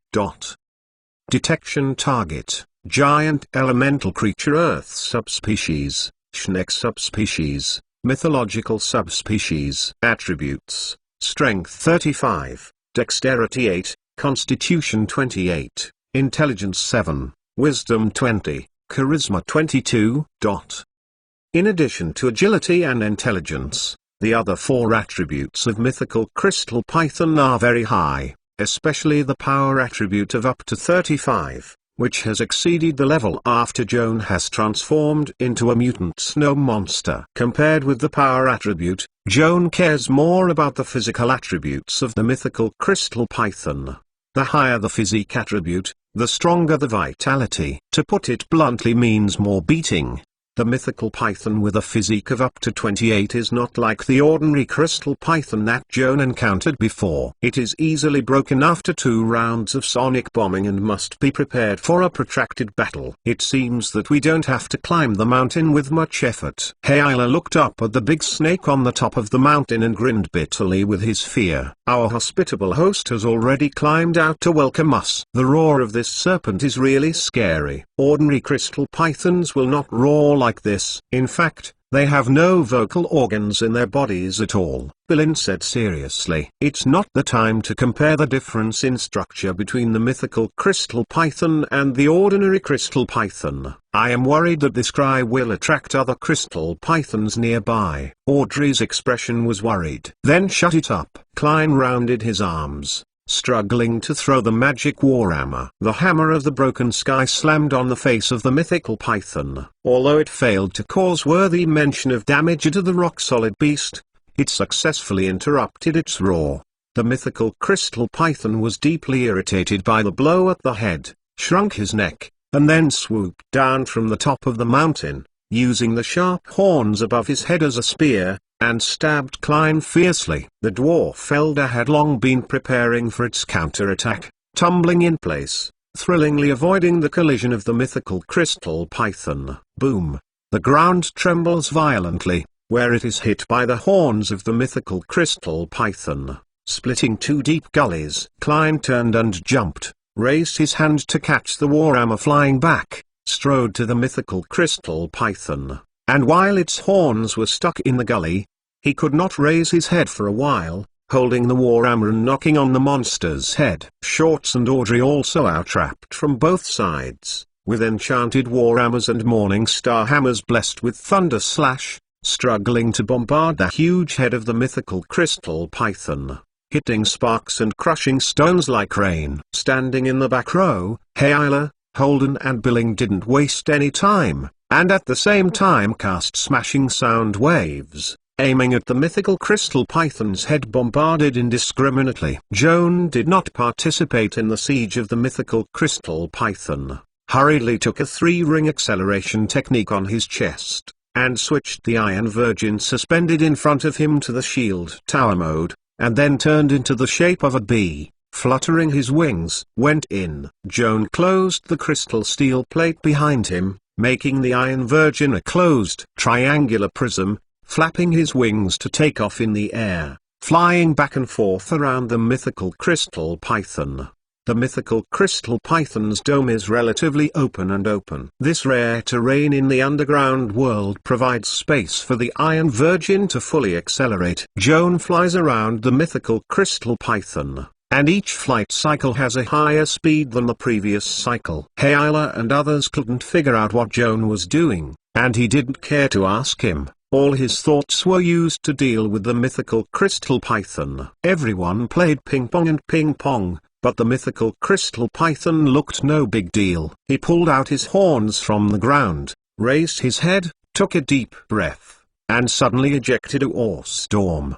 The ore storm erupted by the mythical crystal python is much stronger than the similar ability of the ordinary crystal python in terms of power and coverage area. The sharp crystals sprayed from midair seemed to be countless blue hail, which is endless. Audrey, Klein, and Schultz, wearing plate armor and holding a large shield in their hands, barely supported for a period of time in this violent storm. Hayla, Holden and Bilin have no real armor shields and can only rely on spell enchantment to resist the storm of ore falling from the sky. However, the energy of the spell enchantment is limited, and it is subjected to countless flying stones, and it is about to break in less than a minute. Once the magic body is lost, in this open area where there is no dodge, the fate of waiting for them can only be crushed. Joan was also affected by the ore storm. Fortunately, he was protected by the Iron Virgin, and the broken stones flying across the sky were all bounced off by the shield tower. Joan noticed the difficult situation of the companions on the ground and suddenly changed the flight path. After fully accelerated crystal steel tower,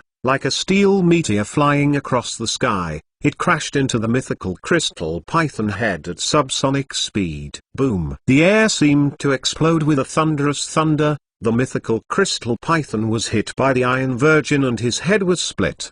The ore storm spewed in the mouth was forced to be interrupted. The huge body fell sharply to the side, hit the wall heavily, and then rebounded, come back and rolled to the ground. The ore hill where the mythical crystal python lived was also affected by this drastic change and collapsed. Like Master Mr. Joan, please collect www.untitlenovel.com. Master Mr. Jones Literature Update is the fastest. Chapter 1231 Mythical Mind Blast. Klein, Scorts and Audrey on the ground found that the ore storm had stopped abruptly, looked at each other, and rushed to the mythical crystal python struggling to fall down, and took the opportunity to slam the hammer. Billing, Hayla, and Holden were all cut off by the corners of flying stones, and the blood was terrible. Fortunately, everyone did not suffer any fatal damage. They endured the pain and focused on the spell. They teamed up to shatter the sound wave to bombard the mythical crystal python, knocked down by Joan, suffering from heavy damage. The mythical crystal python's head has shattered 1/3, and it looks miserable. However, the azure blue horns above its head were not significantly damaged. Supporting his head, a strange energy surging between the two horns, buzzing trembling horns, like a tuning fork. Seeing this familiar scene, Joan immediately guessed that the mythical crystal python is inspiring the power of mythology. It is conceivable that the attack that this monster is about to launch must have the characteristics of mythology. Everyone beware. Joan warned his companions on the ground through communication, but he didn't know. What should he be careful of?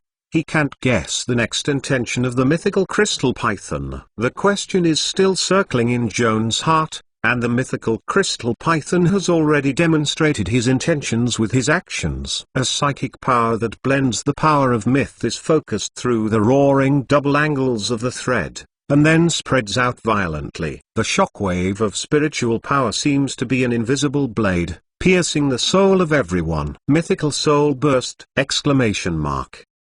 As soon as this thought emerged from Joan's mind, the secondary mind barrier blessed in advance on his body could not withstand the surge of Chinook energy and quietly collapsed. The Topaz amulet became dull and dull. At the same time, Joan was overwhelmed by a strong headache, temporarily lost consciousness, and the nostrils and ear holes oozed out. The out-of-control Iron Virgin carried him wandering in the air like a broken balloon. Fortunately, Joan's willpower was strong enough, and after being bombarded by the mythical mind blast, he was only deterred for a few seconds and recovered. Suffering from a headache, Joan looked down and looked through the crystal steel plate to see that Klein, Scorts, Hayla and Holden had fallen to the ground and fell into a coma. Audrey and Billing, barely able to stay awake, are struggling to get up. The mythical crystal python on the opposite side, after issuing the shocking blow just now, also looked very tired, lowered his head, mouth wide open, and seemed to be breathing heavily, temporarily unable to launch a chase. Joan wiped his nosebleed randomly, quickly cast a spellcasting gesture, photographed a mythical transfiguration on his chest, and then switched the Iron Virgin to Tower Shield mode to make room for his own mythical giant surgery. At this time, the mythical python slowly raised his head, seemingly intending to launch an attack. Joan wanted to step forward to block, but Audrey rushed forward, picked up the Morning Star hammer, and a thunder was hit on the head of the mythical crystal python. Upon seeing this, Joan didn't immediately take action. Using the precious time Audrey had won, inspiring 2 Sid mana, blessing Magic Teeth and Stone Fist in turn for his hands. Magic Teeth can temporarily increase his hands to +2 enchanted magic weapons. Stone Boxing changed the palm of his hand from soft flesh to hard texture similar to granite. The attack with bare hands is like a steel hammer. Just as Joan struggled to cast the clock, Billing and Audrey were doing their best to fight the mythical crystal python. While Audrey contained the monster, Billing quietly circled to his side and suddenly burst a smashing sound wave, exploding the horn on the left side of the mythical crystal python. This blow caused unprecedented trauma to the mythical crystal python. If a horn is shed, it will not be able to use the technique of double horn resonance again to release mythical mind blast. This successful sneak attack by Billing also pulled him out of the hatred of the mythical crystal python, roared and slammed Audrey away, and suddenly turned his head back, sending out a mind stabbing to Billing with the horn that was left above his head! The invisible Chinook energy seemed to converge into a needle point, break through the defense of the secondary mind barrier, plunge deep into the mind of the gnome mage, and then detonate violently. Billing groaned. His thin body fell backwards, and he lay on the ground with his face up, his eyes dull, and his blood flowed slowly like creeping earthworms from his nostrils and ears. Audrey gritted her teeth, struggling with all her pain and striding towards the mythical crystal python. She tried her best to swing out the morning star hammer, and made the last thunder of today. The thunder roared back and forth in the cave. Mythical crystal python was knocked back by Audrey. He had to give up temporarily to hunt down the dwarf mage. With full of anger, he turned to the young paladin. The huge head made of ore, like a heavy siege hammer, hit the Audrey's shield, striking her with a shield. Iron Virgin appeared in the right place at the right time, supporting Her Royal Highness Princess, flying over and escorting her to the ground safely. Joan, thanks. Audrey glanced back in a hurry, and the gratitude in her eyes immediately transformed into shock. The young master, who was originally beautiful and handsome, has changed a lot at this time. He first changed from a human form into a mutant snow monster with a height of 18 feet. This is nothing. After all, Audrey has witnessed Joan becoming a mutant snow monster more than once. However, Joan was not satisfied, as if he felt that the shape of the mutant snow monster was too thin compared to the mythical crystal python, and silently inspired the mythological giant surgery. The originally very large body expanded sharply again, and finally became a statue, a giant snow monster up to 72 feet tall and weighing more than 100 tons. The white-haired behemoth, almost touching the cave dome with his head, took a step forward at will, and the ground was like a rolling sea, bumping and shaking under his feet. Thunder-like foot sounds echoed in the empty cave, and the stalactite hung down from the dome was shaken one after another, like countless javelins falling down. The sharp stalactite was stuck on the giant monster, like a negligible snowflake, and was flicked away by the thick fur of this wild beast. Joan is very satisfied with his new form. Mythology not only increased his size, but also increased the 4-point strength attribute based on the mutant snow monster. Now his strength and shape have surpassed the mythical crystal python, and a pair of giant palms blessing magic teeth and stone fist is an indestructible weapon. Boom! Joan's fists collided, and Mars burst into the air, striding toward the opposite side of the mythical crystal python that had been shocked by him. Mythical crystal python instinctively raised a trace of fear for this white-haired giant who didn't know where to fight, and hurriedly opened his throat, trying to spit out or storm to prevent the white-haired giant from approaching himself. Like Master Mr. Joan, please collect www.untitled.novel.com. Master Mr. Joan's literature update is the fastest. Chapter 1232 Higher Energy Substitution. Joan waved a long arm, Iron Virgin followed his heart, whistling, and crashed into the mythical crystal python. The tower shield, composed of 4 layers of coated crystal steel plates, was forcibly inserted into the mouth of the mythical crystal python, and the ore storm was strictly blocked in the throat. There was a clanging sound from the mythical crystal python, and countless ores were bounced back by the Iron Virgin, turning over the river and the sea in its belly. Joan swooped up, grabbed the remaining horns of mythical crystal python with his right hand, and clenched his left hand into a fist, punching 3 punches in sight of his head. Boom! Boom! Boom! Countless Mars burst out with each punch, followed by the loud noise of gold-stone collision, as if thunder and lightning. After 3 punches, the head of the mythical crystal python has been exploded by Qiao Anxing. The horn above the head was also overwhelmed and snapped off with a click. Mythical crystal python took the opportunity to get rid of Joan's control, turned his head to the ground, and the half-body quickly escaped into the ground. Joan saw that he wanted to run away, put aside his any-handed horn, and quickly chased him up, protruding his thick long arms, grasping the back half of the body of the mythical crystal python before he could escape into the ground.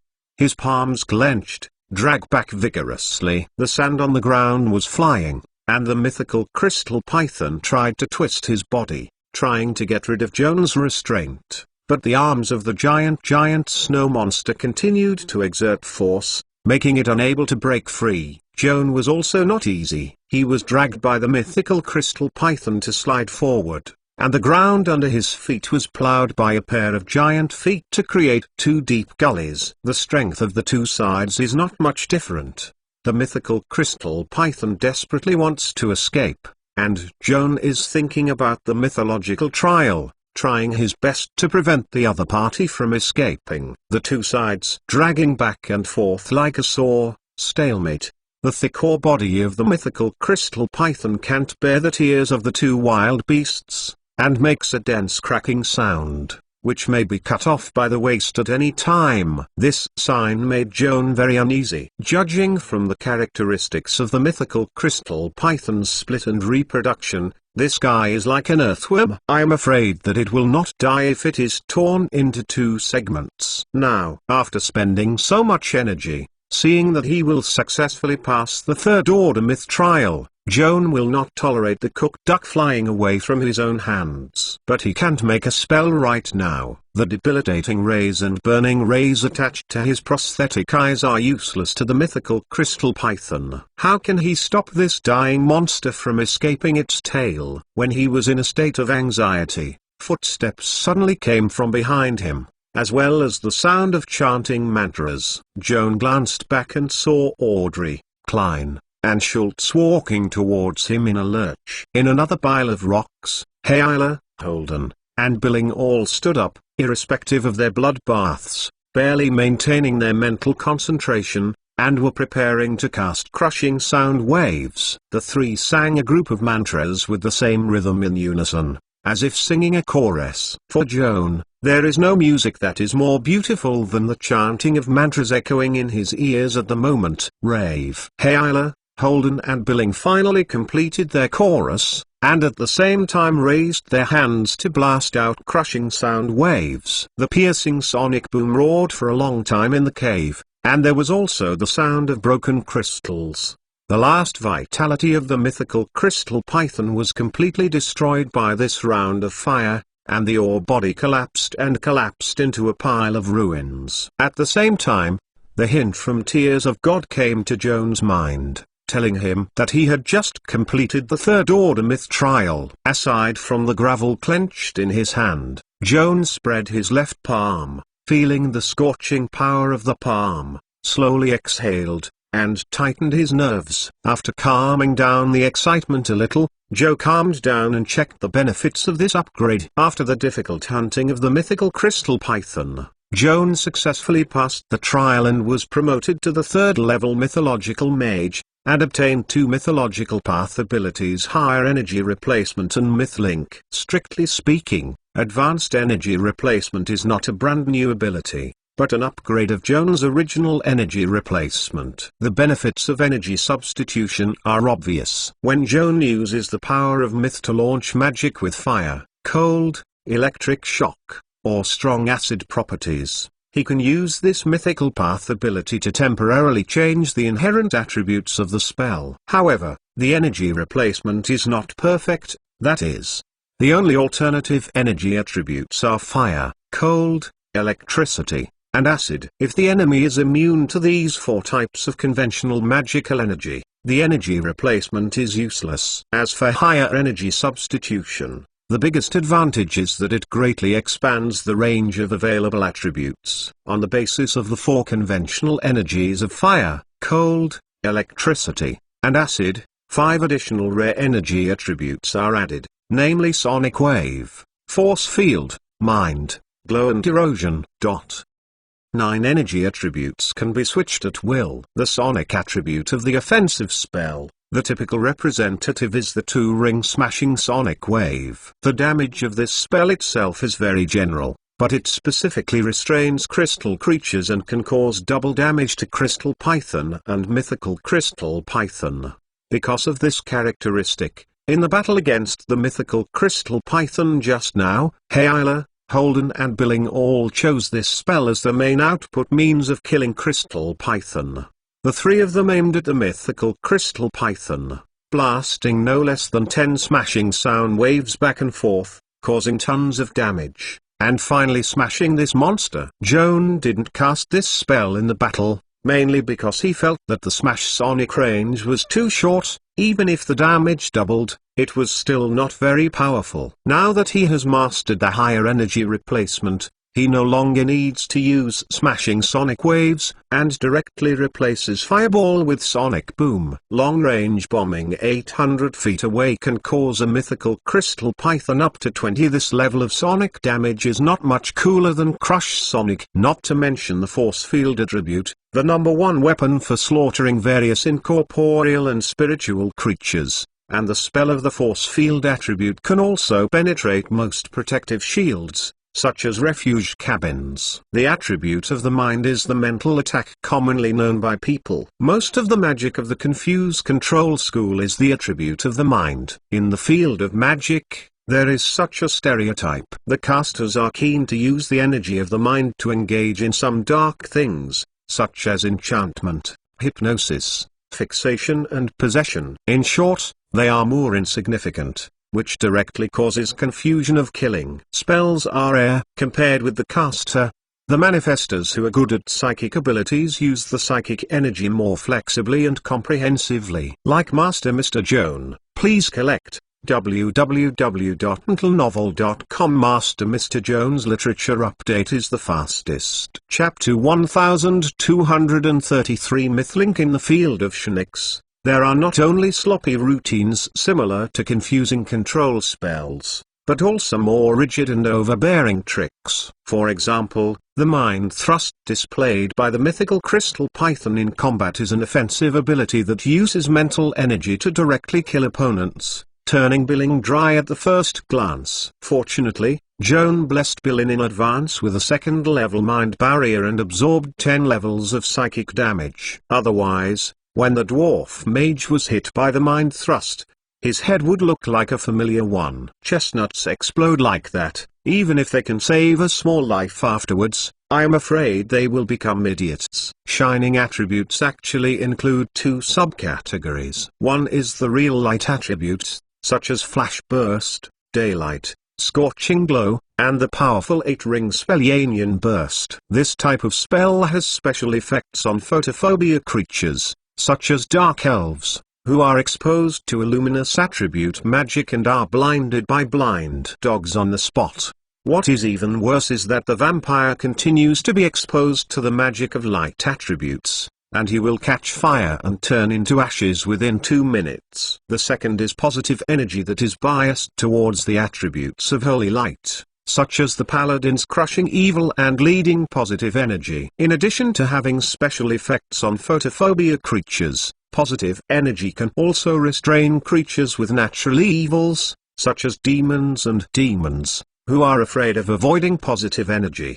Contrary to the glow attribute, the erosion attribute is somewhat evil. The erosion attribute usually corresponds to negative energy. For example, Joan's Mage Nether Palm has erosive properties. Healthy humans have the ability to heal themselves. For example, if the finger is cut, even if the medicine is not bandaged, the wound will automatically heal over time. The spell of erosion attribute lies in killing the enemy while injecting a trace of negative energy into the opponent's body, destroying the self-healing function of flesh and blood. The damage caused by the erosion spell cannot be cured by ordinary medicine and medical methods. It must be dispelled by the negative energy curse in the body to be completely cured. It can be said that it is quite vicious. The second mythical path ability that Joan acquired after his promotion was called Mythology Link. With the power of a myth, Joan can establish a spiritual link with a designated target and telepathize with it. He can borrow the other's senses,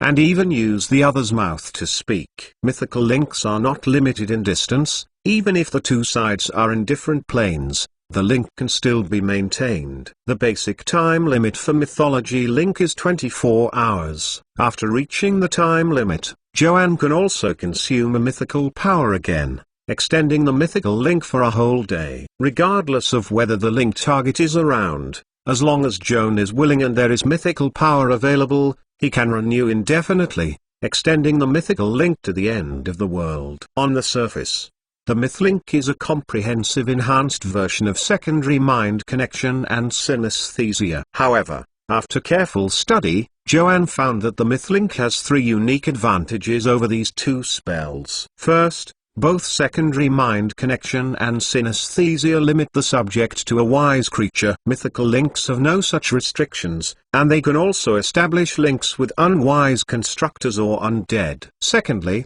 both secondary mind connection and synesthesia require that the subject must voluntarily, otherwise the spell cannot be performed. Mythology link has no such restrictions. Regardless of whether the other party is willing or not, Joan can forcibly establish a spiritual link with it. Of course, if the other party resists, you can also use your own willpower to try to resist the Mythlink, which is like resisting the confusion control spell like hypnosis. However, with Joan's ability to cast spells, unless the other party's will is particularly strong, such as Audrey, a paladin with spiritual grace protection, it is difficult to resist the Mythlink.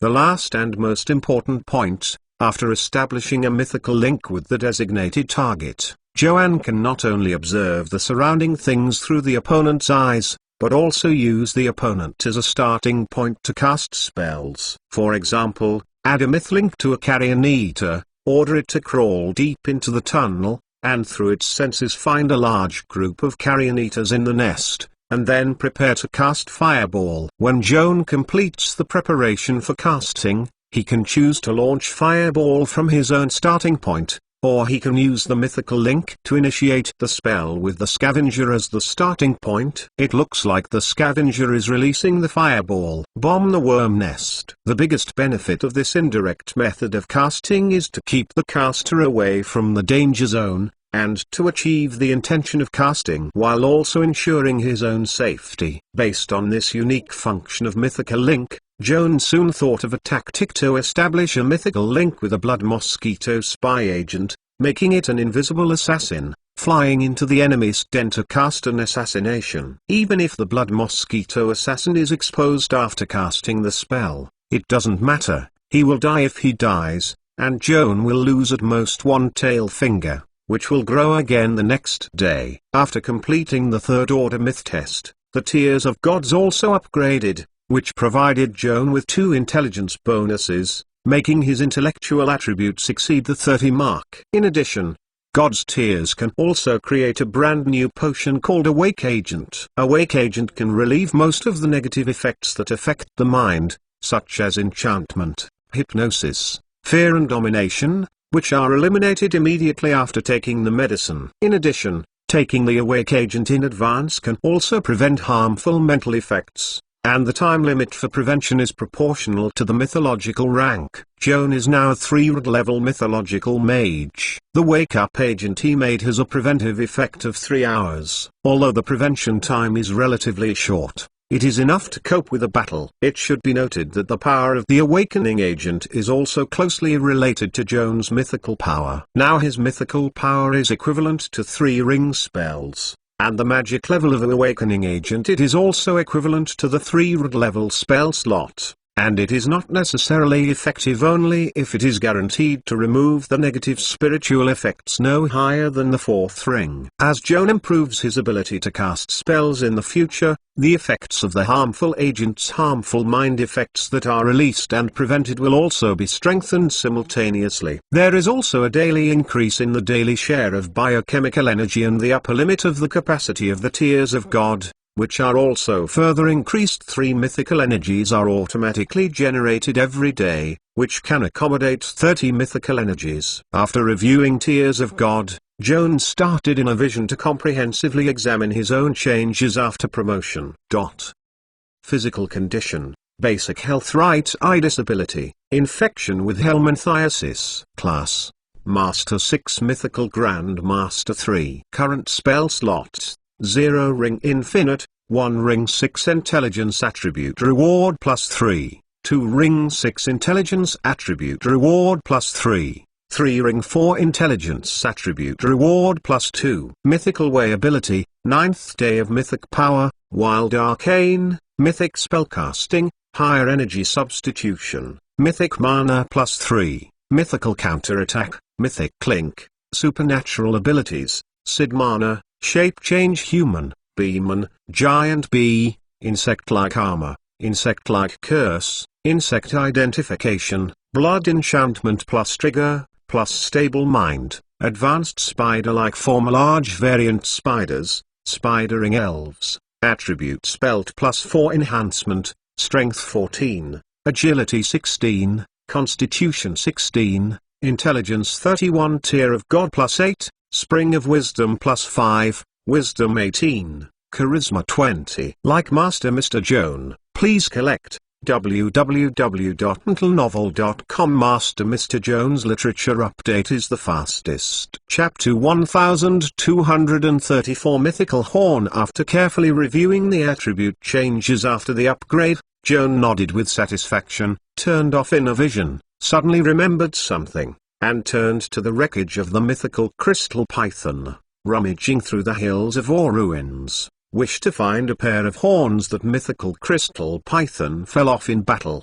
The horns of the mythical crystal python are larger and heavier than those of the ordinary crystal python, and they look like 2 engraved elephant teeth. Joan tried to pick up a horn, and he weighed 150 pounds, making him blush. This thing is big and heavy, and it's really not portable. Joan used shrinkage to shrink the 2 horns to the size of a slab, weighing only about 2 pounds, and put it in a storage bag. I will study it in my spare time. At this moment, cheering came from behind Billing. Look, guys, I finally know why the mythical crystal python can roar. Joan looked back and saw that the gnomish mage raised a large piece of translucent blue crystals in both hands.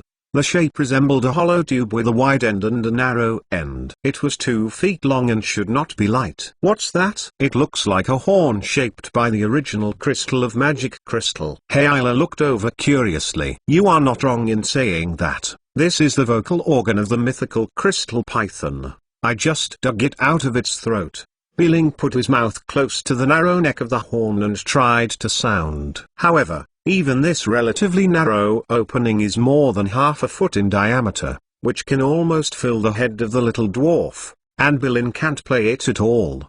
Billing scratched his head in the chuckles of the crowd, and suddenly his eyes lit up, and he performed shrinkage on the large ore trumpet, shrinking it to the size of a finger, containing it in his mouth, and blowing it happily. Doo-da-doo, doo-da-doo. The crisp horn sound echoed in the dome. Billing blew himself up, but Hayla rubbed his ears and shouted impatiently, "Don't be noisy. It will be trouble if the crystal python is brought in." That's the same thing. Bellring put away his horn and looked around uncomfortably. I said, "Guys, let's leave here quickly." Audrey and Holden's brothers and sisters were healing Klein and Schultz with a spell. The 4 murmured and nodded to reach a consensus. We were more or less wounded, and we were tired after a war, and we needed urgent rest. Rather than leaving here now, it is better to build a refuge hut here as a temporary camp. Crystal pythons don't have to be afraid when they come.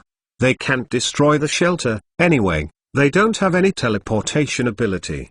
They can't break in. When we have enough energy, we rushed out of the hut and wiped out the crystal python outside the house, and we will never suffer from it forever. What do you think? Holden's proposal was also the intention of Audrey, Klein and Schultz. Joan thought about it and thought it was a good idea and nodded in agreement. Hayla and Billing also had no objections. Holden took a glass bead from his pocket, chanted the spell, and built a shelter on the spot. The crowd entered the hut, and the younger brothers Ian first helped everyone to heal and bandage, and then took out the dry food and water to soothe the hungry stomach. Filling his stomach, Klein arranged for everyone to take turns to rest. Kiawan slept for 2 hours, stretched up and stretched, feeling energetic and full of vitality. He glanced out of the hut. The cave was empty, and there was no trace of Jinya. He did not know that other Jinya had not hunted back. He was still alert after the death of the mythical Jinya and dared not come back. Joan sat down,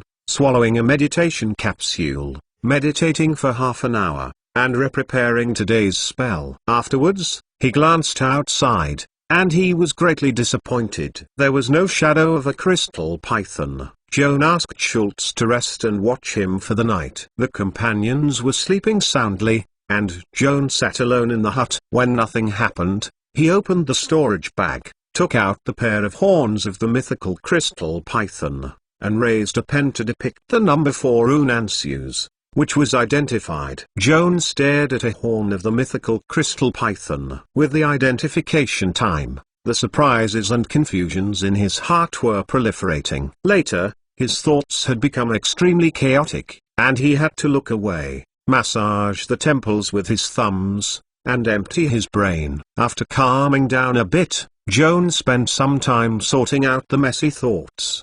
The horns of the mythical crystal python. The amount of information identified was too large, which brought him an unexpected spiritual shock. As if stepping into the door of the new world, he could not accept it for the time being. Joan decided to put down the hard bone first and instead took the horn of the common crystal python that Klein gave him to keep from the storage bag. This horn is not only much smaller in size than the horn of the mythical crystal python, but its structure is not so complicated. Joan had identified it yesterday, and encountered no obstacles.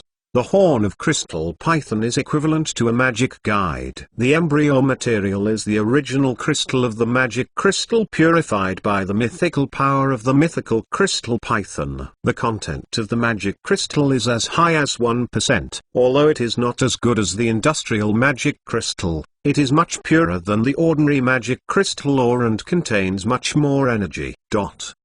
The mysterious thread engraved on the horns is the core technology of this enchanting process. Joan has identified the mystery of the thread, and extracted the mathematical analysis of the thread, and copied it into his spellbook. According to this set of analytical formulas, he can set parameters by himself, draw a thread that matches the size of the embryo material, and engrave the thread on the magic crystal embryo material, and then inject a mythical force to activate the thread and process it. A magic device similar to the function of the crystal horn is produced. If you think this kind of cottage process is too complicated, the carving thread is too tired, and the error is not easy to control, you can also use secondary ghost hacks to replace hand carving. The 100% fitting of the thread curve processed in this way is not only more labor-saving, but also reduces the error to almost zero. The engraved magic crystal horns have two main functions. One is to act as a magic guide detector to replace biological senses. The second is to enhance the magic powers, or supernatural abilities of the mind system. There is nothing to say about the first function. All constructors have similar devices, otherwise they will not work at all. The second function is more interesting. The enhancement effect of the crystal python horn on the mental ability is mainly reflected in two aspects: the range is doubled, and the radiation radius is also doubled. This operation, Joan looked familiar. Double the range, isn't it the super magic skill spell extension? Double the radius, is it the super magic skill spell expansion? Joan once again deeply analyzes the crystal python horns, and really extracts two sets of configurations that are very similar to spell enlargement and spell expansion. Like Master Mr. Joan, please collect www.untitled.novel.com. Master Mr. Joan's literature update is the fastest. Chapter 1235 Mythical Double Horn 2. The Mythical Crystal Python Thread Horn, two super magic skills that have been parsed out, of which spell expansion Joan has already learned. By comparison, it is found that the expanded configuration of the crystal python horn is more perfect, not only effective for magic, also works for supernatural abilities and psychic abilities. The configuration similar to spell enhancing also has the same characteristics. Joan copied these two sets of super magic skills into his spellbook, closed his eyes, took a short rest, regained his spirit, then picked up the horns of the mythical crystal python and tried to identify it again. With the previous experience of identifying the horns of ordinary crystal pythons, coupled with sufficient mental preparation, Joan's identification of the mythical horns of crystal pythons was relatively smooth this time. After spending half an hour, Joan finally cracked the mystery of the pair of horns. The horns of the mythical crystal python are a pair of natural magic guides. or spiritual implements. The two functions of the common crystal python horn, magic detector and enhance mind ability, are also available in the mythical crystal python horn. In addition, the mythical crystal python horn also has two fusion of magic technology and heart unique features of Shinic powers and mythical power. When Joan identified these two functions, he first felt incredible, and then he was deeply eye-opening. Holding a horn of a mythical crystal python, and injecting a mythical power, you can inspire a mind thrust with the special effect of power increase, launching an invisible target against a hostile hundreds of feet away mental attack. At the same time holding the double horns of the mythical crystal python, and injecting a mythical power to the double horns, causing the double horns to resonate, you can excite the mind shock with the power expansion special effect. 120 feet in front, all enemies within the cone are subjected to powerful mental deterrence. The power of mind piercing and mind burst displayed by the mythical crystal python horns is determined by the mythical power infused with horns. The power of mythical power is also closely related to the ability to cast spells. For example, Joan, the wizard level plus mythic mana, the comprehensive wet spell level is up to level 9. But the highest spell he can currently cast is still only 3 rings. No matter how high his mythical rank is, a mythical power can only replace a maximum of 3 ring spell slots, converted into an energy level of 10 degrees. If he injects mythic power into a horn of the mythical crystal python to show Zhengyu Iron Mind Poke, the maximum range is 380 feet and the maximum lethality is 10 energy levels. If he injects 2 mythic powers into the mythical crystal python's double horns at the same time, showing extended mind blast, the attack range is a 120-foot cone spread, and the output of the spiritual attack is also 10 energy levels at most. Spiritual attacks such as Mind Poke and Mind Blast must be penetrated by the enemy's will defense line to be fully effective. If the opponent's willpower is strong, the damage caused by these two abilities will be greatly reduced. For example, the Spirit of the Soul, after being resisted, causes headaches at most, and cannot cause real harm. Mind Blast can cause great shock to weak-willed people, and even fall into a coma, but if the other party's will is strong enough, it will regain consciousness for a few seconds at most. Joan was hit by the mind shock of the mythical crystal python, and he woke up after a short dizziness, which was the performance of successfully resisting the mental attack. Of course, this is not all because of his strong willpower, but also thanks to the Topaz amulet for helping him absorb 10 levels of soul damage. It can be seen that although the mythical crystal python has only 3 mythical levels, the monster's ability to manifest energy is much stronger than Joan's ability to cast spells. The cast of Mind Poke and Mind Shock have less power. There must be 15 energy levels. Fortunately, the manifestation effect of the mythical crystal python horn can grow synchronously with the holder,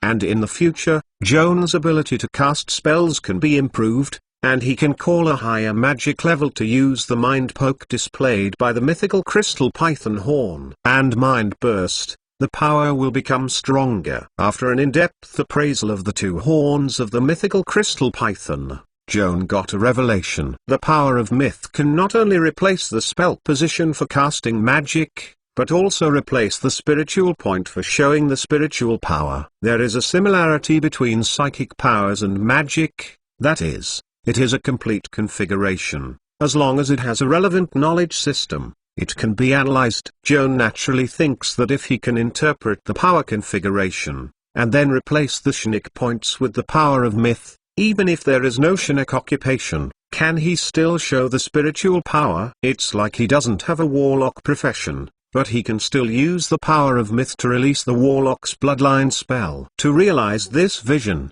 Joan must solve 2 problems. First, his Shinic knowledge is too scarce. Shinic power is different from magic and is a secret system isolated from the world. Textbooks in this area are not available in bookstores, and the Shinic literature in the library is very scarce and extremely unfriendly to self-learners. Joan wanted to ask a teacher for Shinic knowledge. Unfortunately, There is currently no suitable candidate. Audrey and Holden have Chinook ancestry, but neither of them is a Chinook professional and can't provide much help to Joan in this regard. The second problem is that Joanne's current identification and analysis techniques, including conventional identification techniques, number 4 rune, blood interpretation, and even mythical blood interpretation, cannot fully resolve psychic abilities. Joan just passed out Mind Poke and Mind Blast from the horns of mythical crystal python, not because of how powerful his identification skills are,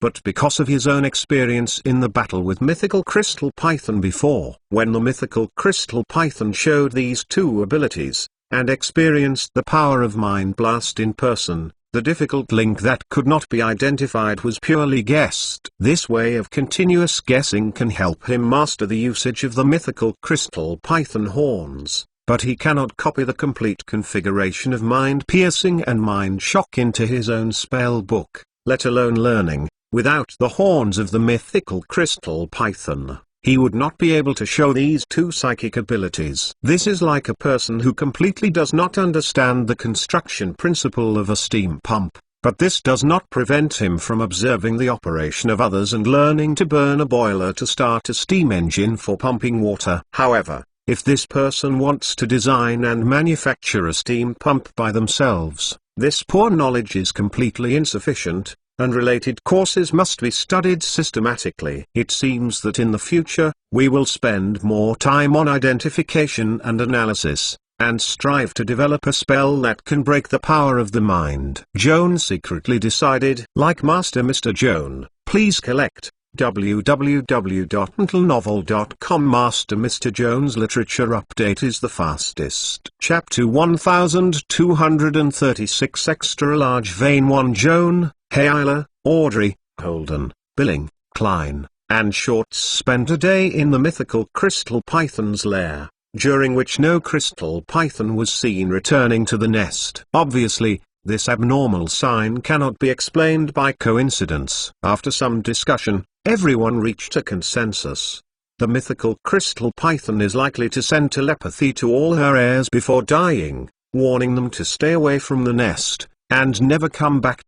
If the truth is indeed as everyone guessed, it doesn't make sense to stay here. After a day of rest, plus the treatment of Sister Zion, the injuries suffered by everyone in the battle with the mythical crystal python have basically been healed, and the physical strength has returned to the best condition. A group of 7 people on the morning of July 27th, surface time departure, continue to further explore the magic crystal or vein. For the next few days, Joan et al.'s journey was unstoppable. The blood mosquitoes scouting in front of the road have also found the trace of crystal python, but when everyone chased it up, crystal python did not mean to fight at all, directly plunged into the ground, and suddenly entered the depths of the earth, and never show up again. Seeing this crying and laughing scene, Joan had to admit that the crystal pythons might have identified some of them as the killer of the mythical crystal python by some means, knowing that they could not avenge their mother.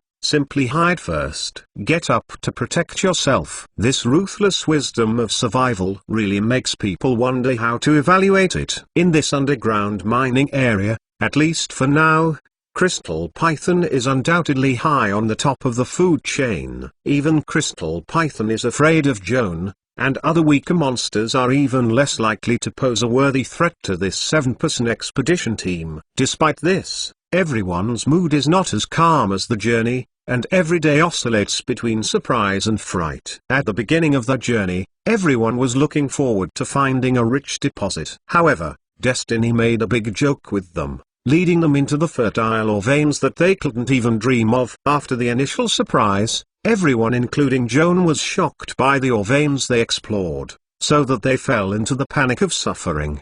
From the day I left the mythical crystal python lair, Joan's obsessive-compulsive disorder deteriorated sharply, and the navigation compass was checked almost every half an hour. At first, he expected to find traces of magic crystal ore veins on the map, but as the prospecting team advanced all the way to the north, The ore veins presented on the map transitioned from intermittent capillary lines to continuous and clear pipelines, and then evolved into the dense network structure. Like the leaf veins observed under a microscope, is more difficult to find a zone without the distribution of magic crystal ore veins. At the same time, Klein and Skorts, two experienced prospecting experts, estimate the reserves of this magic crystal deposit one day at a time. At first they thought they had discovered a small vein of 100,000 tons.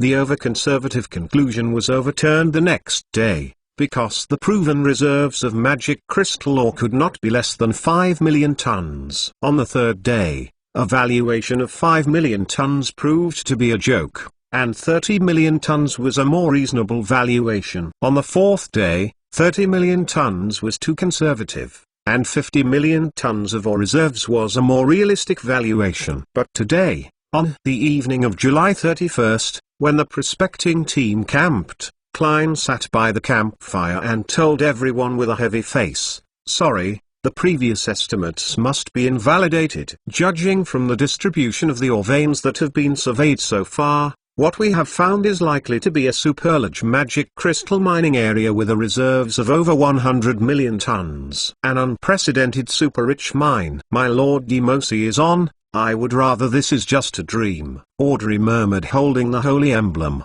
and her beautiful face was enveloped by the haze. There was silence in the camp. Joan and the others sitting around the campfire were as uneasy as Audrey. It is of course a good thing to explore a rich mine, but the reserves of the mine are too rich and the distribution range is too broad, and things have become less beautiful. If they find a conventional ore with a reserve of 10 million tons, they will be happy. According to the contract signed between the prospecting team and the Colonial Company, the prospecting team can receive a dividend equivalent to 5% of the total reserve value. That is, a bonus of 500,000 gold dugger, and everyone will be satisfied with this income. However, when the reserves of the proven magic crystal ore soared to the level of 100 million tons, according to the contract, their small prospecting team can get at least 5 million gold dugger dividends. This matter became it's a bit scary. 5 million. Such a large sum of money is enough to make people crazy and inspire the most terrifying greed and maliciousness in the heart. The contract and the law can only guarantee Joan that they theoretically enjoy this right,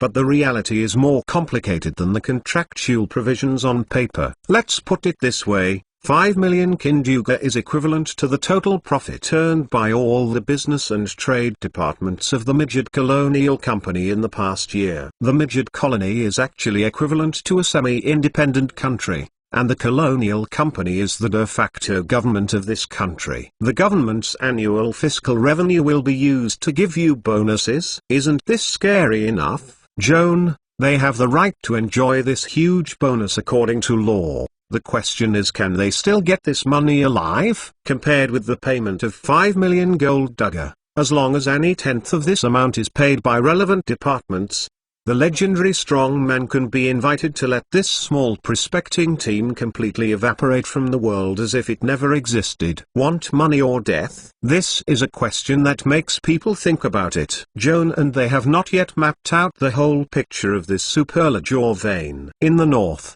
it is likely to be buried with more abundant magic crystal deposits than the proven reserves. This involves a bigger trouble. Joan's position at the moment corresponds to the southern part of Lina Yunbao in the surface world. If you continue to explore forward, you will enter the Iron Forest area, which is the disputed area of the two colonial governments of Midgard and Jotunheim. According to the practice of international law, a piece of land belongs to a country, so the mineral deposits under the land also belong to that country. The Iron Forest is a primitive coniferous forest with bad weather and monsters rampant, which is not suitable for colonial development. In such a land of poor mountains and bad waters, the two large colonial governments in the north and the south still refused to give up their ownership. Now a large vein has been found 300 feet underground in the Iron Forest. Seems desperately fighting. Like Master Mr. Joan, please collect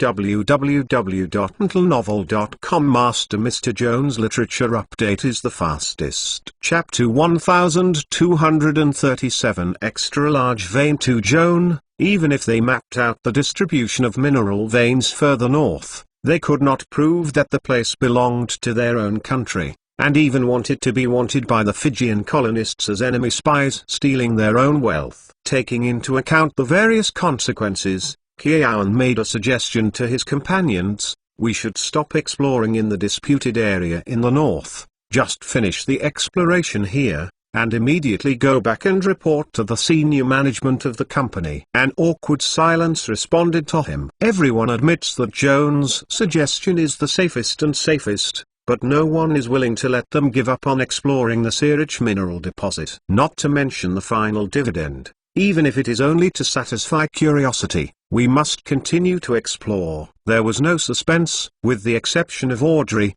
no one supported Joan's proposal. The minority obeyed the majority, and the prospecting team continued north. On the second day of August, Joan erased the prefix surface time when he marked this date on the exploration log, because it is no longer necessary. Counting from the day they left the mythical crystal python lair, they went all the way north and explored along the main ore veins. On the way, they felt like climbing mountains, and the terrain continued to upward. A week later, on August 2nd, Joan and a group of 7 passed a sloping upward navel and escaped from the dark underground world. They returned to the ancient abyss Jinlungo again, and raised their heads.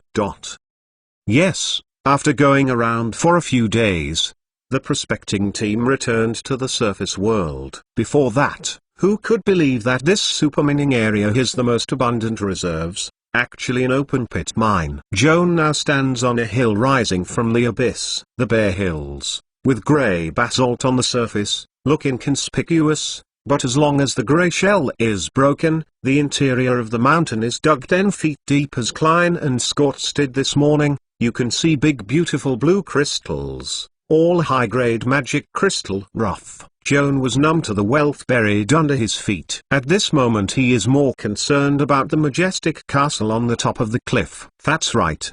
The top of the 1,000-foot cliff on the west side of the mine is dominated by the military fortress called North Gate of the Meadgad colony Lina Yuanbao. Just a month ago, Joan also reported to Lina Yuanbao to participate in a military internship. On the day when he first arrived in Lina Yuanbao, Captain Wallstone, the Stone Wall, led these interns from the university campus to circle the city wall and visit the fortress.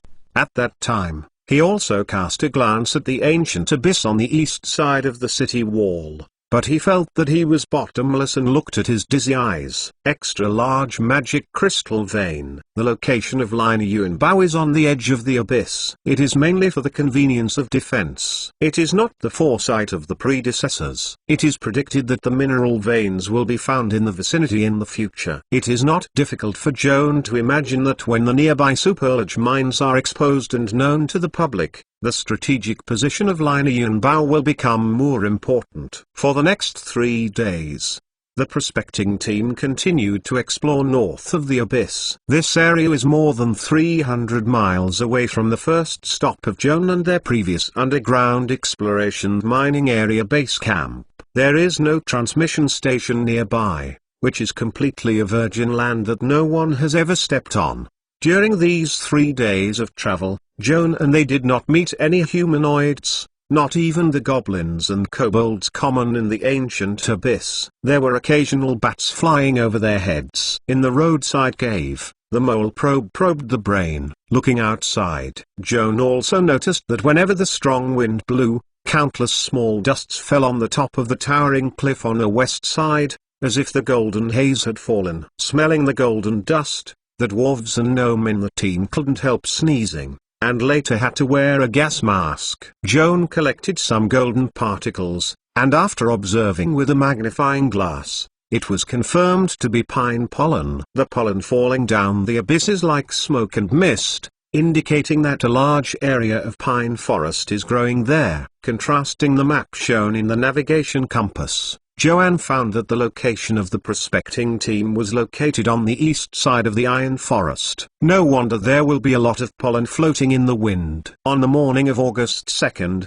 when the prospecting team set off for the camp, Billand reminded his companions that the dwarf prospecting team employed by the Fijians was located not far from the north, and it is best to bypass to avoid conflicts. Although Billing deliberately chose a route away from the competitors' base camp, in the afternoon of that day, trouble still came to the door. A bullet whistled, and in the middle of Skola's head rushing to the road, a dingy spark burst, and the horn helmet fell to the ground. "Stop it for me." On the overgrown hill in front, there was a sharp threat of voice, which immediately attracted the attention of Joan and others. At the top of the hill, a strong and fierce bat squatted, its wings spread 12 feet. A pygmy ranger dressed in leather armor, camouflage cloak, and an adventure helmet was riding on the back of a ferocious bat, holding a magic crystal shotgun in his hands, and the muzzle of the black hole pointed down to Joan and others. "Some of you sneaky guys,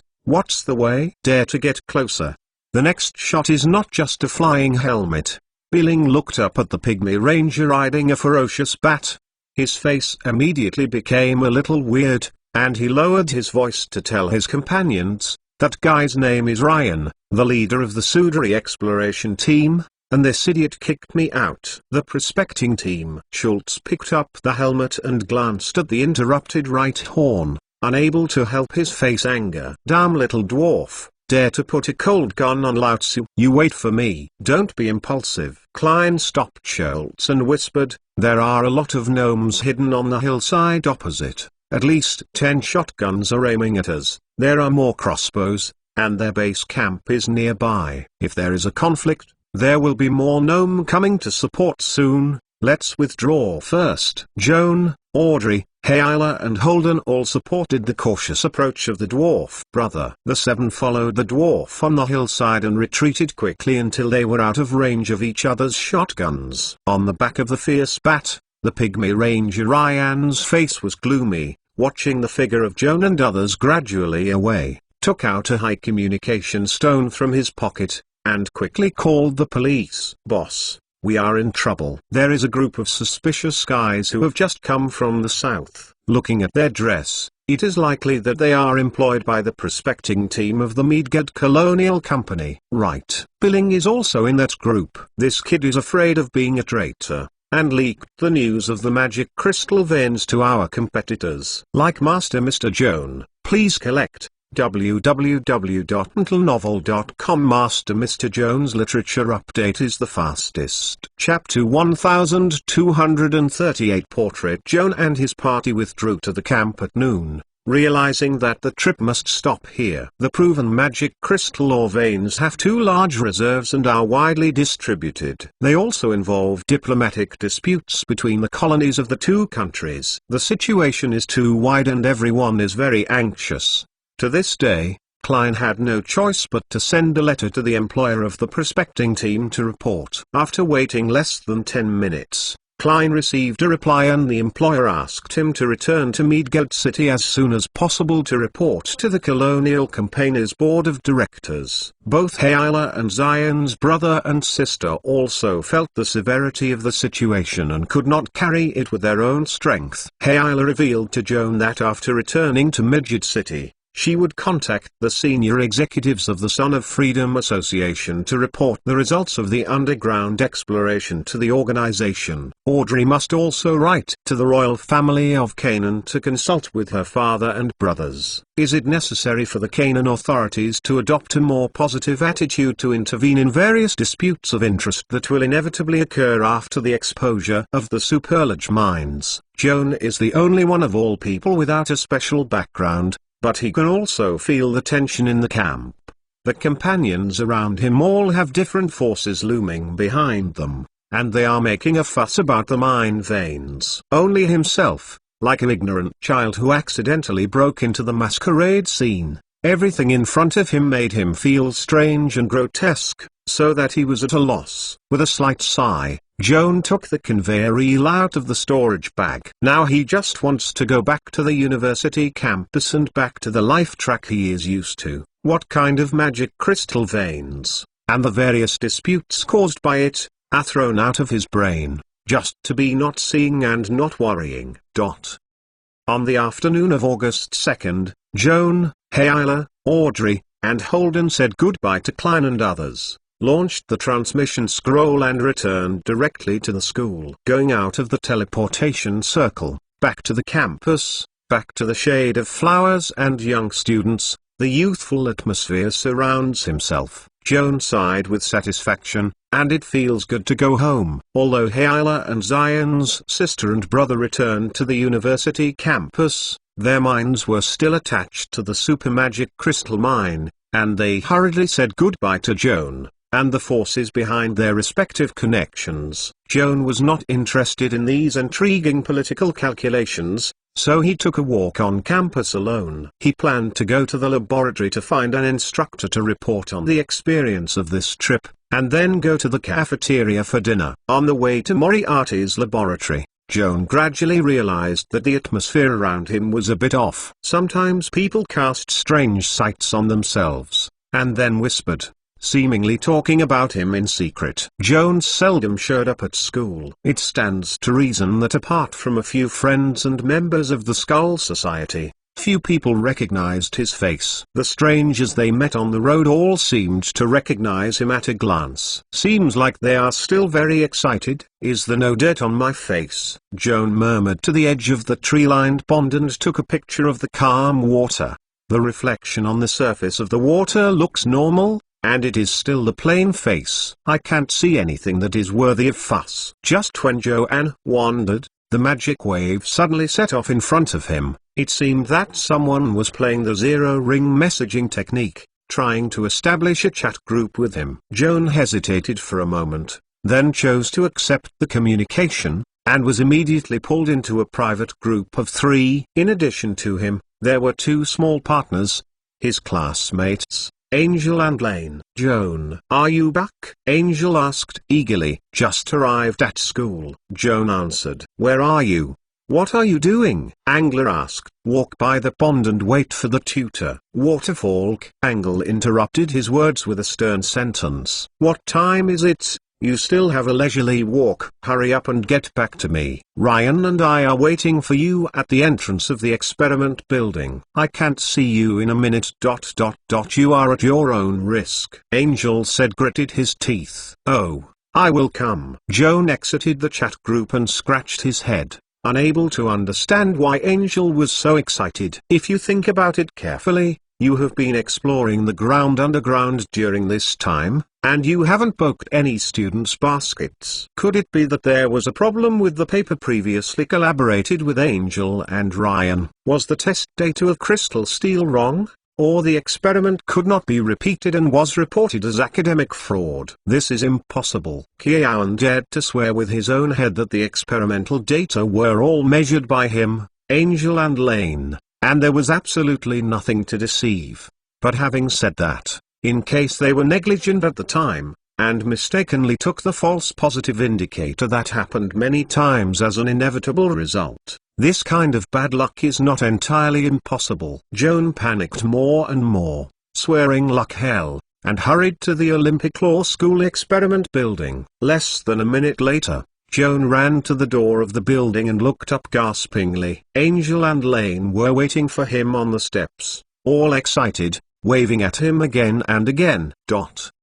You two, what's the matter? Joan asked breathlessly. Ha ha ha. Of course it's a good thing. Tanda's good thing. Angel threw down the step stairs excitedly, and came a-throwing arms. Joan quickly reached out to hug him and said angrily, what the is going on, you kid? Seeing this scene, the 2 school sisters passing by pushed the glasses and smiled at each other with a strange expression. No wonder the geniuses in our college do not look for girlfriends. It turns out that this kind of hobby, oh, I tell you, a good-looking man has guy in his bones. Joan heard numbness in the scalp for a while, and quickly pushed away Angel, keeping a distance from the lunatic, and proving himself innocent. Joan, Ryan also ran around, turning around Joan, his face flushed with excitement, his eyes shining, fully reflecting the fandom attribute. Lane, calm down. I'm almost fainted by you. What happened? Joan asked helplessly. You see it by yourself. Lane pointed to the main entrance of the experiment building. Joan looked in the direction of his fingers,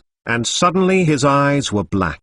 The bulletin board at the entrance of the experiment building was originally posted with a lot of posters for summer camps and famous lectures. But now they are all removed and replaced with a big red poster that reads warm congratulations to our graduate student Joan Vida won the 1621 Annual Academic Rising Star Award. There is also a portrait of himself on the side of the good news, which is actually an oil painting on canvas. The young man in a uniform and robe on the canvas has a serious face, and the special lady on the head is wearing a curly poodle-alike wig, just like it is displayed in the famous Gate portrait of ancestors in the family gallery. Like Master Mr. Joan, please collect www.untitlenovel.com. Master Mr. Joan's literature update is the fastest. Chapter 1239 Nova. What the is this? Exclamation mark. Joan stared at the big oil painting in the bulletin board and scratched his head. His eyes were full of confusion. He had no memory of asking people to draw portraits. Who painted this?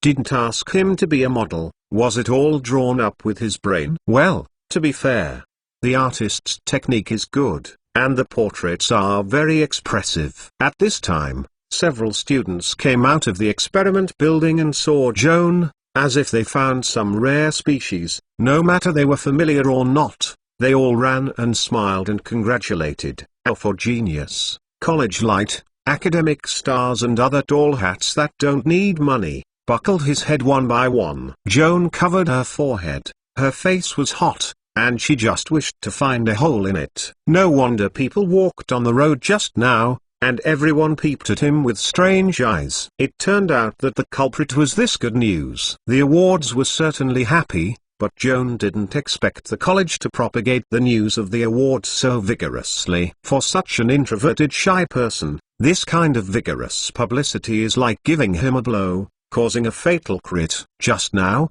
Joan also felt that the campus was extremely kind, and returning to school was like going home. But at this moment his mindset was reversed 180 degrees. Don't stop me, I will run away from home. Congratulations, good brother. It's not easy. The first year won the Rising Star Award, and the prize is 10,000 gold dugger. Angel was happy as if he had won the prize. Let's go to the bar and celebrate. Ryan also offered rare offer to drink alcohol. You know, this guy is always drunk. Joan thought about it with his head in his head. Instead of showing the crowd at the entrance of the college, looking at the good news that made him embarrassed to die, he might as well invite the two friends to get drunk and to encourage others. Maybe you won't feel ashamed. However, at this moment, the magic wave suddenly set off in front of me, and a ball of red light appeared. Joan grabbed the ball of light and read the letter. Afterwards, he angered Angel and Ryan and apologized.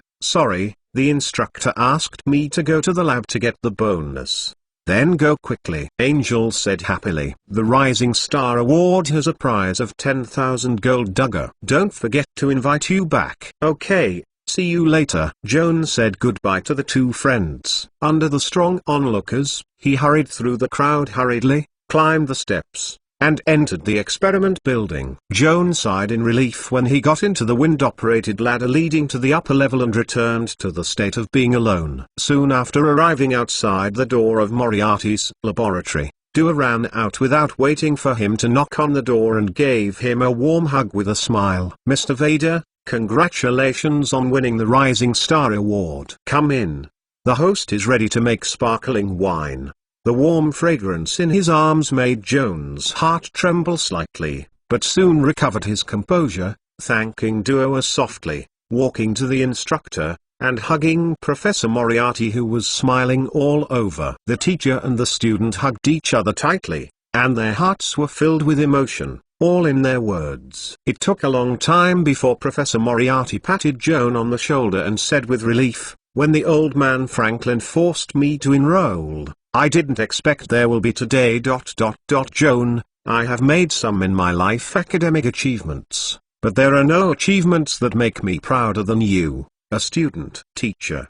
Too much a prize." Joan couldn't help but flush his eyes. Professor Moriarty smiled and turned to open the drawer and took out a blue bronzing hardcover certificate and handed it to him. Joan took the award certificate and opened it. It also contained a cash check issued by the Bay business, with a neat 5-digit number. It looked really comfortable. Professor Moriarty poured 2 glasses of amber sparkling wine, one of which was handed to his students. "Joan won the annual Rising Star Award. What do you think?" "Of course I am very happy, but it's a little embarrassing." Joan took a sip of wine and couldn't help complaining to the teacher. When he came back, he was surrounded by people. The bulletin board in front of the experiment building also posted good news and his portrait, which made him feel uncomfortable. "You are the 3rd student in our college to win the Rising Star Award and the youngest among all the winners. It is reasonable for the school to make some publicity." "There is nothing embarrassing." Professor Moriarty, after shaking the wine glass with rich bubbles, he said,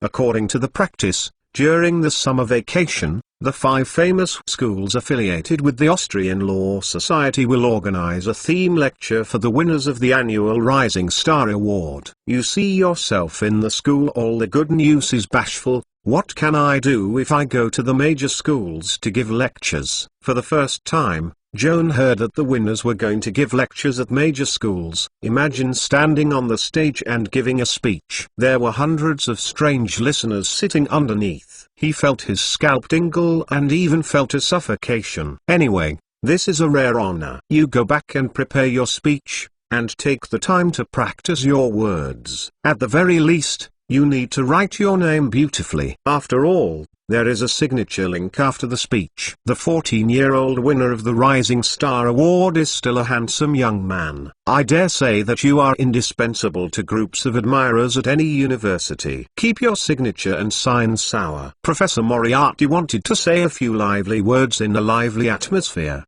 but before he heard the words, he noticed that his students were pale, and there was dense sweat on his forehead. He immediately realized that something was wrong. "Tutor, you must have been joking just now. The signature and the admirer or something. Are you cheating me, right?" Joan shook his hand, holding the glass slightly. Professor Moriarty looked at him, and there was sympathy in his eyes. He was silent for a long time and shook his head. "Sorry, Joan, I really did not joke this time. In fact, how popular you are at famous schools, only it will be more enthusiastic than what I just described. You must be mentally prepared. Academic stars are also stars. As a public figure, you should be accustomed to facing the crowd's attention calmly." "Teacher, I can't do this." Joan's head was about to explode, and he begged eagerly, "Tutor, I don't want to participate in these activities. What tour speeches, what signatures, I don't like it. I can't figure it out. Does this have anything to do with my academic or scientific research work?" "Frankly, these social activities have nothing to do with your academic and scientific research. But Joan, don't you want to be a celebrity?" Professor Moriarty looked at his students and told him meaningfully, "This is the price of fame. Like Master Mr. Joan, please collect www.untilenovel.com. Master Mr. Joan's literature update is the fastest. Chapter 1240. The price of fame. Joan put down the glass and straightened the waist bar on the seat, answering Professor Moriarty's question positively with a very solemn expression. "Tutor, I don't want to be a celebrity. Really, it doesn't do me any good. It only disrupts the rhythm of my life, and makes me panic and irritable. I even regretted participating in the Rising Star Awards. If everything can be done again, if so, I would rather give up the chance to win the prize and just ask for the life I want to live without being disturbed." If someone says such a thing, I would suspect that he is either hypocritical or mentally ill. Professor Moriarty stopped talking. "That's right, I'm the kind of person with abnormal mentality." Joan said frankly, "Teacher, you don't have to talk about this. I don't want to deceive myself. No, my child, your spirit is okay, just too shy, and maybe a little paranoid. Professor Moriarty handed Joan a glass of wine, trying to help him relax. Joan, participating in social activities is not a waste of time. This will be of great benefit to your future career. Why not give it a try? It is not harder to make a speech than to write a paper. Joan drank the wine out of the glass, flushed his cheeks, and became more energetic. With a little drunkenness, the wizard confided his inner depression. Mr. Tutor, of course you have a point. In fact, I fully understand the point. I also tried to integrate into the society and participate in social activities. My efforts have indeed yielded some results, especially when compared with myself 2 years ago. I think it has matured a lot now. Perhaps because of these small advancements, I can't help but feel a little floating. I feel that I am no longer the lonely and introverted freak,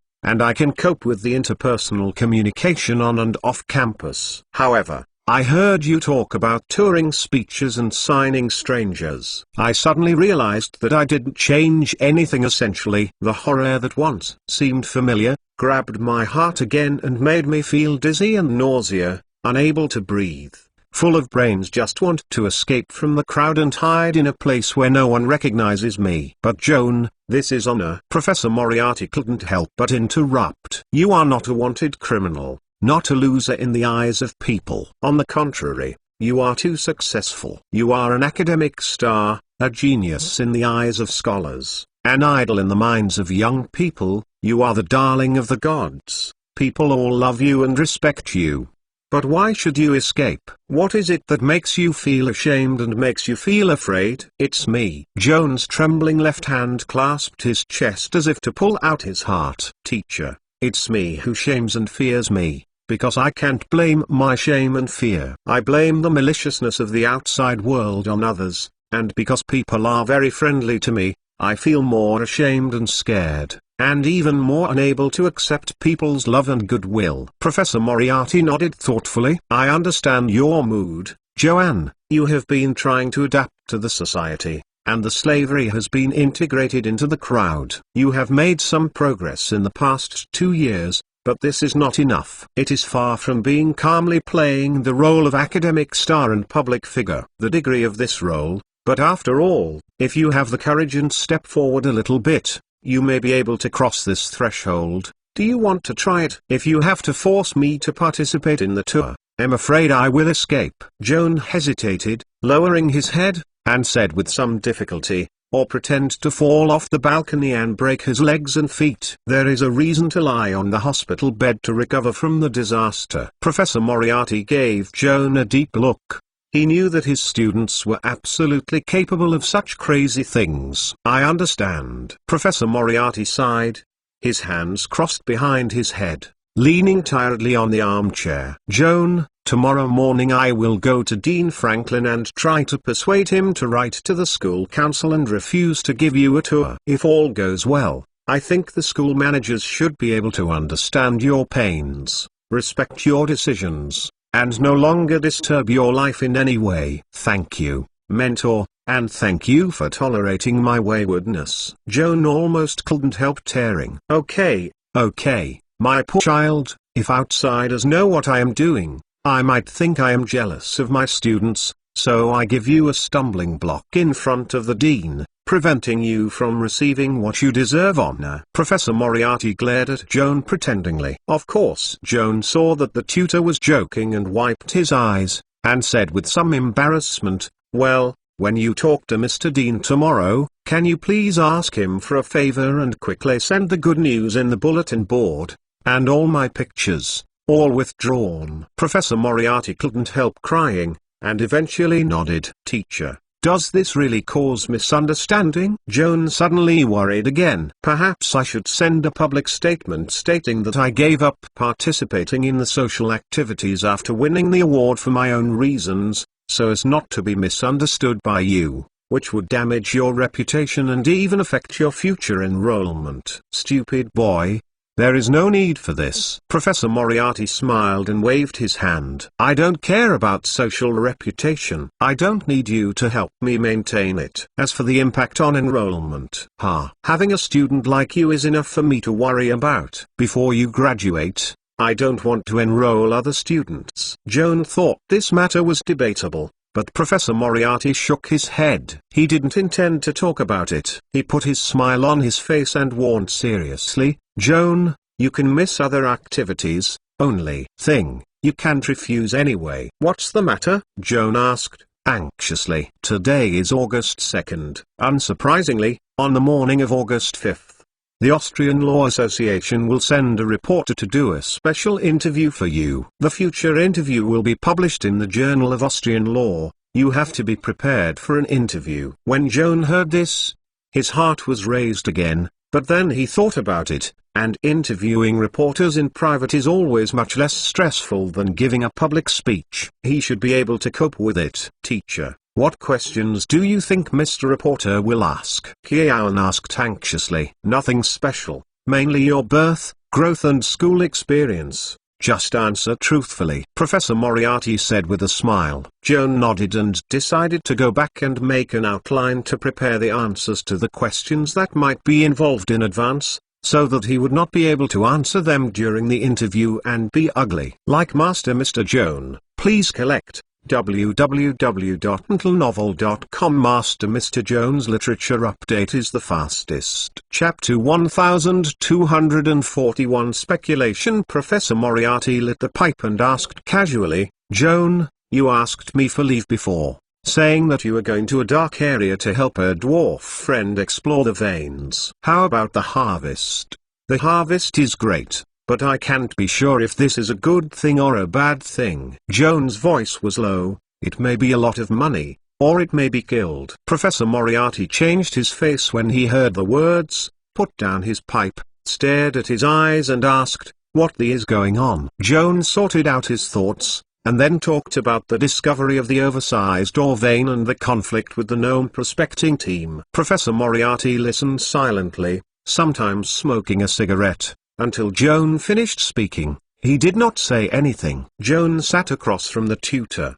expecting his guidance, his heartstrings gradually tightening as the silence continued. Professor Moriarty knocked the ashes from the pipe in the ashtray and looked up at his students. He said in earnest, Joan, this matter is indeed very troublesome. I will give you a suggestion. I will not listen to you. Teacher, please. The extra-large magic crystal ore vein with more than 100 million tons of reserves is no longer the master of the mining group that hired you. This event will inevitably alarm the parent company of the mining group, that is, the board of the Midget Colonial Company, and even the news has reached the ear of our governor. The interests involved are too complicated. You must not get involved. Otherwise you will end up in a dead place if you are not careful. I really don't want to get involved. Joan wiped his cold sweat, but we found the mineral vein, and we should get a 5% dividend. 5%? It's best for you and your friends to dispel this dream as soon as possible. No, this is a nightmare. Professor Moriarty snorted. His gaze was awkward.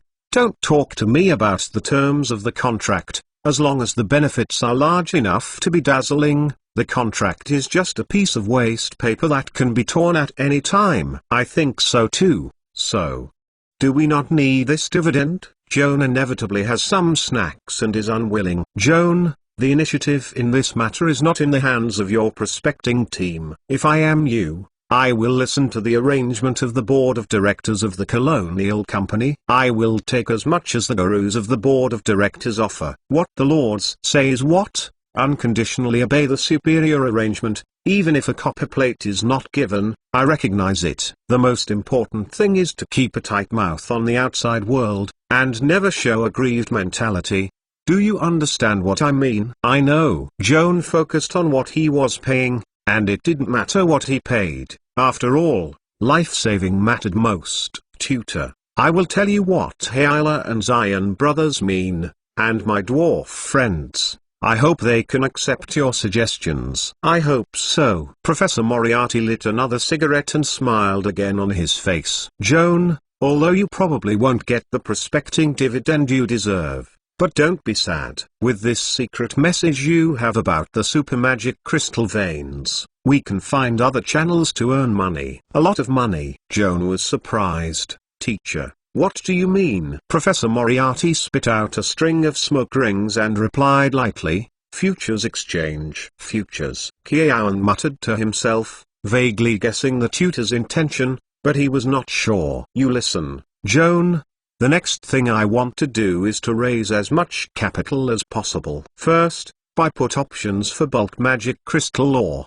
The exercise period is about 3 months. If there is surplus funds, I also plan to buy call options for magic crystal ore futures at the same time, with a 9-month exercise period. Professor Moriarty said in a low voice. What kind of operation is buying this one and selling one? Kiawan was at first confused. Fortunately, the brain with an intellectual property of up to 31 was not given in vain. The inner logic of the speculative operation of the mentor was cleared in his mind, and his heart could not help but make waves. Teacher, do you predict that the discovery of a large magic crystal ore vein in the northern part of the Taiku Abyss will have a huge impact on the magic crystal futures market once it is announced? Yes, this news will make people realize that the supply of magic crystals will increase sharply, which will lead to the fall of ore prices. It is certainly profitable to buy put options in advance, Professor Moriarty said calmly. However, you also intend to buy forward call options, which means that you think that the price of magic crystal ore is only a short-term phenomenon,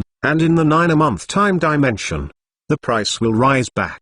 Only under this premise, your operation can ensure profit, Joan said with thought. Indeed so. The mining of extra large ore veins will inevitably break the existing equilibrium price of the magic crystal ore market. It is logical that the excess supply will cause the price to fall. However, in just 9 months, it seems that it is not enough to form a new equilibrium price. How can you be sure the price of magic crystal ore will rise sharply after a short-term decline? Joan asked inexplicably.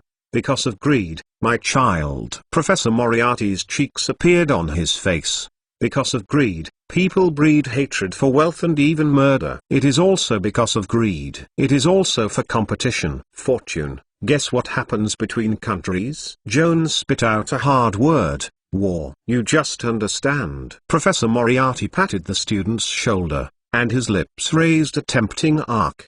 How about, do you want to join in and get rich with me? If someone invited such an invitation, Joan would refuse without hesitation. However, in the face of his mentor, even if he realizes that financial speculation will inevitably be accompanied by huge risks, it is very likely that speculation will not be lost, but he will lose all his money. Even if he is extremely disgusted with this uncertainty, how can he harden his heart and refuse? After looking at the new bonus check in his hand, Joan secretly sighed. Tutor, you know that I don't have much deposit. This 10,000 gold Duga bonus. If you don't want to give up, use it as your capital. Professor Moriarty smiled happily and raised his hand to caress his hair. Thank you for your trust, Joanne. I won't let you suffer. Joan doesn't expect the tutor to help him make money, even if he loses everything, but he can't agree with the behavior of financial speculation from the bottom of his heart. The futures trading on the exchange has nominal physical objects. In fact, most contracts will not be delivered in physical. Joan suspects that this so-called financial activity does not create tangible material wealth. It is just a digital game on paper. Joan feels that someone as smart as Professor Moriarty should use his ingenuity in academic research rather than speculative security, as this is really a bit of business. Like Master Mr. Joan, please collect www.untilnovel.com. Master Mr. Jones Literature Update is the fastest. Chapter 1242 Expo Bethlehem Jones' aversion to securities. Speculation is not entirely because he was born in a rural village in the southern country with simple folk customs and a conservative concept. In his view, securities trading and gambling are essentially the same thing. The risks are difficult to predict, and no one dares to say that they can make a profit without compensation. If they are not constrained, they will cause a big disaster sooner or later, although he still can't figure out what kind of disaster it will be. There is only a vague premonition. With a complicated mood, Joan resigned from the tutor, returned to the apartment, greeted the landlord Mrs. Anderson, briefly talked about the adventures of the underground adventure, played with the cats for a while, and the sisters Iron also returned. The summer vacation notice of Meadged University has been posted. The official vacation is on August 7th, and I will return to school on September 20th. There is almost a month and a half of vacation. At the dinner table, Audrey revealed to Joan that she and Holden had received a reply from elder brother Ghaufr's Iron this afternoon, urging them to return to Bethlehem as soon as possible. Big brother urged us home. There are three main things. First of all, of course, because Holden and I ran out secretly for more than half a year, the family members are very worried, and hope that we will go home and reunite as soon as possible. Audrey said, "It's weird to say that your sisters and brothers are expensive members of the royal family of Canaan, and they study abroad alone. The family members are so relieved that even the guards and nanny don't arrange anything for you." Joan said, a long-held question. "That of course is because Holden and I are not important players in the royal family." Audrey smiled self-deprecatingly. "I have two very good elder brothers above me, and the inheritance rights are not my part. Princess, it's just a nice name, but it's just a man-losing product to be married sooner or later. The father and mother are very busy and have no time to control me. As for Holden, the illegitimate child, it goes without saying." Joanne could hear that Audrey's words were exaggerated. A princess is a princess. How could she have no place in the royal family? But from her muffled tone, she seemed to lack parental care since childhood. "Joan, my sister is a drama, don't believe her gibberish." Holden smiled and said, "Justice. In fact, the family still cares about us. The elder brother often writes to me. Father the adult also asked the elder brother to tell us to take care of him in the letter. As for the court guard you said ... he. Actually there are. But you didn't notice it." "Really?" Joan was taken aback. "Is there really a guard secretly guarding Sisters Iron?" "The campus is of course very safe. However, in previous underground explorations, the sisters and brothers have been in trouble many times, such as the battle with the mythical crystal python not long ago. The situation is very dangerous, but I have never seen any Canaan guards come forward to protect their sisters and brothers." "Joan, our bodyguards are not always following us secretly, as you might imagine. You didn't realize that someone was secretly protecting us. In fact, it is normal. After all, they are all professional agents belonging to the Canaan Intelligence Agency. They are powerful characters of quasi-legendary level. If they are easily discovered by you, I am afraid they would have lost their jobs." Pure Layton revealed with a smile. Joan listened to him saying that his heart was strange. "I knew that your siblings were protected. When I was exploring, I didn't have to be so nervous. Anyway, someone came to the rescue during the crisis." "That's not enough." Audrey noticed Joan's strange look and quickly explained softly. "There is a psychic power, similar to care, which can sense someone's location and health at any time, and can manifest energy remotely. Unless Holden and I are really facing life threats, the bodyguard will show remotely. Yes, help us eliminate trouble as much as possible without leaving traces, instead of going out in person." "Joan, I can tell you responsibly that so far, Holden and I haven't tried the guards once. Of course, this is mainly our own persistence." Joan nodded and expressed his understanding. Audrey went on to get to the point. "Brother Ghaufr wants me and Holden to go home on summer vacations. Another reason relates to the supermagic crystal mine area we discovered in the ancient abyss not long ago. The royal family and the cabinet want to listen to us, report in person, and then discuss how to intervene. As for the last reason to go home during the summer vacation, It is most worth our expectation. Audrey's fair and beautiful face was as if glowing with excitement. Just in late August this year, King Bethlehem of Canaan will host the 21st World Expo. Holden and I will both go back to help prepare for the organization of the expo. This summer vacation is destined to be busy. World Expo. Joan still heard the word for the first time, although he didn't quite understand what it meant. He could only guess from the literal meaning that it must be a sensational event. The full name of the World Expo is the Vars World Expo, also known as the World Fair. It is a grand trade fair for governments and private companies from all over the world. The theme is the business of magic industry and new technology. Promote. The World Expo is held every 5 years. It was initially organized by the capitals of various countries in rotation, and later expanded to other important commercial cities. During the preparations for the World Expo, the top figures in the business community of all countries will receive invitation letters and take their respective signature products to participate in the exhibition and selection activities. The expo has a jury composed of industry experts, and each session will select 10 outstanding commodities. In addition to the quality of the product itself, it also pays great attention to the application of new technologies and new processes. Audrey continued to explain to Joan, and finally emphasized, this year's expo in Bethlehem is unprecedented in scale. In addition to the old powers such as the Ashan Empire, the Fijian Kingdom, the Aquamarine Kingdom, and the Boshawa Kingdom, it is said that the Far East Kingdom of Koras, who has only been independent for 2 years, will also send a delegation to the expo. Although the Kingdom of Kolas has just been independent, it has not yet been recognized by the original sovereign state the Shan Empire. Other development momentum in the past 2 years has been very prosperous, and the progress of the magic industry has attracted the attention of all countries in the world. The products that the Far East delegation participated in this exhibition include soaps,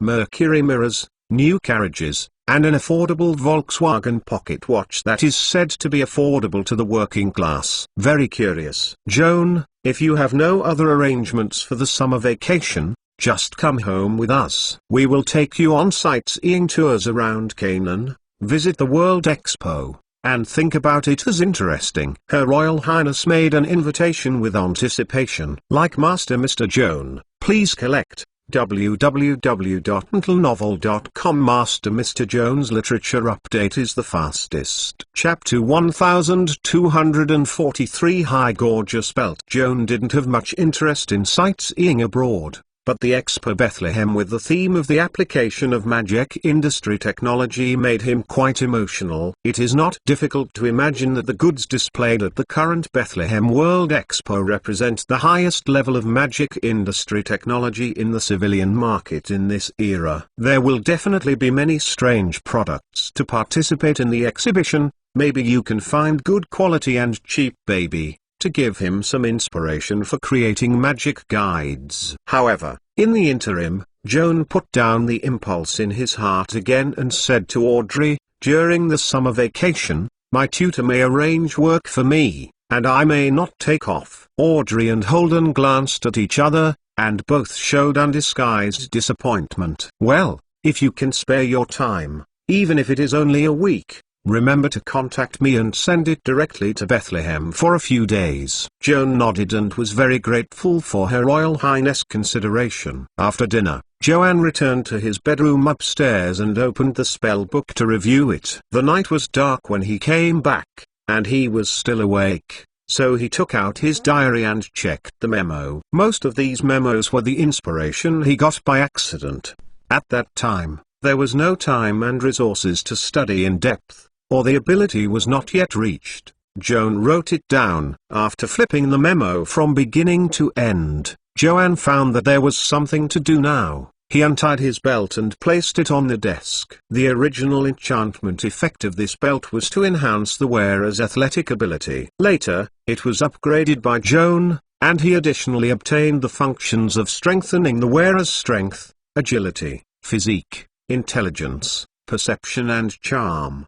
At that time, Joan's caste level was still very low, only 3 levels. Enchantment ability is limited, The attribute of the belt upgrade is only 2 points. Later, with the upgrade of the level, coupled with the acquisition of the mythical ability of mythical mana, Joan upgraded the secondary Gorgeous Belt to Gorgeous Belt, and the 6 attributes were increased by 4 points. Not long ago, he killed the mythical crystal python in the dark area. Through trials, he was promoted to the 3rd level mythical mage. The comprehensive casting level reached 9th level, and he can finally attach the power of cattle and elegance of cats to his belt. Bear's fortitude, fox's cunning, owl's wisdom and eagle's prestige and other attributes to enhance the power of the spell to the maximum. It also has the ability to strengthen this belt again. Joan draws 6 mythical powers one after the other, casts 6 attribute enhancement spells in turn,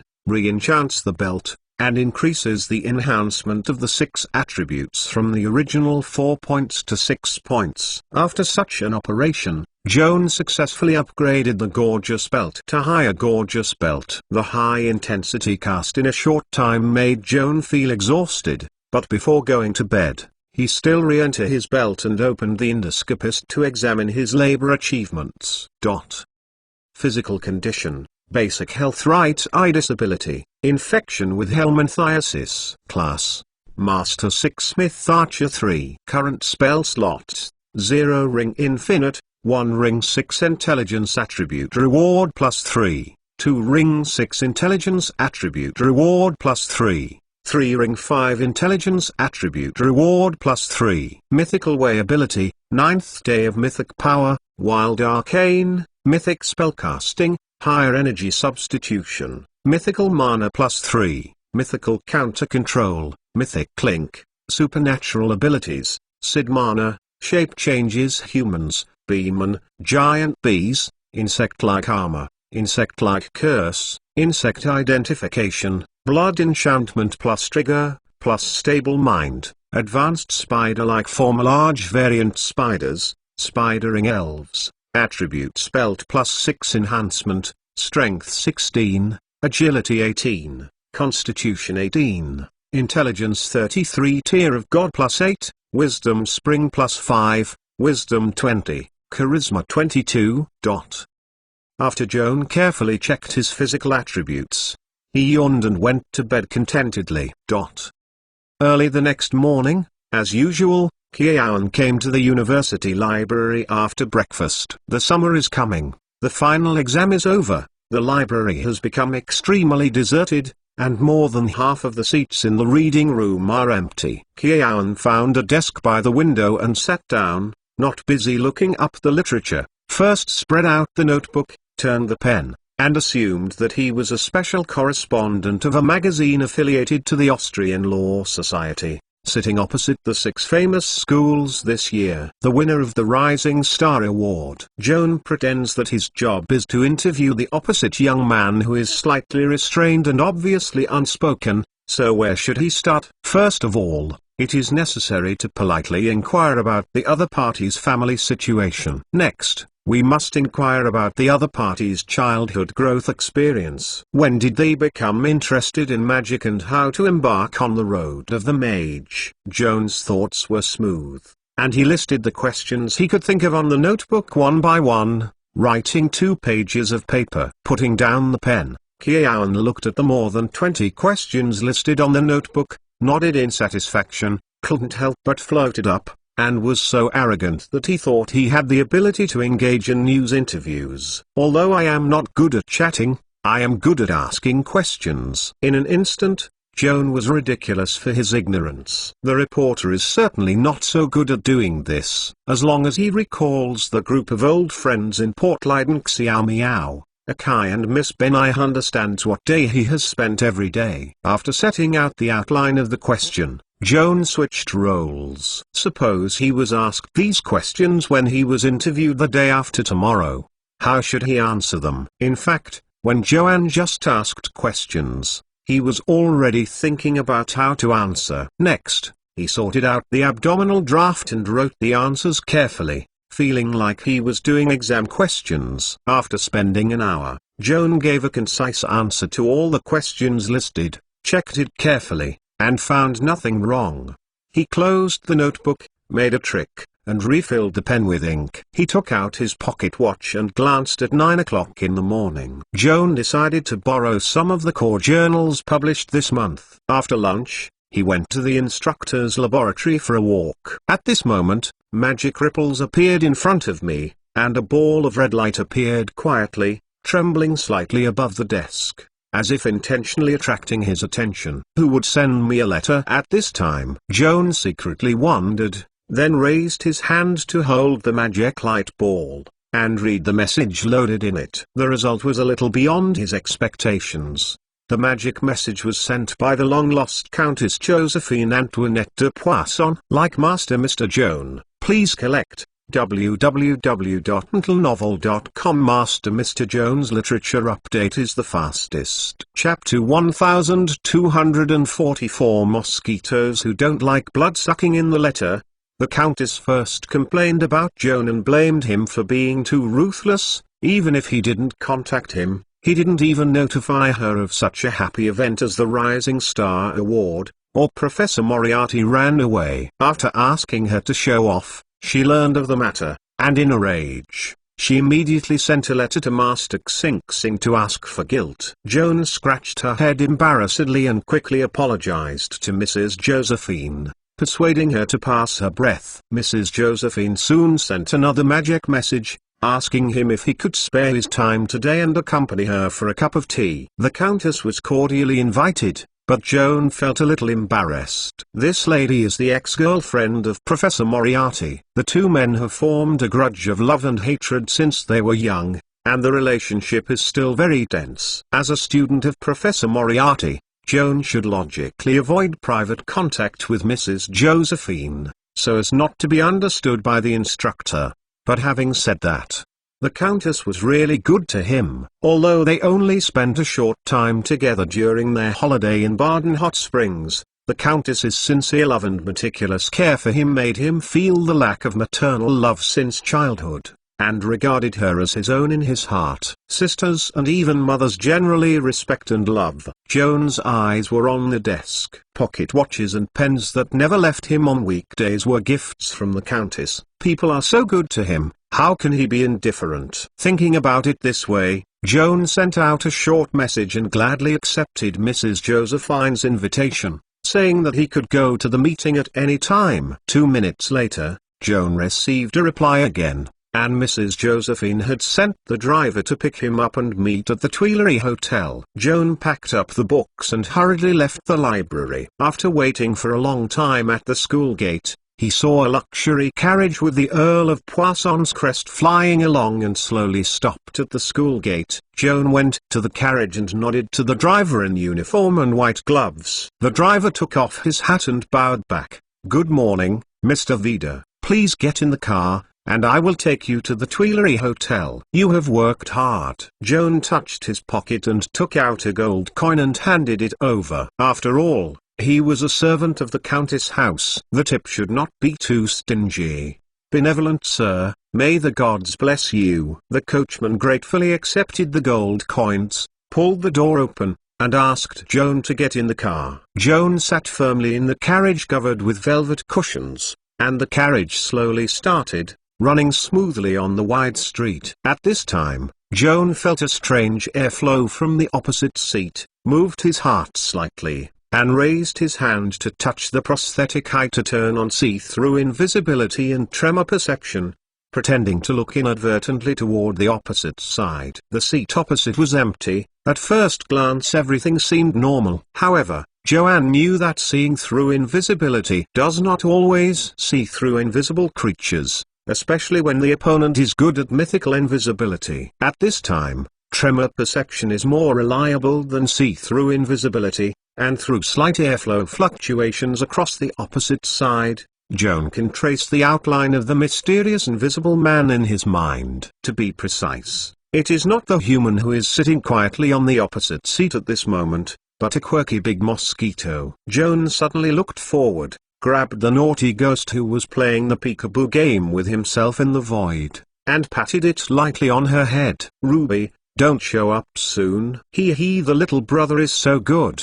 He caught Ruby at once. A young girl's giggles came from her ears, and Miss Ruby slowly showed signs. Joan touched Ruby's soft tentacles and asked her softly, "The Countess is not with you?" "The host is waiting for you at the restaurant." Ruby missed the younger brother, so he followed the driver to visit you. Miss Ruby flashed a pair of shining compound eyes, and the words showed a charming nature. Joan was both moved and a little funny, thinking that when he was in his hometown of Alfheim, he once suspected that he had a special physique, always attracting all kinds of goblins. "I also awakened the physique that attracted various bugs, and I really don't know if this is a good thing or a bad thing." "Brother Joan, what are you thinking about?" "I didn't think about anything." Joan smiled awkwardly and hugged Ruby. "It seems to grow up a little." "That's needless to say, Ruby. I'm already an adult." Mythical giant mosquito cocked its tentacles proudly. "However,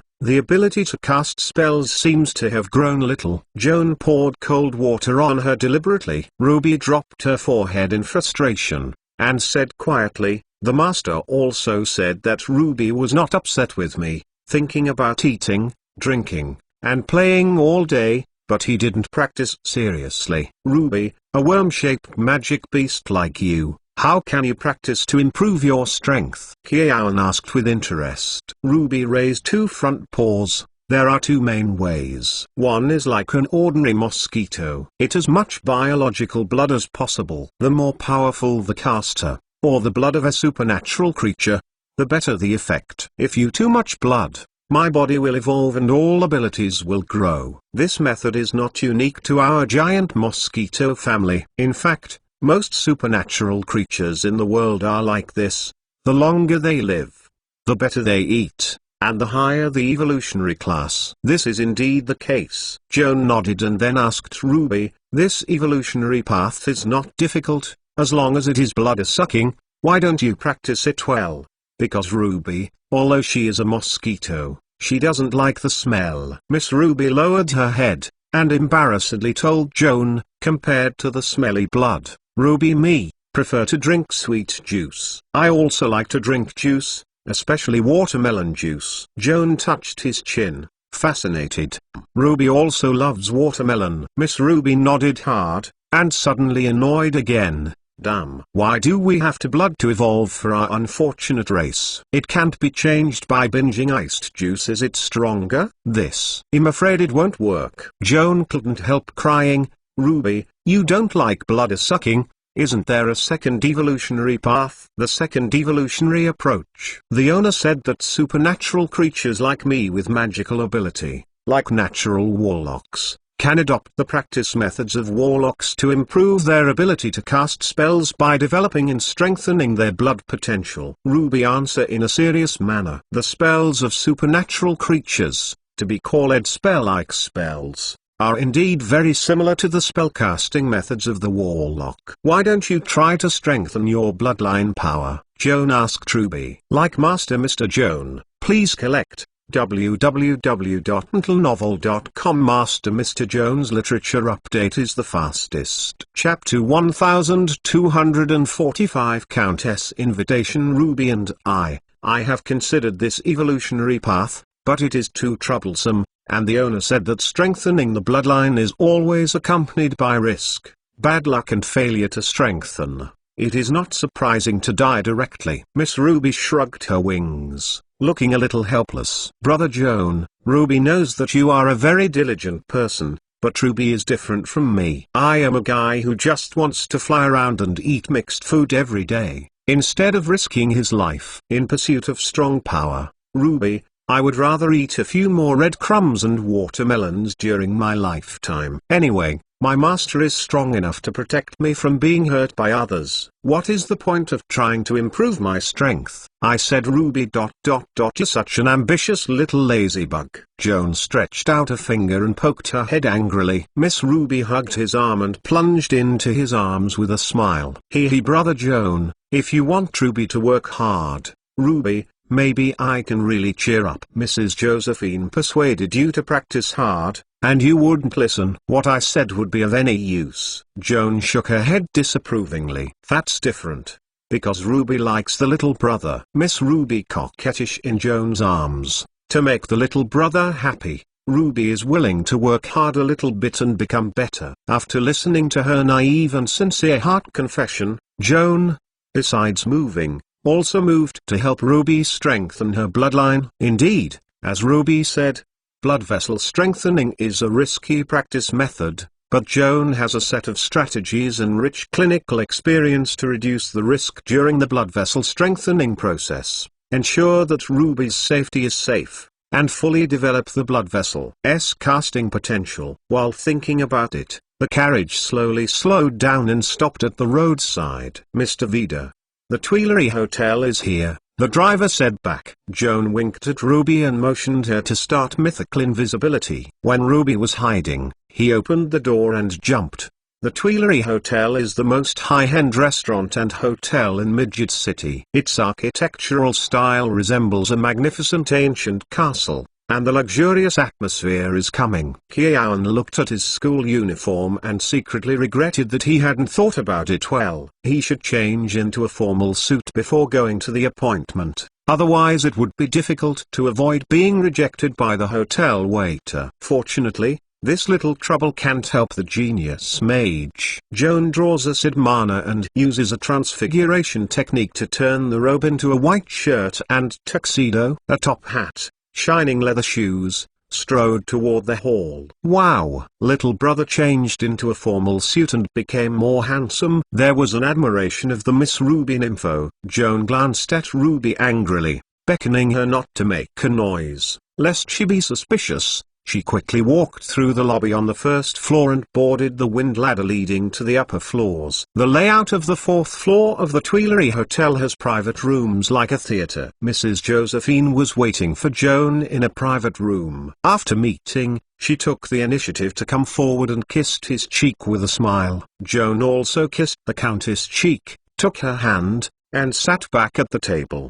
Strange to say, Joan was a little nervous when she was getting along with other young and beautiful opposite sex, except that there was no such tension in front of Mrs. Josephine, as if accompanying her by a close family member. Mrs. Josephine ordered the waiter to bring black tea and snacks, and specially ordered a cup of freshly squeezed pomegranate juice for Ruby, elegantly picked up a white porcelain cup, sipped black tea, and asked Joan with a smile, "How have you been?" Joan thought about it carefully before answering. "A lot of things have happened. I don't know where to start." Mrs. Josephine noticed that he seemed to have something in mind, put a smile on her face, and said softly, "Let's start from the beginning. We have time to chat, no matter what trouble you have, my child, as long as I can help. Never won't watch you wronged." Joan nodded gratefully and started talking about winning the Rising Star Award. Then he talked about the process of assisting the Klein prospecting team to discover the supermagic crystal vein. Finally, he talked about the speculation of Professor Moriarty on the futures exchange. At the end, Joan couldn't help but complain a little. "In the past 2 days, our professors have simply stopped coming to the laboratory. Like a stockbroker, they have been on the exchange all day, which is really decent. As a student of Professor Moriarty, I shouldn't have criticized my mentor in front of others, but I really feel sorry for him for wasting his ingenuity." "Dear madam, I don't know how you think about this matter." Mrs. Josephine patiently listened to Joan's complaints, and touched his head with a smile, full of spoiling eyes. "My dear, I know you are expecting me to be on your side and help you criticize Trofim for being unemployed, but I am sorry that I can only say that you are wrong this time. This person, Trofim, although acting a bit exaggerated, but this magic crystal futures speculative business. He really did it right. If nothing unexpected, should be able to make a fortune." "Joan, just now you complained that your mentor shouldn't spend energy on any kind of securities speculation, and said that this was a waste of his talents. I can't agree with you. First of all, this guy, Trofim, had no great talent." Okay, my dear boy, don't pout. I don't mean to despise your mentor, just a little joke. If you take a step back and say that even if speculation in securities is not as noble as academic research, it will be quick to make money in this industry. My good boy, without money, What do you do for scientific research? Conversely, if there is sufficient funding, many scientific research problems are no longer problems. Think about it. Is this the truth? Joanne had to admit that the Countess made sense. Okay, maybe I'm too naive, he sighed, and wanted to say, even if he makes money for research funding, can't he stand and make money investing in factories or farms? Is it not possible to produce material wealth that can be touched? Do you have to engage in financial speculation? If engaging in financial speculation can easily lie down and earn money, then everyone is going to the stock exchange. Who else will work hard in the future? However, after carefully thinking about it, Joan felt that his economic concept was too old-fashioned, and he did not mean to speak out after all. Like Master Mr. Joan, please collect www.untilenovel.com. Master Mr. Joan's literature update is the fastest. Chapter 1246. Countess Commission. Mrs. Josephine put down her teacup, opened her handbag, took out a higher communication stone that she could use short text at will, and played it in her palm. Joan, if you don't mind if I use inside information about the extra-large magic crystal vein to bet on the stock exchange, I plan to contact my stockbroker. Of course I don't mind, ma'am. Please please. Joan hesitated, and finally couldn't suppress curiosity, lowering her voice to ask her, Madam, what are you going to do? Mrs. Josephine didn't answer, just grimaced at him playfully, and then started the higher communication stone, asking the stockbroker to buy the magic crystal ore for a period of 3 months at a cost of 500,000 gold due according to her instructions. Put options, while buying a 6-month limited time magic ore call option. The amount is also 500,000 gold. Joan heard Mrs. Josephine's account of the stockbrokers. First, she was amazed that she could mobilize millions of dollars at random, and she was gambled on the stock exchange without changing her face. However, he found that about Mrs. Surfin's strategy of speculating on magic crystal ore futures is exactly the same as Professor Moriarty's operation method, which is clearly a deliberate imitation of Professor's approach. I hope Druffin will not be confused this time. Mrs. Josephine ended the call with the stockbroker and pretended to complain to Joan. If the futures price of bulk magic crystal ore violates Trophim's expectations, causing me to erode the blood, even if you are not happy, I will declare that your mentor is an idiot. If it turns out that Mr. Professor is right, and you also made a profit by speculation, what should you say? Joanne asked, a little dissatisfied. Mrs. Josephine smiled slightly and played the rogue in a very elegant way. That means I have the foresight to make a fortune and have no relationship with your mentor. Joan couldn't help crying or laughing. But think about it. No matter how sarcasm Mrs. Josephine's mouth is sarcasm or even belittle Professor Moriarty, the actual action reveals the truest idea in her heart. No one would joke about millions of dollars. Mrs. Josephine's copying of Professor Moriarty's speculation strategy can only prove that she firmly believes that Professor Moriarty's approach is profitable, and that she has come up with a large amount of real money to practice her beliefs. Mrs. Josephine sipped the lipstick tea, and then changed a topic that Joan was more concerned about. Joan, you said just now that you are worried that the employer will not only pay the dividends that your prospecting team deserves according to the contract, it may even kill you? Yes. I have such concerns with my colleagues who participated in the exploration of the veins. For this reason, everyone is very uneasy, as long as they can save their lives and sell the dividends of mining rights.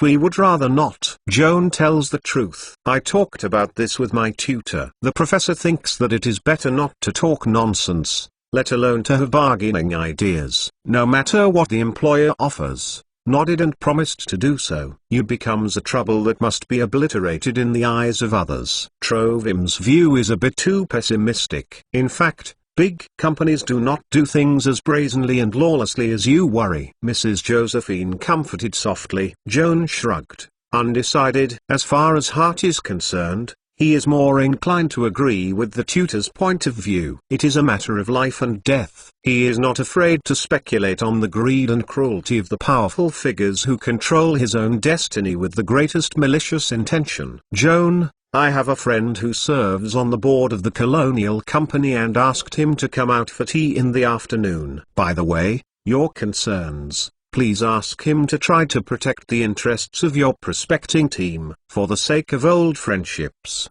I want him to come. As for refusing to do me a favor, the Countess said thoughtfully, then thank you. Joan said gratefully. Mrs. Josephine waved her hand. Her expression became more serious. Don't be too busy to thank me first. I have to say something that is not very pleasant. Please tell me. Kian just let go of his heart and raised his throat again. If you find the magic crystal or veins, if the reserves are more than 100 million tons, the 5% dividend will be 5 million. Frankly speaking, you can't get such a large sum of money in full. The mining department of the Colonial Company can't even pay such a large amount of money to you. If you use mining machinery to offset it, I think are you reluctant to accept it? Mrs. Josephine joked casually. Joan couldn't laugh, and cold sweat oozed from his back. Joan, go back and tell your little friends and dwarf friends, I will do my best to help you activities. As far as the current situation is concerned, I can make 2 promises to you. First of all, you should not die from a catastrophe. Second, you can get a sum of money, although the amount is far from the dividend you deserve. But it will not be a number that is too small to make you feel humiliated. That's all I can do, Joanne. Hope you and your companions can understand. Don't say that, dear lady. We should all thank you for your generous help. Mrs. Josephine smiled and patted the back of his hand, indicating that it was not necessary to be so excited. Joan, the business is over. Let's talk about the summer schedule. An old friend invited me to take a summer vacation on the ski slopes he manages. If you can spare your time, how about accompanying me to a snow mountain vacation?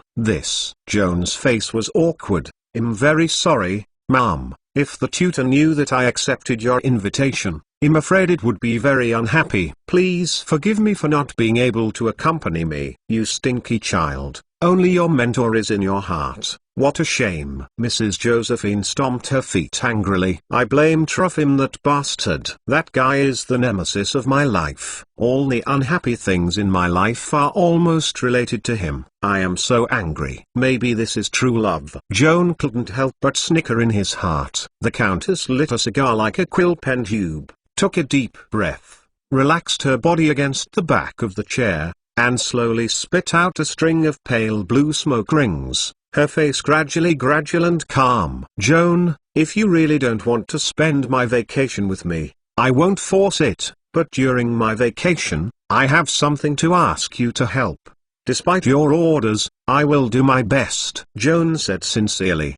He knew that he had benefited a lot from the Countess, and he always wanted to find opportunities to repay each other. Mrs. Josephine pointed to Ruby, who was tweeting and sucking juice at the table. I plan to stay longer on the ski slopes. Ruby doesn't like the cold climate of the snow and ice. During my vacation, can I foster Ruby with you and take care of her for a while? Like Master Mr. Joan, please collect www.untilnovel.com. Master Mr. Joan's literature update is the fastest. Chapter 1247. Part-time Grandpa 1. Joan stunned and turned his head to look at Ruby.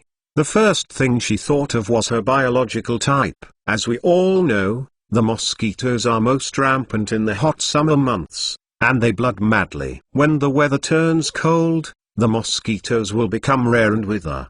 They will either get into the soil to overwinter or freeze to death. Ruby, as a female mythical enlightenment giant mosquito, belongs to the supernatural Diptera mosquito subspecies, and may not be able to completely overcome the nature of heat and cold, and does not want to follow Lady Josephine to go to the snow mountain for a holiday. Reasonable. However, Joan thought again that he couldn't even take care of himself. The life was very casual, and the 3 meals were irregular. It was more commonplace. Now Mrs. Josephine asked him to take care of the child's temper. Ruby. Although this matter made him deeply troubled and quite reluctant, he couldn't bear to refuse the Countess' entrustment, and could only answer daringly, "If Ruby doesn't mind, live in my house for a while." Good. Miss Ruby was so excited that she couldn't even drink the juice, and fluttered her wings into Joan's arms, happily not knowing what to do. "Ruby, I like brother Joan the most. I look forward to living with my little brother, and it feels a bit like a newlyweds." "Come on, little girl. Immediately dispel those unhealthy thoughts in your mind." Mrs. Josephine glared at Ruby angrily, and assuredly said, "Living in someone else's house, you must follow the rules, be polite, you know."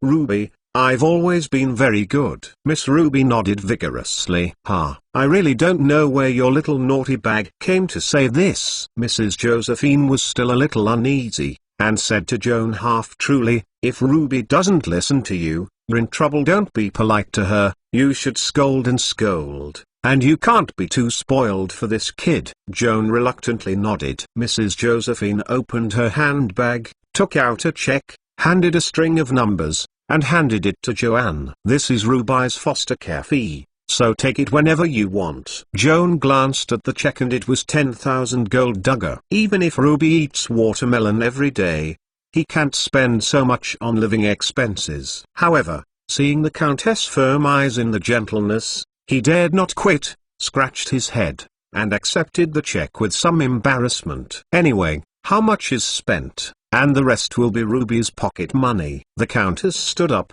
kissed Joan fast to face, kissed Ruby again, and told her to obey Joan again, and then summoned the waiter and checked out. Joan walked out of the hotel door with the invisible Ruby, helped Mrs. Josephine into the car, and watched the carriage go away. Joan has no younger brothers and sisters, so grown up, the experience of taking care of children is about 0. Fortunately, he has never eaten pork and has seen pig run. He quickly sorted out his thoughts and decided to take care of Ruby from 2 aspects of life and education. Based on his own experience with Ruby, Joanne feels that the Miss Ruby has an unbalanced mental development. In terms of intelligence alone, Ruby has reached the level of ordinary adults, but her mentality and personality reveal a childish spirit, which is only equivalent to a girl of 7 or 8 years old. In terms of life, Joanne wants to fully manage Ruby's clothes, food, housing, and transportation. Ruby can fly by himself, he doesn't need to worry about traveling, and his place is easy to solve. For the time being, he lives in his apartment, and he just needs to add a small bed to his bedroom. Ruby doesn't need to wear clothes, so you can save a lot of money on clothing. As for eating, Joanne just recently heard Ruby said that she prefers sweet juices to human blood. In education, Joan recalled that when he was 7 or 8 years old, he was already a little bookworm. Pushing himself and others, he felt that Ruby should be very interested in books such as fairy tales. Thinking about this, Joan took Ruby to the commercial street near the Tuileries Hotel to purchase daily necessities. Joan first bought a baby cot, and Ruby slept in the right size. She also said that she likes to sleep in a cradle bed, which is very fun. Joan paid the money and performed a shrinkage technique, turning the crib together with the small quilts, blankets, pillows and the like piled on the bed into a small storage box, and put it in a storage bag. Next, Joanne took Ruby to visit his favorite store on the entire commercial street, the bookstore. Somewhat unexpectedly, although Ruby likes to read books, he doesn't dare to be interested in the bedtime fairy tales that his mother reads to her baby. Instead, she likes to read novels, especially popular novels with the theme of romantic love stories. At the strong request of Ruby, Joanne took all the romance novels displayed on the bookshelf, and piled them up a foot tall. Since Ruby has been invisible, and communicated with him through telepathy, the female clerk couldn't see Ruby. It was natural to think that these books were bought by Joan and looked at him. It was a bit strange to look at him. In this era, Most of the romance novels were written by female writers, and the readership was also dominated by women. For example, in the Kingdom of Fezan, most women from bourgeois families have received a good education. If they have outstanding literary talents, they don't mind using their leisure time to write romance novels to subsidize their families. Has developed into a unique cultural tradition of the country, constrained by the conservative concept that still dominates the society. Most female writers are embarrassed to sign their real names on their works, but instead use Miss 20 or Mrs. 20 as the pen name of the novel. Whether it is in the Fijian kingdom, the birthplace of modern popular love novels, or the New World affected by this trend, with the increasing popularity of education and the improvement of women's literacy rate, the sales momentum of popular novels is also more and more prosperous. Purely in terms of sales volume and profits, romance novels can hang all other so-called more elegant literary publications on the market. In fact, among the readers of love novels, there are also a lot of men. But it's just because of the face. Few men will openly talk about their recent reading of a love novel, especially if they take the initiative to buy such novels in the bookstore. It is rare, and always wanted to cover up and claim that it was specifically bought for wives or daughters. As a gentleman, he is not interested in this kind of thing. Joan looked like he was only 14 or 15 years old, and he was dressed as a student again. Unlike a married family, he walked into the bookstore and bought a lot of love stories, which inevitably attracted strange eyes. Like Master Mr. Joan, please collect. www.untilnovel.com. Master Mr. Joan's literature update is the fastest. Chapter 1248. Part-time Grandpa 2. After looking at the large collection of love novels in his hand, Joan himself was also embarrassed. So he took out a study of mathematics from the bookshelf and said to Ruby with psychic connection, "This is your textbook. Do a page of exercises every day. I won't teach you." "My God, Brother Joan, please forgive me." Joan ignored the mourning of Miss Ruby, holding a large stack of books to check out, and specially put number learning problem set on the top, covering the colorful novel cover. Next, Joan took Ruby to the fruit shop and asked her what fruit she liked. Ruby is stuck in a difficult choice. Joan simply bought 5 pounds of fruit available in the store, and filled a large basket. "Brother, you bought too much." "Ruby, I can't eat so much fruit when I break my belly. Especially thin and juicy fruits like grapes will rot the next day. It is a pity to throw them away in vain." "You don't need to worry about this. I have a special device for fresh fruits." Joan comforted Ruby and took the King Bing storage box out of the storage bag to show her, and later used it to store fruits for her. There are still fruits that can't fit. Joan puts on a second-level ghost work,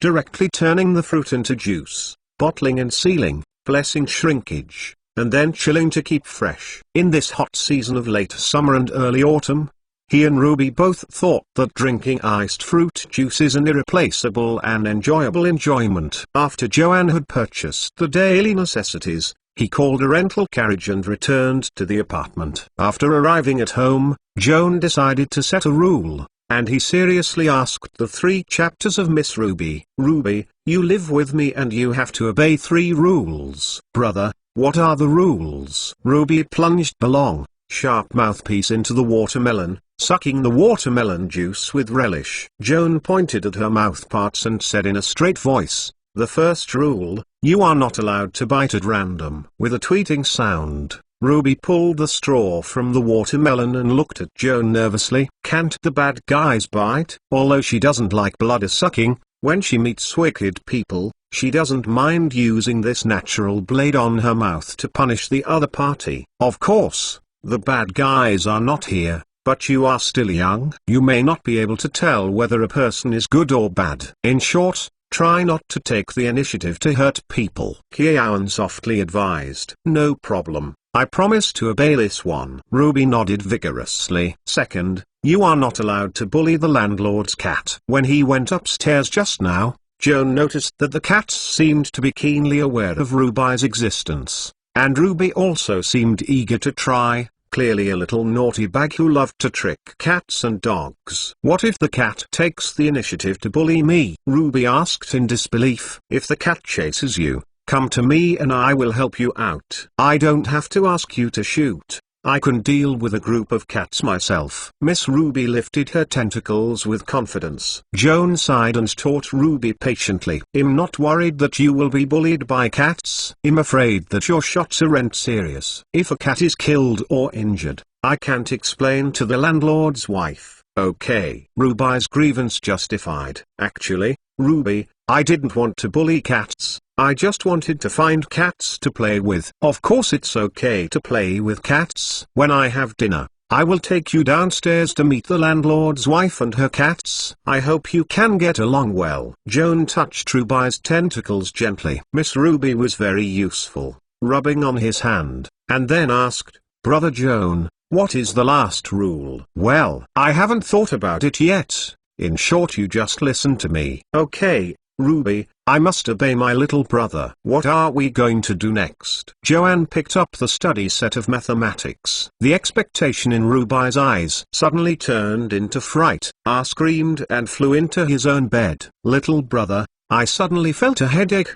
Probably because of lack of sleep. I need to make up for it. Joan shook his head silently, threw away the exercise book in his hand, walked to the crib, and gently rocked the cradle. Don't sleep, Ruby, I want to discuss something with you. Brother, if you have something to say. Ruby, I suddenly don't have a headache anymore. It's amazing, Ruby said in a matter of care. Joan angrily whitened this quirky little girl while shaking the cradle and slowly said, Ruby, I need some of your blood as a research sample. In addition, you can also use your blood sample as a material to apply spells, refined into a potion, injected back into your body to play the role of developing blood potential. Do you want to try it? Oh, this thing. Remember what you mentioned before, if the risk is not big. Ruby, of course I am willing to try. You can rest assured that this bloodline development method belongs to the same origin strengthening and the risk is almost zero. Joan made a confident commitment. That's good.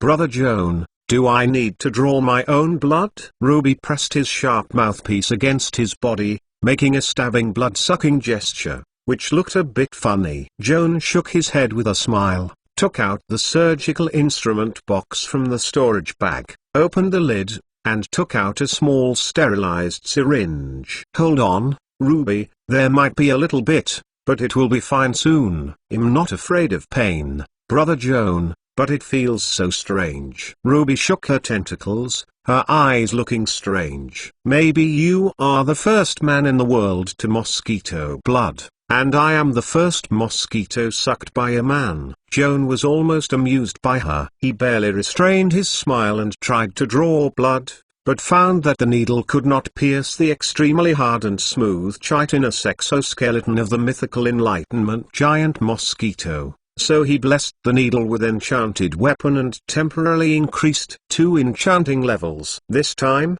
the needle finally pierced Ruby's exoskeleton, drawing a quarter pint of blood from her body. Compared with most diptera mosquitoes in nature, the blood mosquito supernatural creature has one of the most unique signs that the blood is rich in hemoglobin, which is bright red like human blood, rather than ordinary mosquitoes are almost colorless hemolymph. Ruby is a huge blood mosquito. Her blood is as bright as a ruby. It is placed in a transparent test tube. Under the sunlight reflected in the window, she shines like a jewelry. Joan unscrewed the cap of the pen and painted the number 4 rune answers on the inner wall of the test tube, then tilted the test tube slightly to make Ruby's blood fully contact with the rune. And then a mythical power was drawn to bless the myth for the blood sample. Blood interpretation. Like Master Mr. Joan, please collect. www.untitlenovel.com. Master Mr. Joan's literature update is the fastest. Chapter 1249. Ruby's blood 1. The red pike blood drops evaporate under the action of magic power, hovering 1 foot high above the test tube mouth, forming a stable cloud of blood. Joan looked at the golden runes swimming in the blood cloud and found that these runes can be divided into 3 categories, corresponding to Ruby's supernatural ability, mythical ability and the spellcasting potential of similar Warlock bloodline spell, short for spell-like. Joan first stripped Ruby's 2 supernatural abilities and analyzed them. Ruby's first supernatural ability is Shape Change. This ability is not uncommon. Joan himself has the same ability. However, it should be noted that many supernatural creatures have form changes, but what they become will vary from person to person, and there is no uniform transformation rule to follow. For example, Joan's shape change originates from insectification virus, which can be freely changed between human form, giant bee form and bee form. In addition, Joan also has a supernatural ability called Advanced Arachnid, which can also be classified into the morphological change category,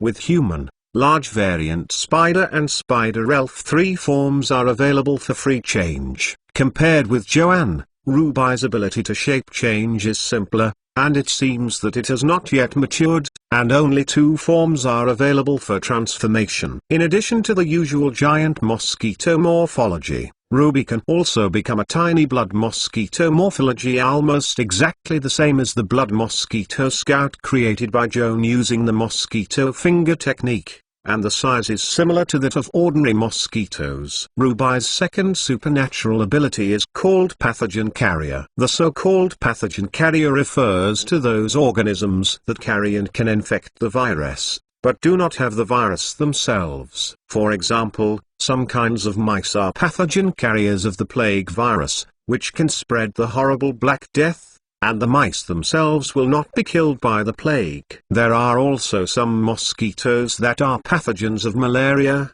and the same is true. Ruby does not spread malaria. She carries a supernatural virus that Joan is very familiar with, insect virus. Ruby is not affected by the worms, but she can use a unique method to spread the virus in her body to other organisms. This type of infection is completely controlled by her own, and is closely related to her mythical power. As a level 3 mythical creature, Ruby has a total of 3 mythical abilities. The first item is the power of myth, needless to say. The second item is called Mythical Contagion. When Ruby stabs a hostile creature with a sharp mouthpiece, he can spend a mythical force to inject the worm-borne virus carried in his body into the other party's blood through the mouthpiece. If the other person's immunity is not strong enough to resist the invasion of the virus, they will be infected with insectosis. Ruby's third mythical ability, called Mythical Ability, enabled her to perform mythical magic. Ruby has only developed 2 mythical spells. The first is Mythical Invisibility, which Joan is already familiar with, is an enhanced version of higher invisibility, and even see-through invisibility. The second is the Mythological Insect Swarm, which greatly enhances its power on the basis of the original 5-ring insect swarm. After Joan examines Ruby's supernatural ability and mythical ability, the next highlight is her casting potential. Except for those 2 mythical spells, Ruby has not yet awakened other spells, but in her bloodline, she was sleeping with powerful magic. Using mythical blood interpretation, Joan fully analyzed Ruby's blood potential, and got a total of 10 spells. By coincidence, there are 1 to 5 rings, and each ring has 2 spells to develop. If Ruby is regarded as a warlock, her caster level is 10, and she needs to upgrade 2 more levels to be able to awaken the 6th level spell. So even if Joan uses mythical blood interpretation with number 4 rune, it is not yet possible to predict which 6-ring spells Ruby may awaken in the future. The first ring spells passed from Ruby's blood are Magic Teeth and Mosquito Fingers, the second ring is Morphing and Silent, and the third ring is Dominant Insects and Vampire's Touch. Most of these spells match Ruby's creature type. For example, Ruby is a mythical giant mosquito, and blood-sucking is her instinct. It is reasonable to be able to develop Vampire Touch. Ruby itself is a supernatural insect, both powerful and very clever, and it is normal to be able to dominate insects. It is a pity that the above 6 spells Joan had already learned. Fortunately, Ruby also has 4th and 5th ring spells, which brought him a lot of inspiration. Ruby's 2 4-ring spells are Any Gate and Parasitics. Needless to say, Any Door, Joanne had already copied it. Parasitics is a very rare spell, not even included in the Austrian law library of Mage University, which makes Joan shine. The magic of this foring spell is that it can transform the caster into a cluster of viruses, like a cloudy mist, attached to other creatures, and quietly enters the opponent's body through the opponent's respiratory tract or surface wounds. Since then, live a parasitic life of eating and drinking. After successfully parasitizing in the host, the caster in the form of a virus can absorb the nutrients in the host and maintain its own survival. In addition, the parasite can also try to control the host, just like the domination effect of the confusion control spell. If the parasite fully controls the spirit of the host, you can force the host to act according to his will.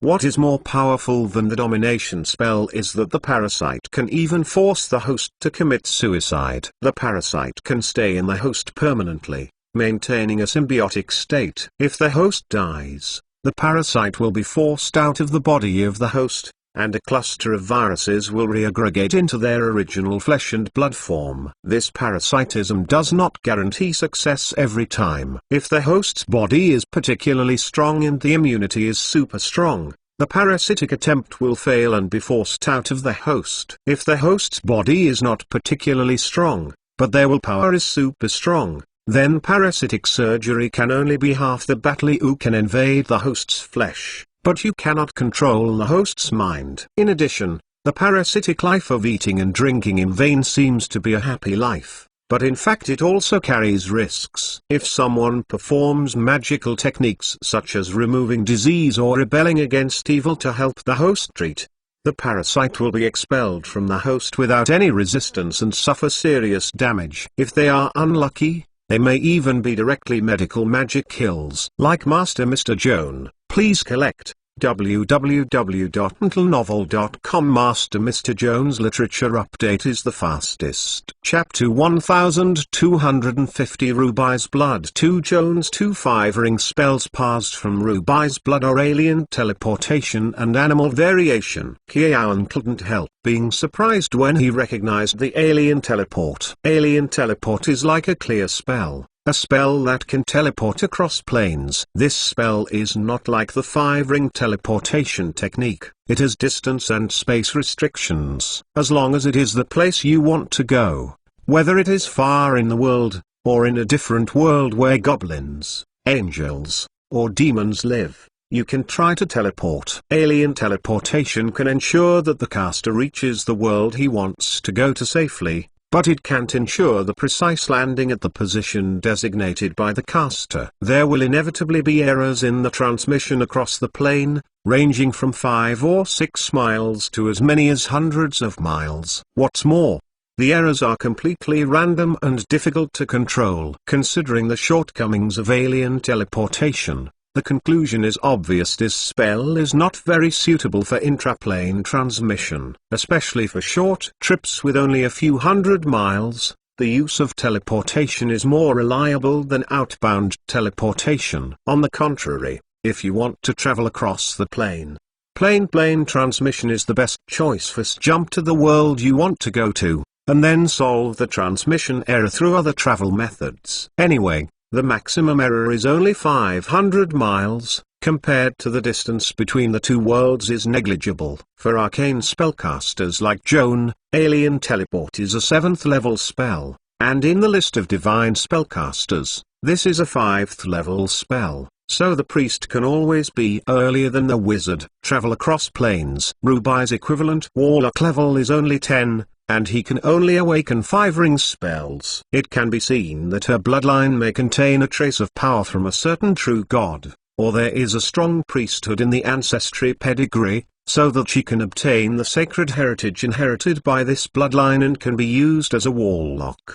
The priest's magic. This situation is not uncommon for the warlock. Joan has met countless times in the blood research before, and mastered the means to crack the blood art magic encryption. As long as the blood sample of Ruby is turned into a wake agent, injected into his body, he can also learn outside teleport in advance. After learning this spell in the future, what Joan wants to do most is to perform alien teleportation, return to Cloud Giant Archmage Vavrunil's Sky Castle, and continue to explore the unsolved mysteries in the castle.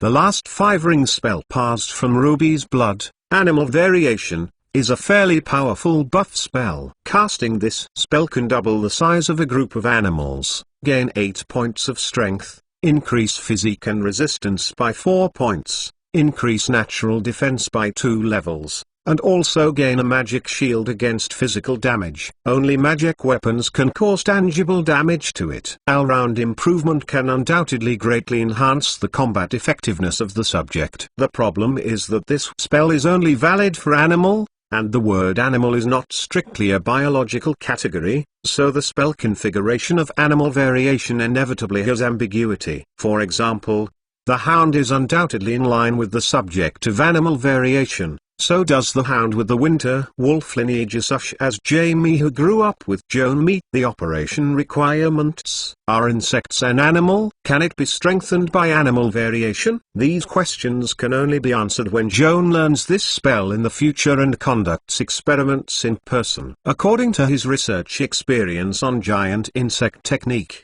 Joan feels that the vaguely positioned spell of Animal Variation often has great optimization potential. Some species do not meet the scope of application of the original Animal Aberration, but as long as the spell configuration is modified or given a higher level of magic power, such as a ring up or improved into a mythical spell, it will eventually be able to expand the scope of spells to meet the needs of the caster. Joan recorded the idea of testing and optimizing the Animal Variation in his notebook, made a series of gestures, put the blood cloud suspended in the air into the test tube, and recondensed it into a liquid state. Joan sucked the awakened blood sample from the test tube into the syringe, and then injected the awakening agent back to Ruby. The same wake-up agent, Joan made a total of 3, and injected another one for Ruby 2 days later. The 3 awakening agents are a course of treatment. According to previous clinical experience, Joan has no accident. After Ruby completed the injection of a course of treatment, the 10 spells just passed out will awaken smoothly and greatly enhance her casting ability. After Ruby injected the awakening agent, there was a slight blood rejection reaction, which seemed drowsy. Joanne picked up Miss Ruby, put it gently in the cradle, covered her with a blanket, and gently rocked the cradle. After a while, Ruby fell asleep. Seeing that she was asleep, Joanne stood up and returned to her desk to spread out the spellbook. He passed 3 new spells from Ruby's blood that had not been transcribed before. Among them, 5 rings of Animal Aberration can be directly transcribed, and 4 rings of Parasitics and 5 rings of Outland Teleportation have encrypted seals. Time observation will promote the chaos of the spell and cannot be copied directly. Fortunately, Joan is experienced, and he can't help him with such small troubles. First, mix Ruby's blood into a wake-up agent and inject it into his body, and then use a series of operations such as mythical transformation and worm identification to crack the encrypted spells in the familiar way. Teleportation and parasitics are also copied. Among Ruby's blood samples, 2 mythical spells were also passed, and Joan also copied them by the way, for further study after the master's level was upgraded in the future. Time passed quietly, and an hour passed. While Joan was working at the desk, Ruby woke up, spread out a pair of silky, transparent wings, and climbed out of the cradle. "Brother Joan, what time is it? I seem to have slept for a long time." Joan glanced at her pocket watch and turned back to tell her, "You just slept for an hour just after 3 in the afternoon. Would you like to sleep a little longer?" Ruby shook his head and replied naively, "Not sleeping, Ruby. I'm a little thirsty and want to drink watermelon juice." Joan could not help but open the King Bing fresh keeping box and took out a bottle of freshly squeezed watermelon juice to pass to Ruby. Miss Ruby comes with a straw, sucking happily. Joan opened higher endoscopy to see the changes after Ruby's injection of awakening agent. The biological types and attributes have not changed, which is not surprising. As for Ruby's spells and supernatural abilities, Joan's spellcasting level is not enough, and it is not yet visible. Like Master Mr. Joan, please collect www.untitlenovel.com. Master Mr. Jones' literature update is the fastest.